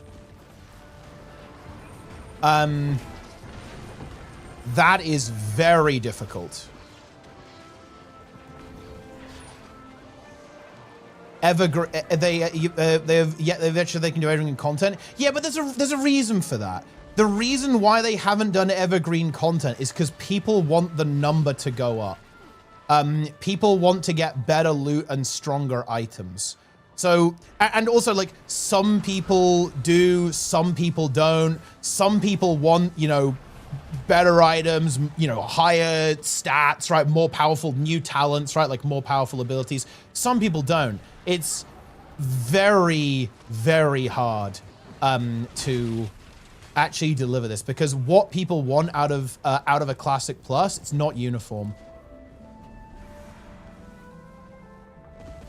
Oh, do you know what was really interesting, Awesomeness, actually? And by the way, you guys can actually watch this in my, you should check out my Tea Time with Josh Drive Hayes, before he was famous, by the way. And do you know one of the things he said on that podcast that really stuck with me?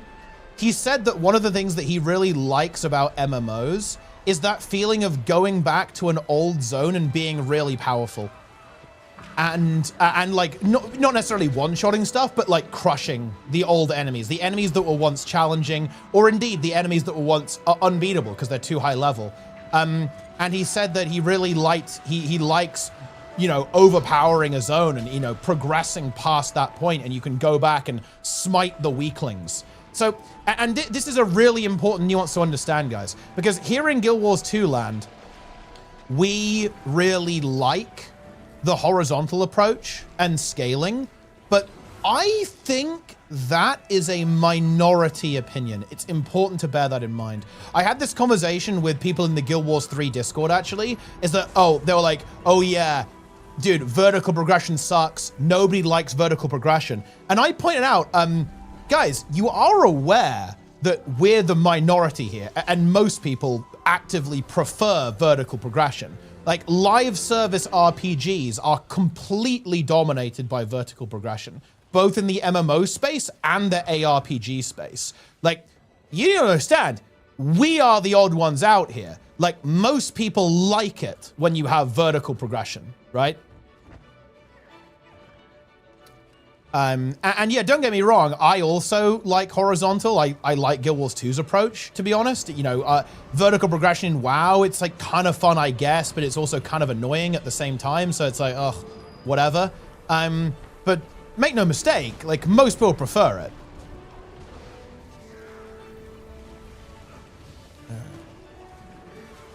I think it's important to be aware. This guy's a luminary. Ooh, dude, my spirit got him. This guy might actually have the res glyph.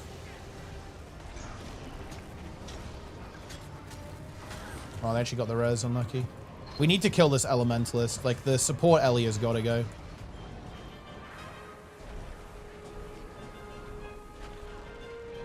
They actually got CC'd. Transfer the immobilize. We actually got the kill. I don't think Vapor Form will go far enough. Oh, it did. That's unfortunate. We needed an immobilized. You can immobilize them when they're before they go in Vapor, and they can't go as far. Each season nullifies the previous one. Well, I mean, that's just vertical progression, right? That's the point. It's just that it's very fast in WoW, right? And the reason it's fast is because they ship a lot of content. Like, and this, okay, here's the thing. Okay, and here is the thing, guys. People want regular updates and a lot of content, but they also want all of their items to stay relevant forever.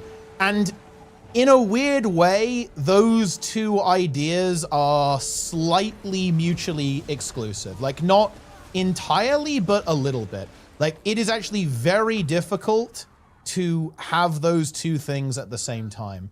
Like, loads of content updates and everything stays relevant forever. Like, that is tough.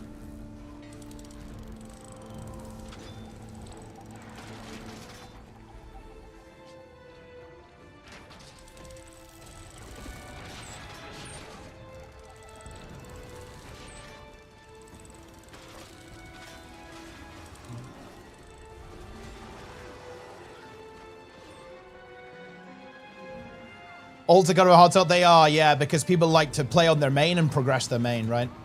Like, ults are a very tough sell, I think. To be like, oh yeah, Classic Plus's model is ults. It's possible. I mean, I'm going to be very interested to see what they come up with. Because I can tell you this for a fact, guys, like, the type of progression that exists in Guild Wars 2 is not going to be satisfying to WoW players.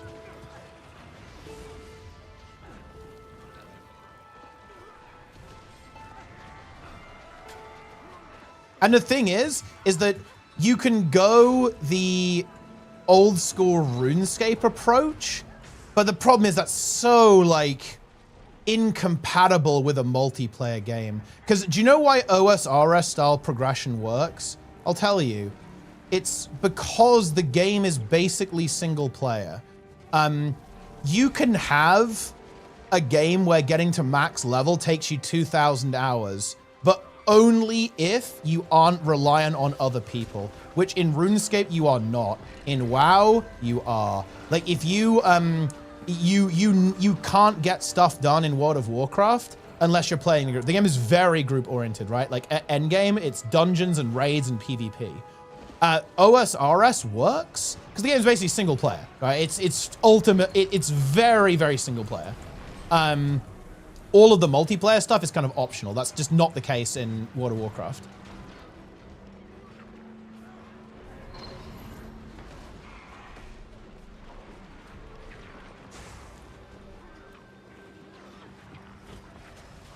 Doesn't like WoW. You know what's really interesting though, Trisk, and this is like a fun thought experiment. Like, Guild Wars 2's model would implode if Guild Wars 2 released the same amount of content as WoW. Like, even now with, some maps don't fire that often. But imagine if Guild Wars 2 released the same amount of content as World of Warcraft. Like, the game would, like, fold. You'd have to change it quite a bit to make it work. Like, imagine if every expansion you were releasing 30 raid bosses with like every expansion, or like 24 raid bosses with every expansion, and another 10 dungeons with every expansion. That would actually be insane. I think that what you'd have to do is you'd have to make stuff rotational, a bit like how WoW does it with like Mythic Plus. You'd have to like rotate stuff in and out over time and not have all of it active at the same time. Otherwise it would be kind of unplayable. Like the game would just have too much stuff in it.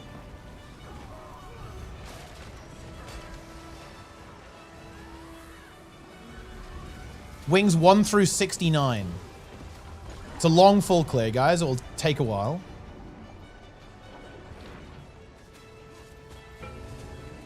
It's only can be upgraded every season, just resets every season. You get this forever and you can upgrade it forever.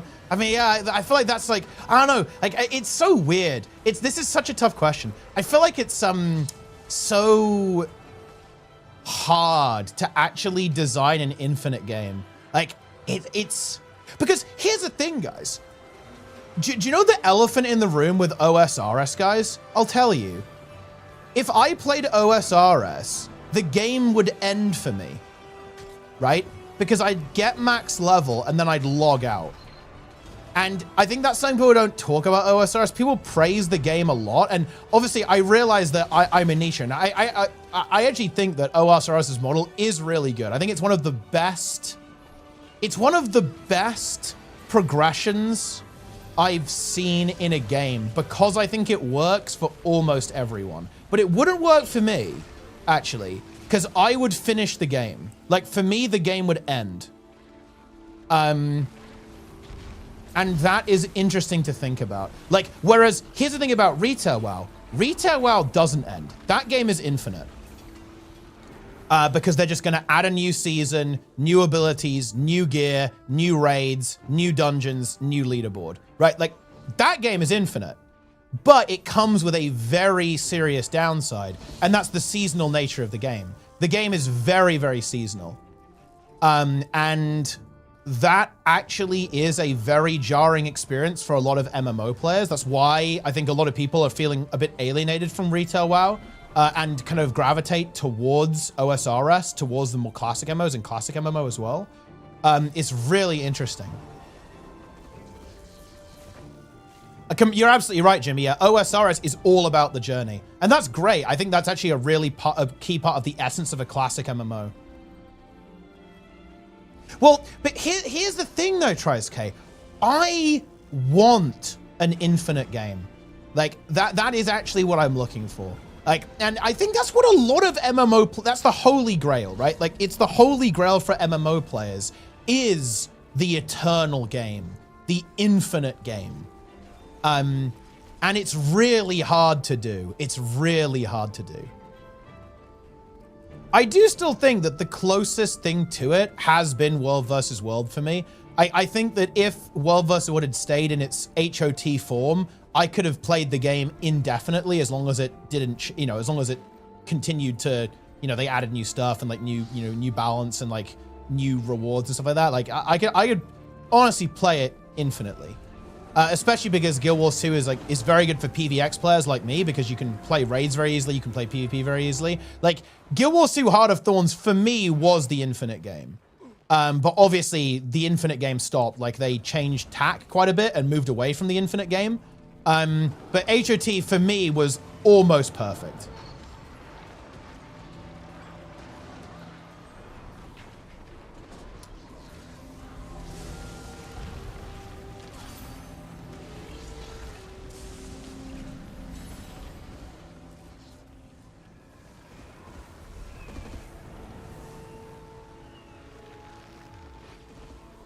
Isn't OSRS infinite though? They don't release enough content for me to stay engaged with the game. Because they do release new content, but they actually don't release that much.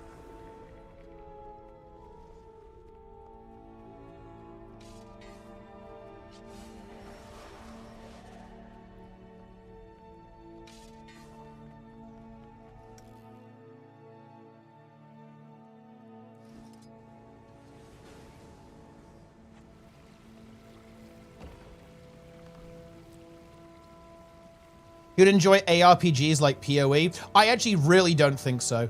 And it's actually the combat style.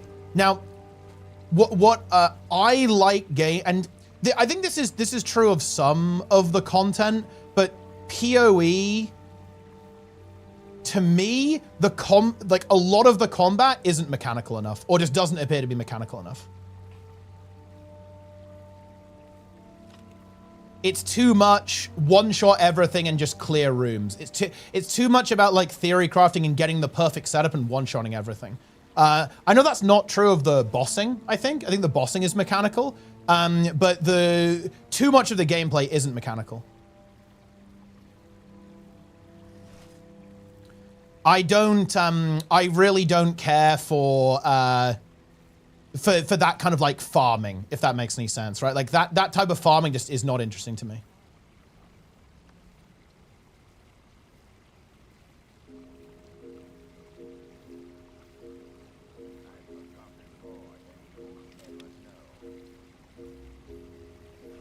Yeah, as I understand it, PoE 2 is differently, and I think the boss fights look mechanical. I've seen a lot of the boss fights in PoE, and they look cool actually.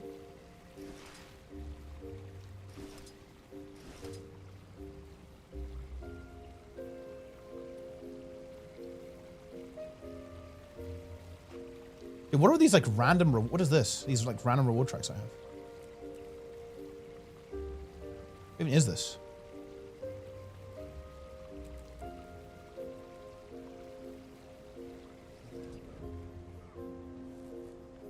Do you think because your HT experience was so insane, nothing will ever quite reach that in Guild 2?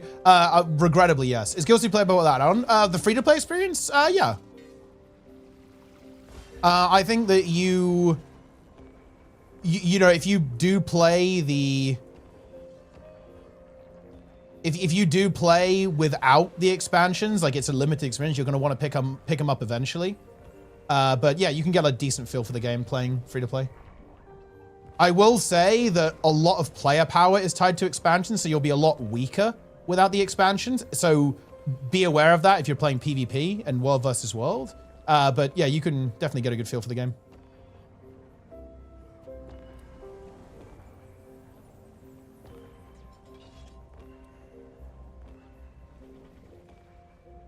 Zero here in Guild Wars 3? I mean, I guess I will by default, yeah. But yeah, like that, look, there's a reason why all of these games are going seasonal, because people want the infinite game. And I think ARPGs are leading the industry on this. Like, ARPGs are the infinite game, right? There's loads to grind and farm, and great news, every season, there's like a new mechanic they add. They add like new loot, new items, new abilities, maybe a new class, right? All that kind of stuff. Like ARPGs are the infinite game. And we see that MMOs have kind of adopted that now. Like MMOs are very much following in the footsteps, I think, of ARPGs and kind of going for that seasonal approach. And like, yeah, like Retail WoW in particular has 100% lent into that. It's very, very ARPG-esque with how, honestly, like M+ in a weird way is quite similar to ARPG gameplay, I think. It is similar in a way to like how the game works, kind of.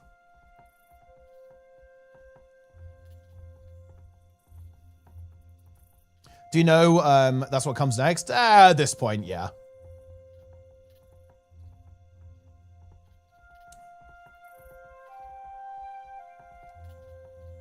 More story, that is true, yeah. The quarterly annual patches are pure, 100% pure endgame. Yeah. And that helps them deliver that helps them deliver that infinite game experience. Do you invest? I do.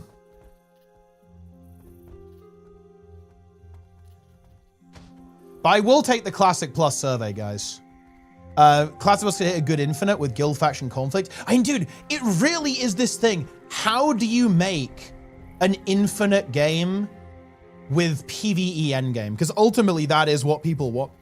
People want PvE endgame, like the vast majority of people who play Classic want more PvE, but it's so hard to do that, like, while keeping all of it relevant at the same time. Because it's all well and good to say, oh, we're gonna add a new raid. Well, what drops from the new raid, right? What items are you gonna get? And also, what happens in 5 years' time? Because bear in mind, guys, this is Blizzard. During the course of Season of Discovery, which was what? How long was Season of Discovery, guys? I think it was what? A year and a half or something? How many raids did they add in Season of Discovery? They added quite a lot, didn't they? Okay, so they added new BFD, Gnomragon, Sunken Temple, and then they added the Scarlet Enclave as well. 4 raids? 4 new raids? Oh, and they added some world bosses too. Yeah, they added some world bosses. Oh, they kind of like reworked Molten Core, didn't they? Yeah, they added Karazam. That was a dungeon kind of thingy. And, okay, but do you guys see the problem here? Right? So that was, I've got the schedule here. It started in November 2023, and it ran through to April 2025. So it's like a year and a half. And guys, they added a lot of stuff. And bear in mind, like, this game needs to go forever. Oh, shit. Like, this game has to go on forever, right? And can you see the problem here? The problem is that,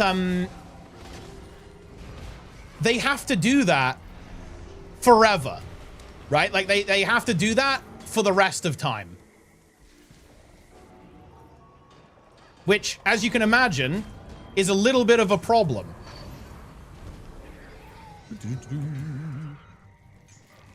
Oh, come on, man. Come on, man. Come on, man. That's so illegal.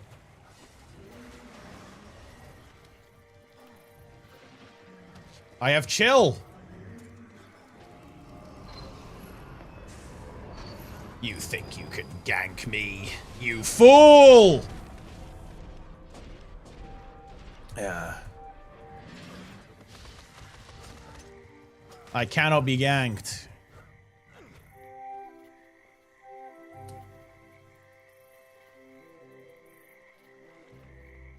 It should add less content. It's trying to start a game that's 10 years old. You have 10 years. Well, exactly. Yeah, no, I think you're right, actually. Yeah, no, I completely agree with you. Yeah, like, forever games are really problematic. They're really, really hard to do. And yeah, they have inherent issues that pile up over time. Yeah. And I think Guild Wars 2 actually has a lot of these issues. Like, for example, dude, think about this, right? For Guild Wars 2 being a forever game. If you want to play like an optimal build, you need every expansion, right? That's crazy. You know, if you want to play all of the Guild Wars 2 story, it's kind of a lot. Yeah. Like, being a forever game is really problematic. It brings with it some really difficult design decisions. Like, it 100% does. And programming problems, yeah. And design problems. Yeah, no, it is a lot. It is a lot. Yeah. And, you know, again, it's such a double-edged sword. Guild Wars 2 has so much content, and it's all good. And there's, like, loads of builds you can play, and there's loads of stuff to collect and play through and content to do. But on the other hand, it's like, yeah, dude, like, the startup cost and, like, how long it takes you to kind of get going, it's kind of a long time in a way. Yeah, Final Fantasy has this too, right? Because you have to play through the, you know, the MSQ, and it's long. It's really long. It's like a really, really long MSQ. That's crazy. Oh, no, I completely agree. Yeah, it's definitely worth it. Like, Guild Wars 2 is very cost-efficient. It's a very cost-efficient game, but I think it's just interesting. It's very interesting.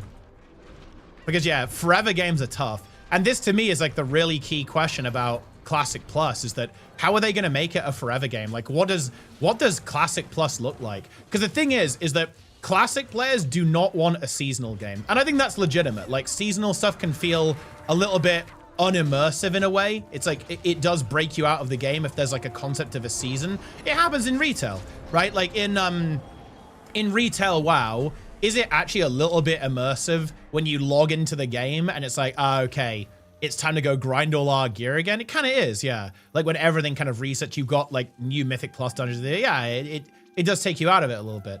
And I think that's what people don't want in Classic. They want the game to be very self-contained and to live in its own little reality bubble. Whereas, like, when you have stuff like seasonal, it's very fourth wall breaky. Like, and I think that's actually a key thing that I've realized I really don't like. I do not like it when games break the fourth wall that much. And a lot of games do this, especially modern MMOs. They do this a lot. They break the fourth wall. Like, they, instead of talking to your character, they're talking to you, the person who's playing the game, a lot of the time. And I think that's actually why people like classic games, because classic games do this a lot less. Guild Wars 1 doesn't do this. Guild Wars 1 talks to you, the player, which I really like. I find that really refreshing and really immersive. Classic WoW doesn't talk to you, the player. It talks to you, the character. Very immersive experience. And it's the same with OSRS as well. Can you give an example? Oh, I absolutely can. Biggest example of this is actually stuff like this. Generic rewards through interfaces. This stuff is like the biggest example. And I don't mean to single out Guild Wars 2, by the way. Retail is full of this. Like, there's a lot of, oh, you know, you talk to this guy and you can get a reward, basically, or whatever. Like, that is 100% a thing as well in the game too. But yeah, like that kind of thing. Yeah, systems. Yeah, systems.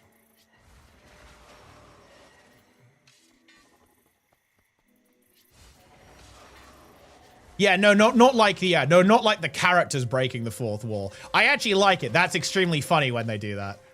See, that's good because that's a little tee-hee little in-joke between the player and the developer, which I think is quite funny.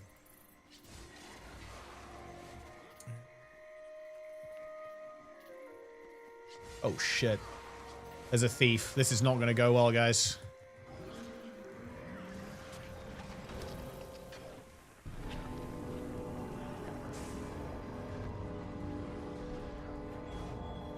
Okay. This guy does not seem very... Oh, got his heal. He's actually fucked. Dude, I fucked up. I thought I wasn't on staff. I actually could have killed him there. He doesn't seem very sure of himself. He's afraid of the Rit. The big bad Rit.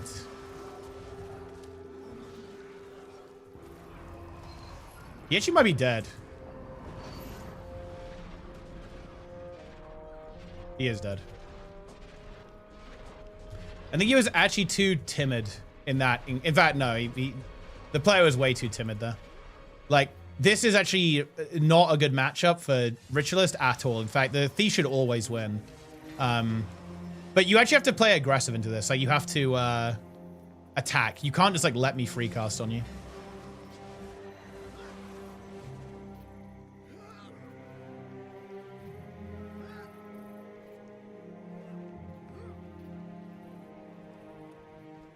How is that toxic?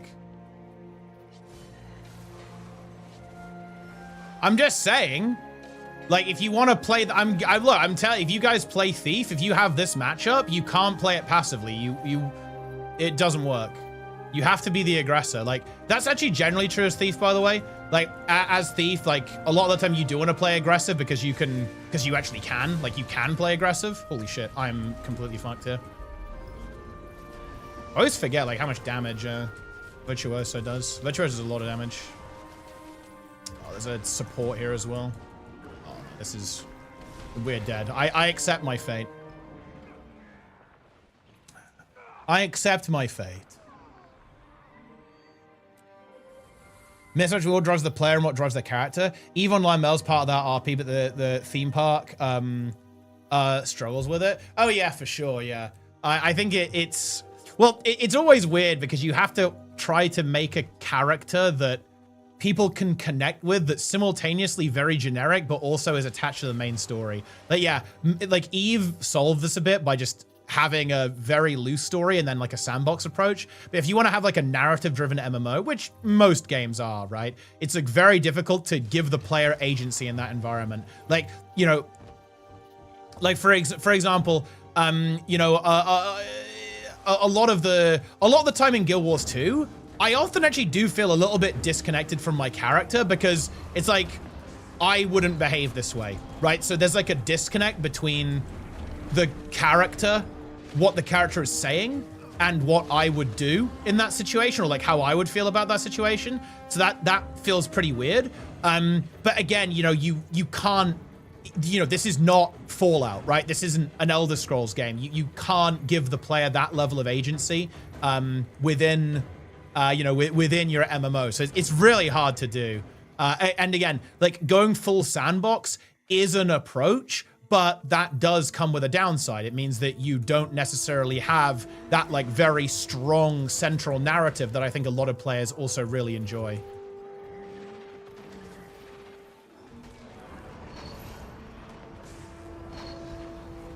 So it's got pros and cons. Do you think ArenaNet missed out by not expanding world versus world more? Yes. I think not focusing on world versus world was probably one of the biggest mistakes ArenaNet made. Like, it is absolutely crazy to me that...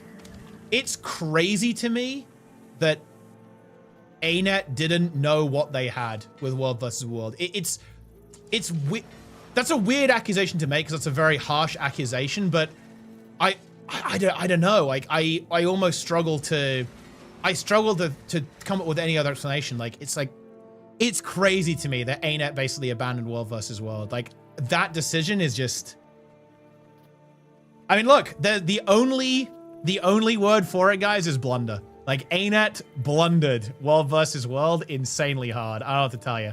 They blundered big time. World's beginning to strictly Zerg. Let's play Firebrand Luminary for the of it. It's mega hard. I mean, to be honest, I'd say play Firebrand or Luminary. Specifically, I'd try Luminary. Luminary, I think, is a bit easier to play than Firebrand, because Firebrand has a lot of buttons. So yeah, try Luminary support, I would say.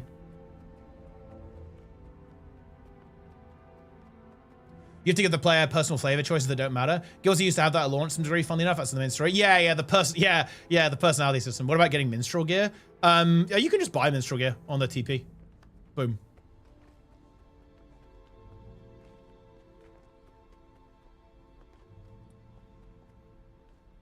Alliances, in my opinion, are straight up worse. They are, but only because it's a half-finished job. This system doesn't really have many upsides right now in the current context, because there's no competitive leaderboard. There's no making winning matter, right? So yeah, that's tough. And there's no support for finding guilds and groups for newer players or more solo-oriented players. So yeah, regrettably, the current system, I do not think it has worked out as intended. However, if you want my fully expanded takes on this, in my opinion, this system is designed to automate World versus World, make it require less maintenance, and work with a smaller player base with the release of Guild Wars 3. Because they've already said that it can dynamically reduce the amount of battle groups, right, depending on population. And I think that's actually their really big goal with this, is to make the game mode work in the future and have it automated. However, yeah, I do think it is very unfortunate that it didn't ship with making winning matter, right? Like, making winning matter is so important with this system. Yeah, it's so unfortunate. It really needed that kind of leaderboard component, and for to give players a reason to engage with the actual objective in World versus World and the system itself. Like, right now, players have no real reason to actually engage with the World versus World restructuring systems. And as a result, they don't, right? Like, people just like run around fighting each other. And that means that the system is mush. And oh, this is so important, guys. Okay. This is a classic MMO term. You want your video game to align player interests, right? So in other words, you want everyone to kind of have the same goal. It's good when you have that, especially in like a sandboxy style game, with a sandboxy style game mode. Do you know what the really big problem with World versus World right now is? Is that player goals are not aligned. A really big battle group, a big guild, they don't give a fuck about random pug. They don't care about random guy on the server, because random guy on the server isn't helpful to them. In fact, the opposite. Random guy on the server is an inconvenience, and this is a really big problem. But here's the thing, guys.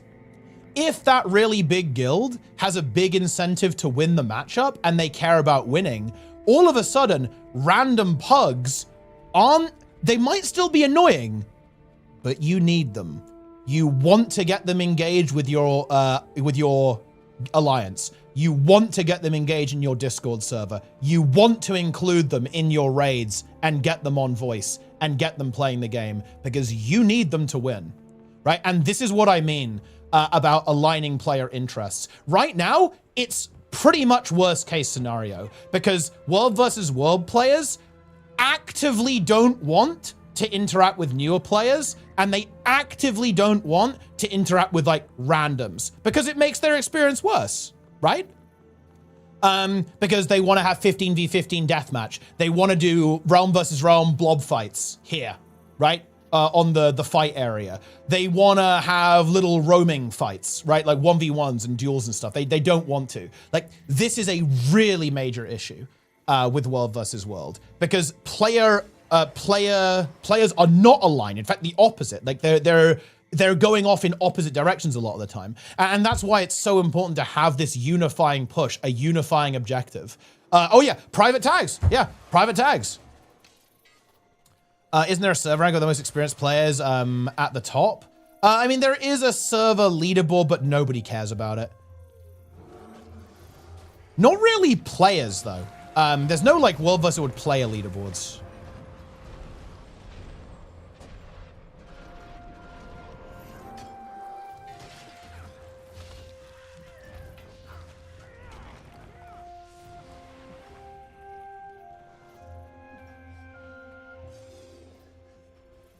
So that's the reason why the current system, in my opinion, feels a little bit not great, or I think hasn't landed in quite the way that perhaps ArenaNet wanted.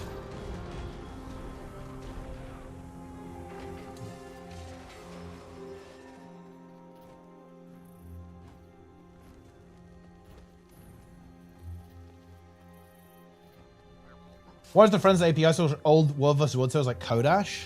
I mean, that might be a bug. It should. I think it shouldn't do that. But I mean, you are still on a server, just not for World vs. World.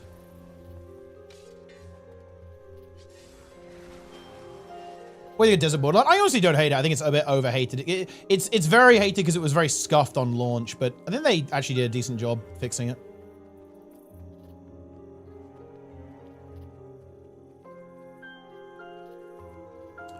Should have been only an Edge of the Mist and the pips should have been rewarded. No, I don't think so. World vs. World Rush is amazing. It's amazing. The problem is that new players are an annoyance for experienced players right now. Because there's, like, for experienced players, look, I'll be brutally honest, guys. New players make World vs. World less fun and more annoying for veterans. That statement is just objectively true for most vets, right? And that's why people don't like World vs. World Rush. The key is making it so that veterans actually benefit from having new players, and that the new players like being added into the game like end up, you know, improving the experience. Like, that's what you want, right? This is we do not really want to fight this thief around here. This is going to be a fucking rough one, let me tell you that. Dude, I can't even use a fucking skill, bro. What, the fear? Oh, wait, this guy's like a healer? It's fine, we got the...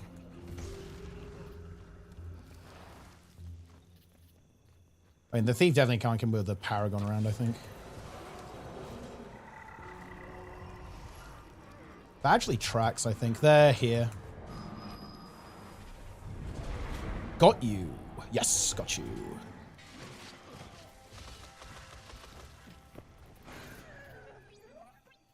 I saw the Shadow Step, right?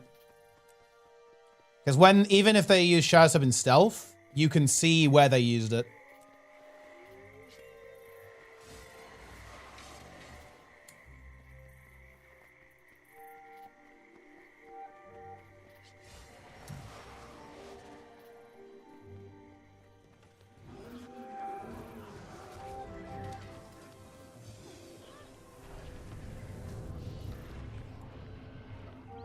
How do you make someone failing raid boss mechanics and 5k DPS matter in raids? Well, it's kind of this is also a really interesting one. I think the way that you can do it... Oh, we need to... I'm going to try and res this guy. I think I can. I can. Oh, shit.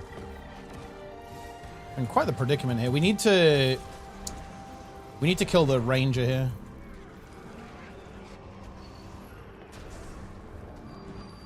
This is bad. Oh! Hardstuck might be able to banner me. Unlucky. As a new player, forget Wolves World. Got it? Oh no, Wolves was really fun as a new player. I definitely recommend getting into it, but it's just that, you know, the game has some problems. You can still play WoW? Oh yeah. I'm playing a lot of WoW. I'm very much looking forward to Midnight.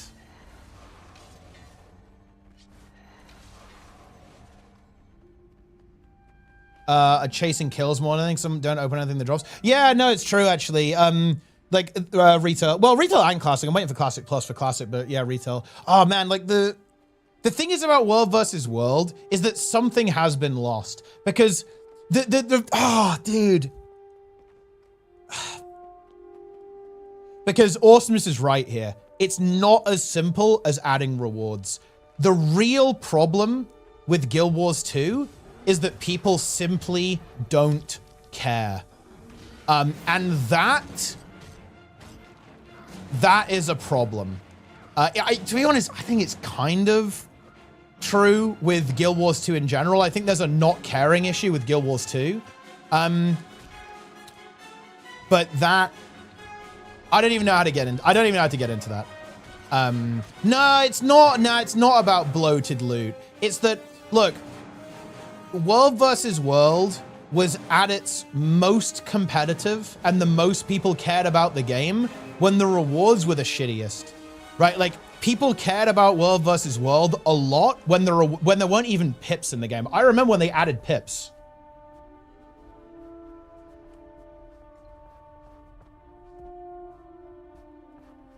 So it's not even about rewards, really. It's about caring.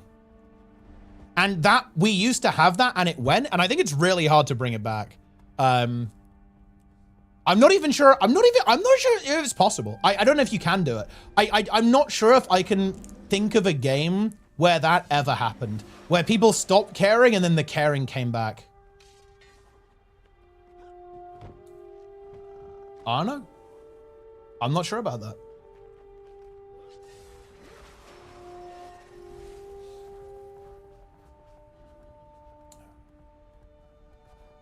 I'm clearing up my non-repeatable rewards so I can clean up that UI. Oh yeah, that's big.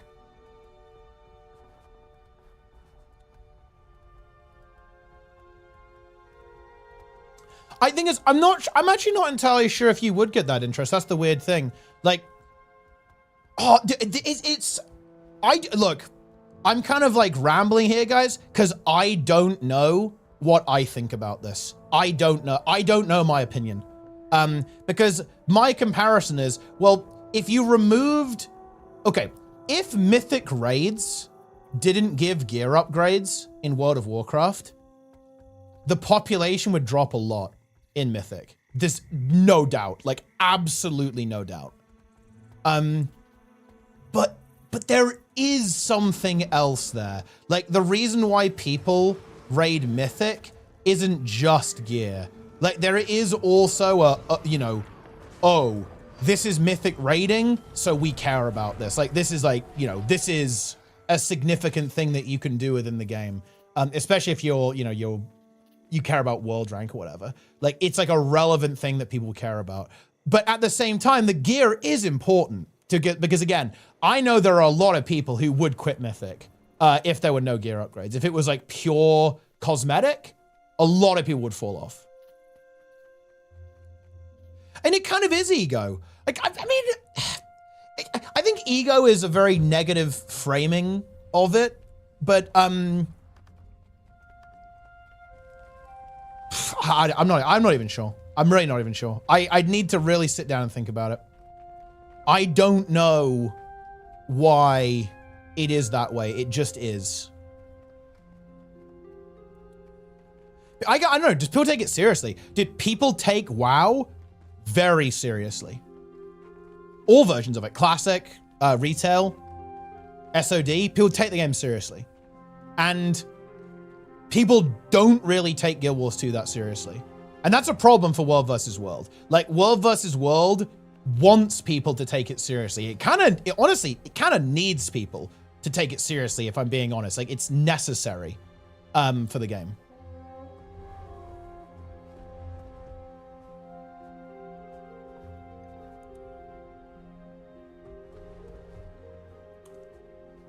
Oh man, we didn't make it in time. Unlucky.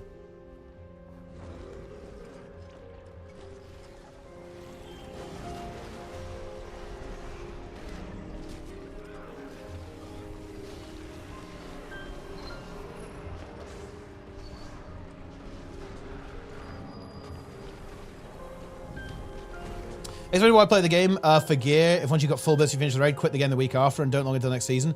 I crave honest understanding.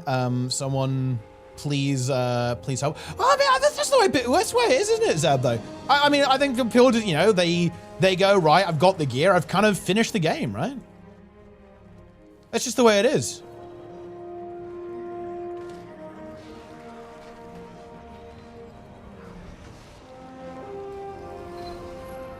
Oh shit, we got gamers. We got gamers!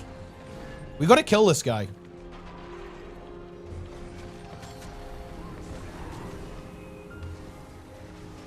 If we get him in down state, we're fine.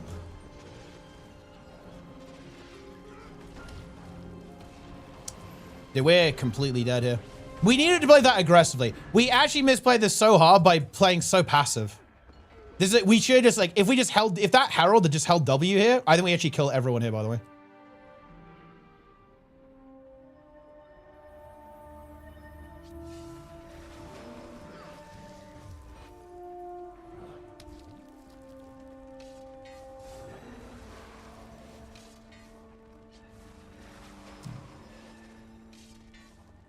You can gear up easily in retail. Oh yeah, gearing in retail is very easy.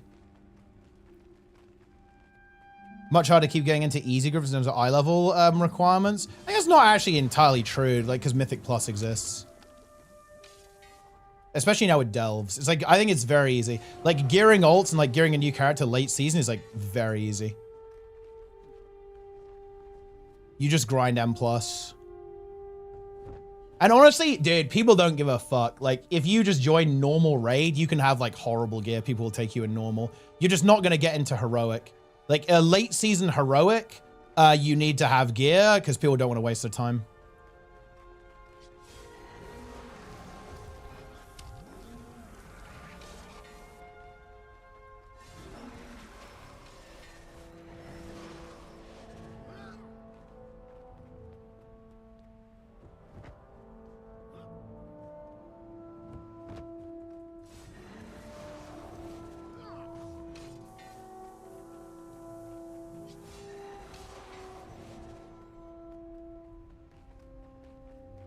Can you climb late season? Oh, yeah, absolutely. Yeah. You can climb, you can raid Mythic late season, you can do Heroic late season, you can push Mythic Plus late season. The coins, I think? Nah, it's not even that. To be honest, like, the whole falling behind system in WoW, to be honest, I've never felt that way. Like, for example, my first ever season, I started about halfway through season 2 of Dragonflight, and I just did not have any difficulty getting gear or kind of like catching up, as it were. To be fair, that was one of the fastest seasons to gear ever, but to be honest, you just have to play the game, right? Like, you just have to play. It's that you can't expect to play with people who have better gear than you. Like, you just can't have that expectation. Because why would they? Like, why would they play with you when, you know, your character is weaker than theirs? First few weeks, then it stabilizes quickly. Yeah, for sure. Like, if you're pugging, you 100% want to get ahead of the curve ASAP. Funnily enough, though, I feel like, isn't the Race to Worlds First really good for that? Because you can just join a split run, right? If I was like a solo player and I wasn't, you know, raiding with a guild, I would just join a split run, get 300k in the pocket, and get taught how to do the raids by like the best players in the world. That's the approach I would take. Same with the M+, right? I actually joined this, guys. I was learning VDH and I joined an Echo Dark Art Thicket. I tanked Dark Art Thicket with Gingy and a bunch of the other like Echo guys.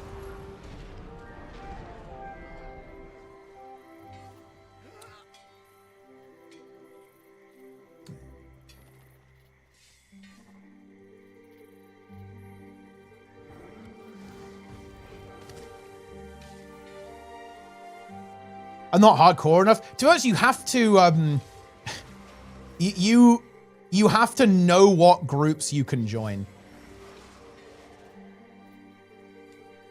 Like, if you're just making a new character and starting to play, you have a 0% chance of getting in to like an experienced heroic run. Nobody's gonna add you to that, because why would they? They've got like 50 people applying, all with BIS gear and with 8 out of 8 and good logs. Like, you're not getting in. If you want to do that, you have to work your way up. Like, you have to start in normal or even LFR, right? To like get your tier or whatever. And then do normal, try to get good logs in normals, or try to do good damage in logs, get good gear from Mythic Plus, and then work onto heroic.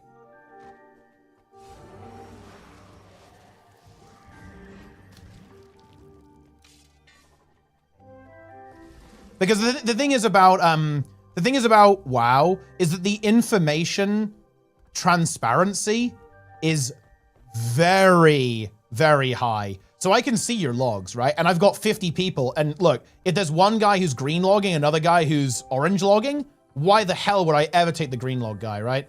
Why would I, if there's a guy in the queue who's 3,500 Raider IO score versus someone who's got 1.5K, it's a no-brainer. Like, you're never picking the guy with the lower score in that situation. It's the same with eye level too. If like one guy's maxed out, another guy's 10 eye level lower, like you're just not going to add the negative, you know, the lower,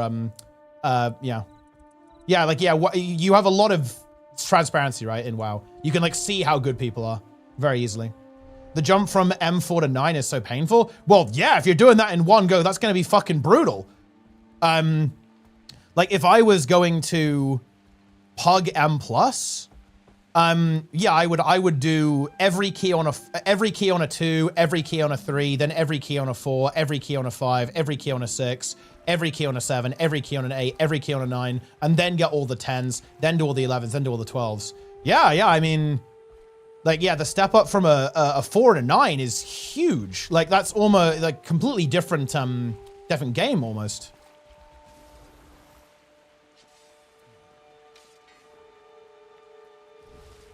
Rate is rears. Oh, well, I mean, I'm not gonna, we're in pre-patch. The game's a fucking meme. Like, you know, you're killing Dimensius Mythic before he does one mechanic in the last phase. Like, yeah, like nothing means anything right now in pre-patch. But you know, in a way that's good, right? Like, because the game is trivial, so just it doesn't fucking matter. Just add people. You will clear it.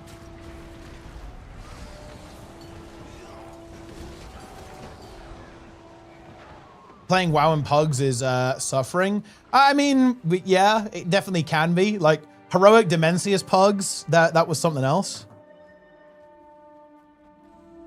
But to be honest, that's because the game is just kind of hard. Like heroic Dimensius on launch was fucked up. Look, I'll tell you a secret, guys. Like heroic end boss pugs, they are brutal, but that's because the bosses are actually not easy. Like, do you guys remember heroic Ansarak? That was the pug fucking destroyer. Holy shit.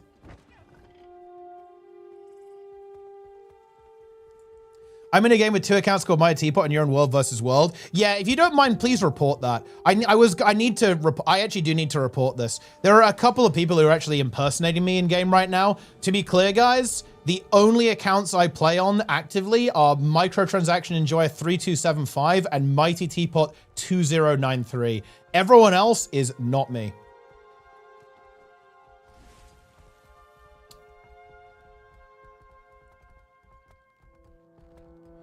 Your JBot fan site, you need a game. It's basically like a little upgrade I've got that like gets me bonus materials when I kill stuff. I actually do need to report this to ArenaNet because obviously it's really shitty. Because I have no idea what these people are doing, right? I have no idea if they're like, you know, being toxic or whatever. But yeah, I am aware of this. There's a couple of imposters. They play PvP. And I'm aware there's a couple of people who are impersonating me. Not good. I actually don't know how to handle it. The weird thing is, I don't know if they're violating the rules. This is the weird thing. I don't know how I'm going to explain this to support. It's one of the reasons why I haven't bothered to report it yet. It's because, like, what am I going to say?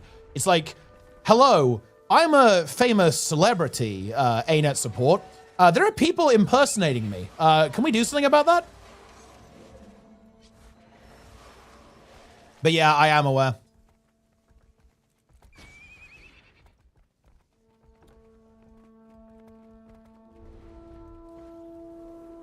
Can I prove I was the first teapot? Well, ArenaNet can, yeah. Because they can see that my account's the oldest. How many tries you got at Dimensius? Wait, how many tries? I think it took us about 300 pulls to get him. I'll quickly check. We actually did we did well on Nexus King. We struggled a bit on Dimensius. We did struggle a bit. I will freely admit that. Yeah, we killed it on... Oh, nice. Yeah, I remember this. We killed it on pull 299, so one pull under 300.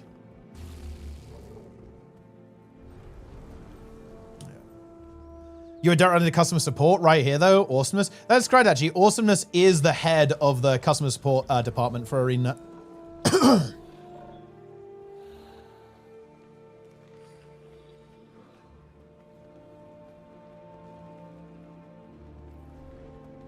I feel like people are allergic to making social connections. Run to good players in a chill group, talk to them, make friends, play them later, make your life so much easier. Oh, yeah, for sure. Like, this is,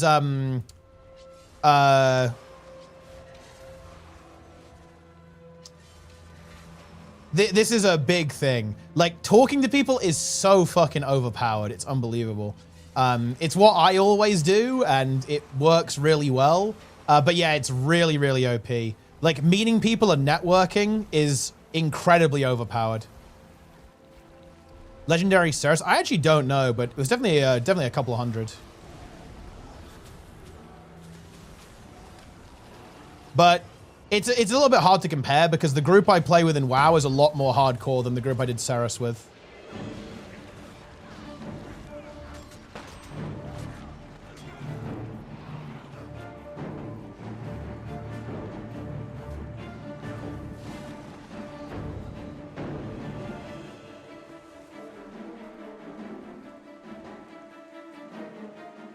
Need to talk to people?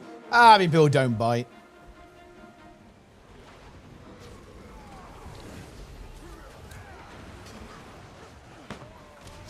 Before I play MMOs? Well, you know, I think it makes a lot of sense, actually. I think I really do believe it made a lot of sense. Because, and this is something that I really relate to as well. Like, I'm not a particularly social person, but I find it really easy to socialize online because I can just turn it off.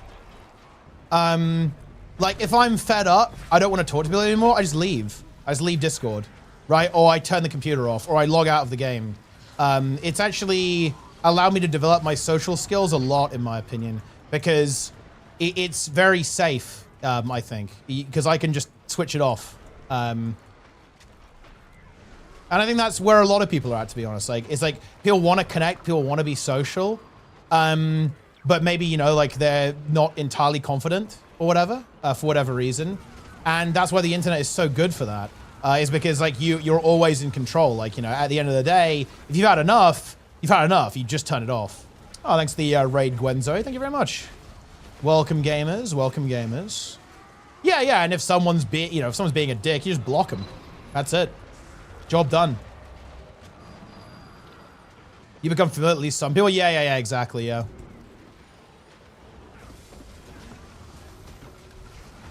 And by the way, it is, in my opinion, extremely easy to get in with the good Mythic Plus players, or at least the good Pug Mythic Plus players. I'm not going to pretend that it's easy to, join Echo or Mist Count or whatever, right? Or anything like that. That's obviously no mean feat to do that, but it is very easy to get in with like the Pug crew, like the Pug network. If you play well, right, and you join these groups and you add people, they will add you back 100%. Like if you demonstrate that you know what you're doing and you're gonna be, you're gonna provide like success 100%. It's like very easy to do that.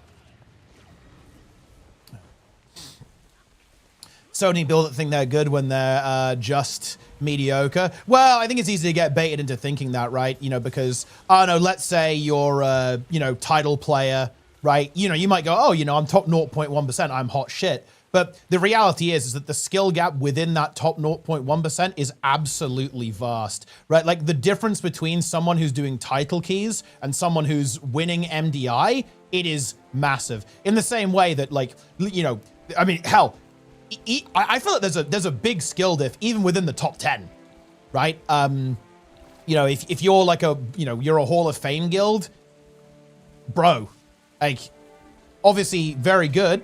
We respect that. We like that. But you ain't Echo, right? You're not Liquid. For sure.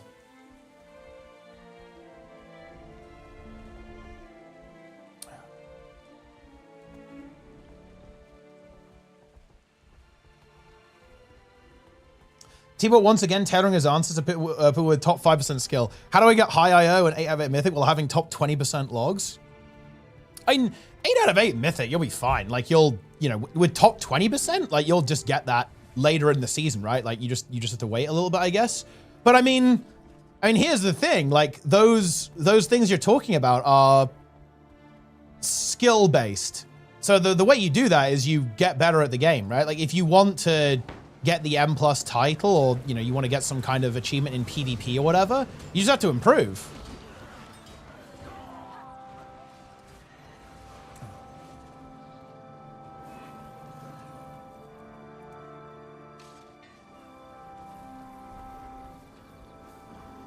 How's the mood on the stream when they announced the New World shutdown? Grapevine whispers the game will be salvaged. I mean, I think the guy who owns Rust is offering to buy the game, which is pretty base, but I'm not sure if that's going to go on. That's a bit of copium. But I mean, I'd say pretty glum. I'm not happy about it. It sucks. I think Plenix wants to play it, so I'll probably play it with him. He wants to go try out the raids, I think, and I think that'll be fun. But yeah, really sad. I rather like the game, but yeah, it is what it is. It's very, I mean, it fucking sucks. Like, it's, you know, it's nothing else to say about it, really. It's just very unfortunate. Very, very, very unfortunate.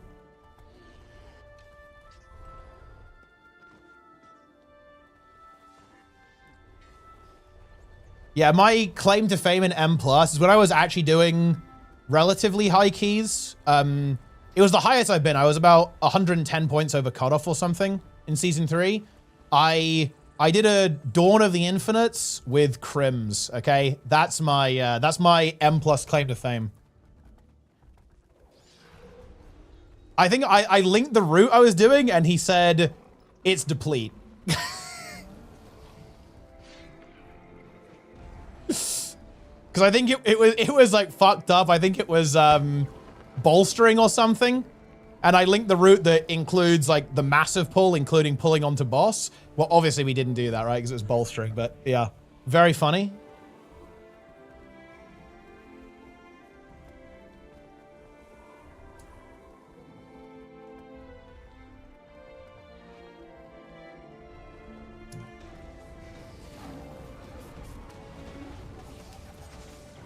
But yeah, I don't know, like, this is kind of a, you know, like a weird one, I guess, but yeah, some rewards are skill oriented. I don't want to tell you. That's just the way it is.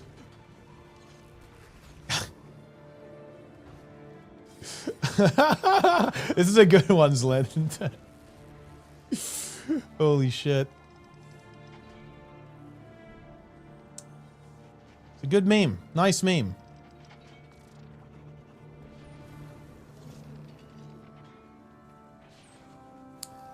If I get back to WoW, I for some reason feel like playing a healer, I will just not play. Well, I mean, I'm curious how I am actually really curious how the healer changes work out.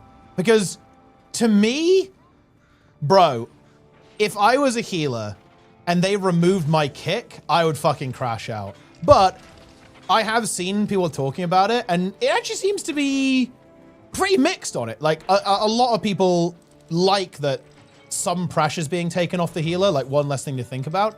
So look, I'll leave him to it. You know, I'll let the healers heal. I'll stay in my lane, guys. But yeah, I would fucking crash out. Like, taking away kick is absolute despair. Because my only healing experience, I didn't do a lot of healing. I did like 3k IO on Disc Priest, right, in season 1. Did all 12s. And it was kind of fun, but man, not having kick was so fucking horrible, man. Like, oh my God. Get me out, okay? It was hell, absolute hell, guys. Because sometimes the pugs just, you know, they didn't kick. Sometimes, you know, you just, the one shot goes off and you just die. The bolt goes off, the AoE goes off. Doesn't feel good. Healers carry keys, but we don't get it. It's actually 100% true, by the way.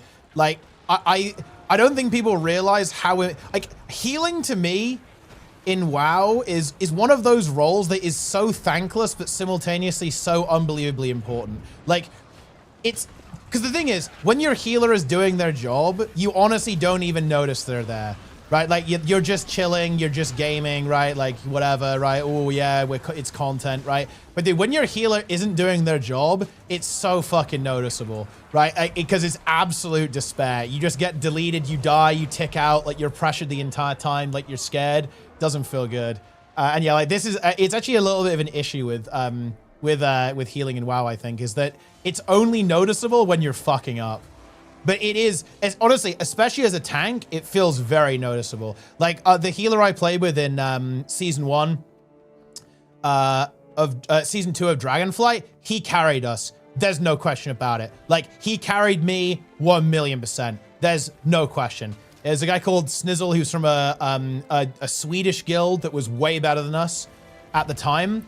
And yeah, he literally fucking 1v4'd us to title in that season, 100%.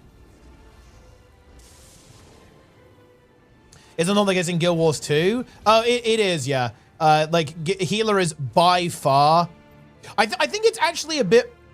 I think it's a bit more noticeable, I think, actually, in Guild Wars 2. Because in Guild Wars 2, you're so high impact. Like, you can solo carry as a healer in Guild Wars 2. But yeah, of course, it is very noticeable when you don't have the boons.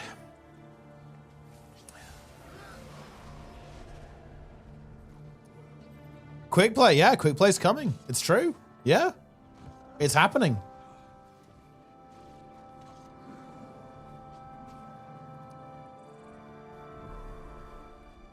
Isn't it harder for healers to keep track of kicks without weak auras? That's actually going to be really interesting. Like, I think what you'll do is you'll just, like, mark mobs and do kicks, and that's, like, very doable in pugs.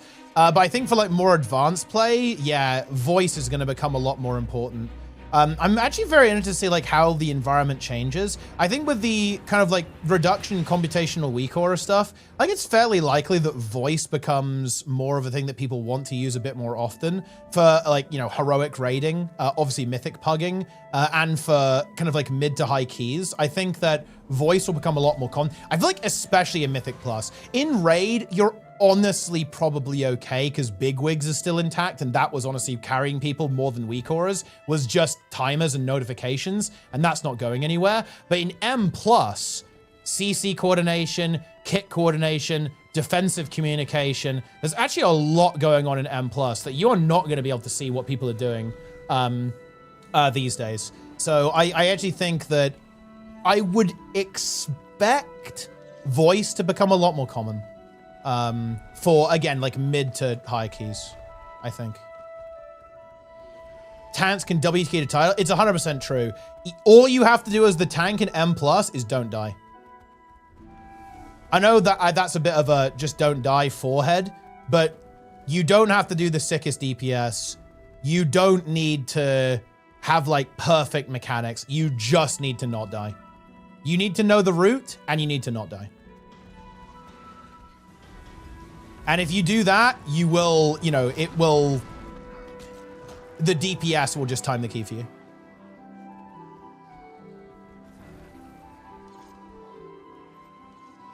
I actually think DPS are actually more impactful in M+ than people think too. Like cooldown usage, because I've played with some very good players and some okay players, and playing with very good players is extremely noticeable. because of their cooldown usage. And like how they understand like the flow of the dungeon. And how they apply, you know, how they apply their abilities.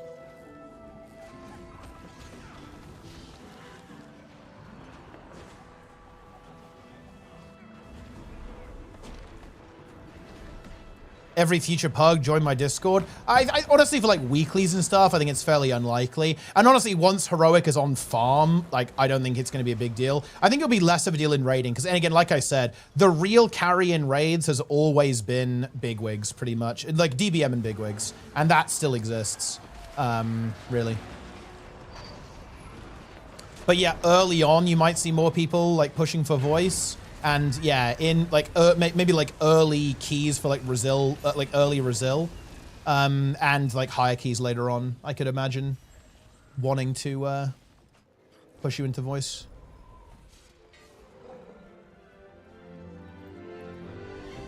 Brazil is really interesting, actually. I'm not sure if Blizzard really cares about it because, contrary to popular belief, I don't think Blizzard actually care that much about high-end M+. But I feel, I wonder if they'll do something about the boosting. That's honestly like a really, really interesting problem. Because like this season was actually insane. It was a fucking boost fiesta.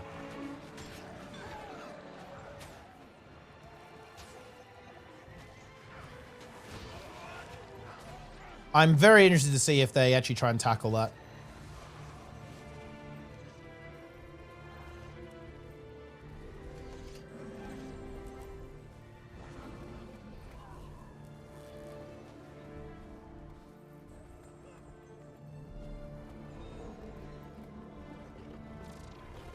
Any boosts? Any buyers, guys?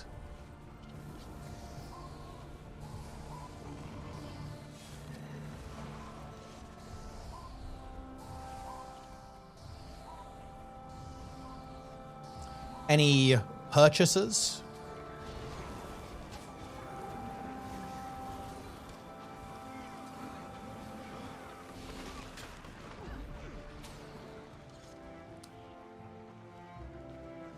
How are you supposed to get geared now without boost? I mean, you can't. It's over. You just give up. You just wait till midnight.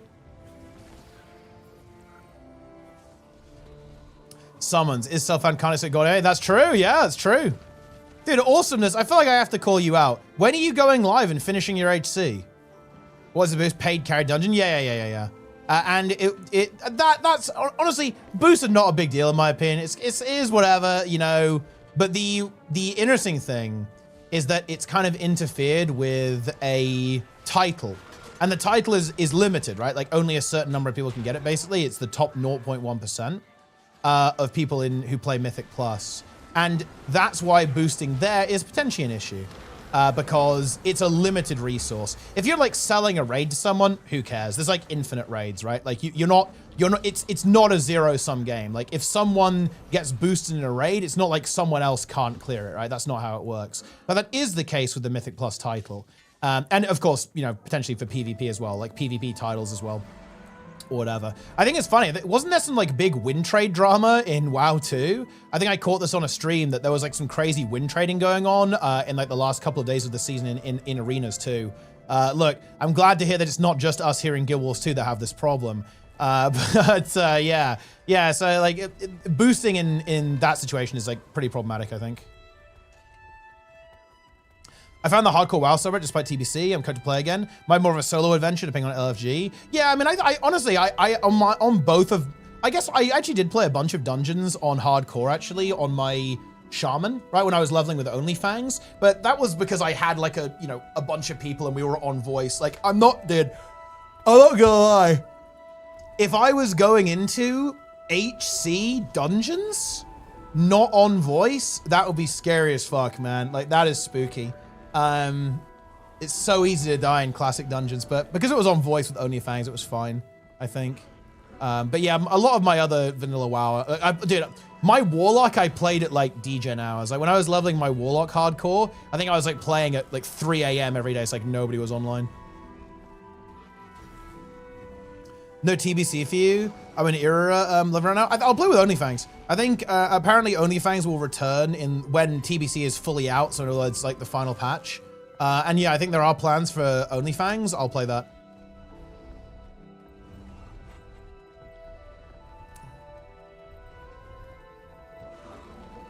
Wasn't guaranteed because it was putting you at the cutoff. Well, I mean, have you seen the Brazil files? So I'll actually quickly, I won't show any account names. We don't need to do that. So it looks like about, yeah, over 200 people bought title. That's crazy, right? And wait, how many people got title? This is on EU. Okay, so on EU, 1,300 people got title. So, yeah, I mean, that's kind of a lot.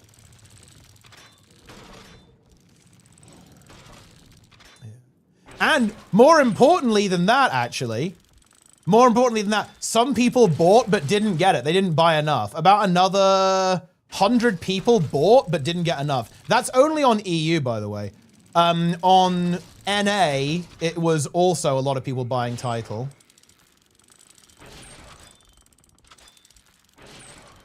So that's pretty crazy stuff. Yeah, on NA, about 136 people bought title by the looks of it. And then on EU, about 200, about 400 people tried to buy, 230 succeeded. On NA, about 130 people bought.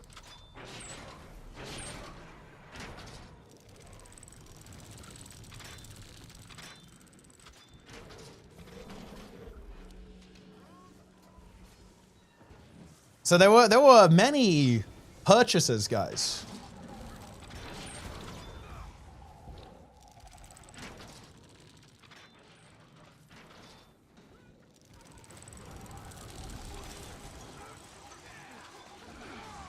Any buyers?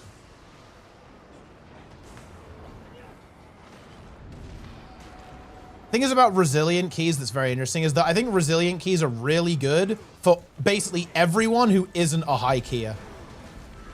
I think for high key players, resilient is realistically not great.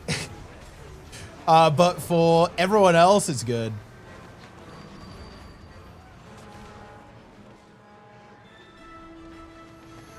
Want to make all keys resilient? The reason for that is I actually think it would be really interesting if they did try that and just made keys not deplete. That would be really interesting, I think. But I think their goal is they don't want people to just they don't want the fractal problem, right? The fractal problem where everyone ends up in tier 4 and nobody's doing lower keys. Like keys depleting kind of keeps people doing the lower keys as well. Brazil is really good. People barely putting culture. Well, I don't think so actually, because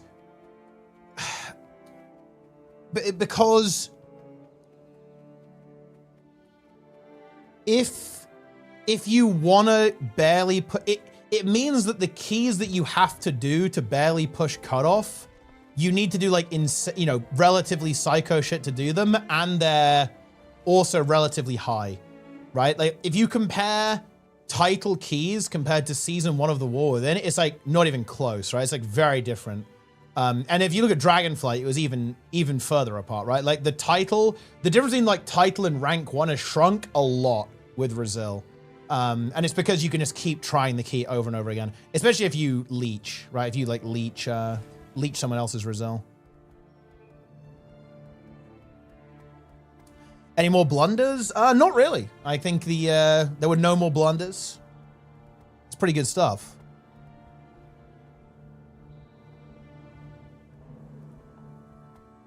Yeah, exactly. That Brazil raises the title, the minimum threshold, because it means you can just like leech off other people and push even higher.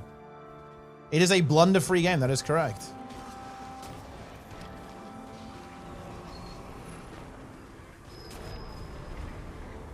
Infallible, yeah. It did.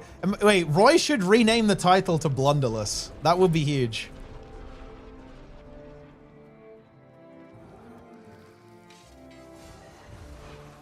It's ready for celebrating. I think it is and it isn't, to be honest. Like, it has... I think it has major downsides. From a solo player perspective. Because it means that you have to do... Like, for example... You had to do 20 Priory to do title this season, pretty much, right? That key is kind of fucked up, and you will need to try it a lot. Like that's content. Let me tell you that. Yo, Darren's with the raid, Darren's with the slop. Very nice. You're not crashing out. Wait, wait. What are you doing? You're crashing out, Darren's? What's this?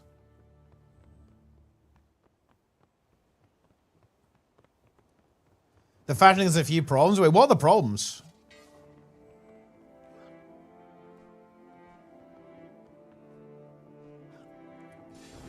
I think it...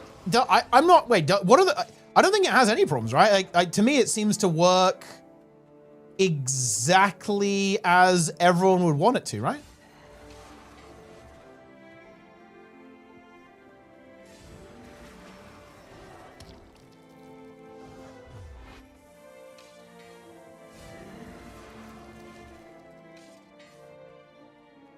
Wait, what the fuck is this?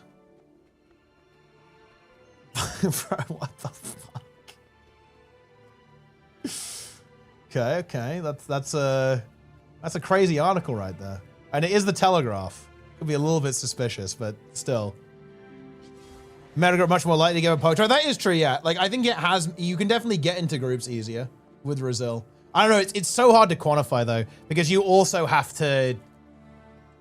do harder keys to get title as well at the same time. It's like very hard to quantify. Check this house. Oh shit, dude! Look, wait, you've made WoW. Look at that. You've made the login screen. Changing one single piece is very annoying. Yeah, well, yeah, it's got more clicks, right? Yeah, it's got more inputs.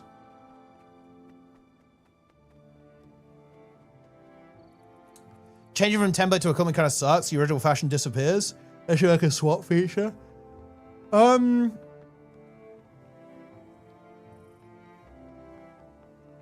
need to have a free template forever. Yeah, I think that's kind of the intention, right? Is that you can leave one empty and then that will just show your gear forever. In order to switch one item. Wait, what do you mean? What are you trying to do? What are you trying to do exactly? You're trying to change only one item? Or wait, or you mean change one item and keep it constant, basically? Darren's is crashing out. Bro is crashing out.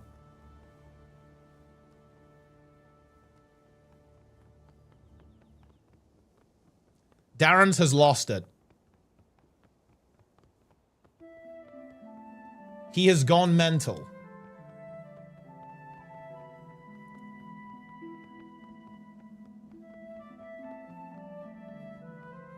Anyway, stream over. I raid Lara. Let's go. If you want to change one weapon skin, for example, one equipment template, you need to have fashion template free forever to do this. Yeah, I guess that is true. I think. No, swipe, bro. Later, yep. I'll probably be back tomorrow, guys. I think I'll stream tomorrow. I'll be back tomorrow. I think. Because we're going to be streaming a lot next week with drops. So yeah, stream warm-up. Going to be streaming big guys over the next couple of days. It's going to be content. I'll see you guys tomorrow. I'm out. Boom. Maybe some PvP tomorrow. Maybe some ranked even. Maybe it might be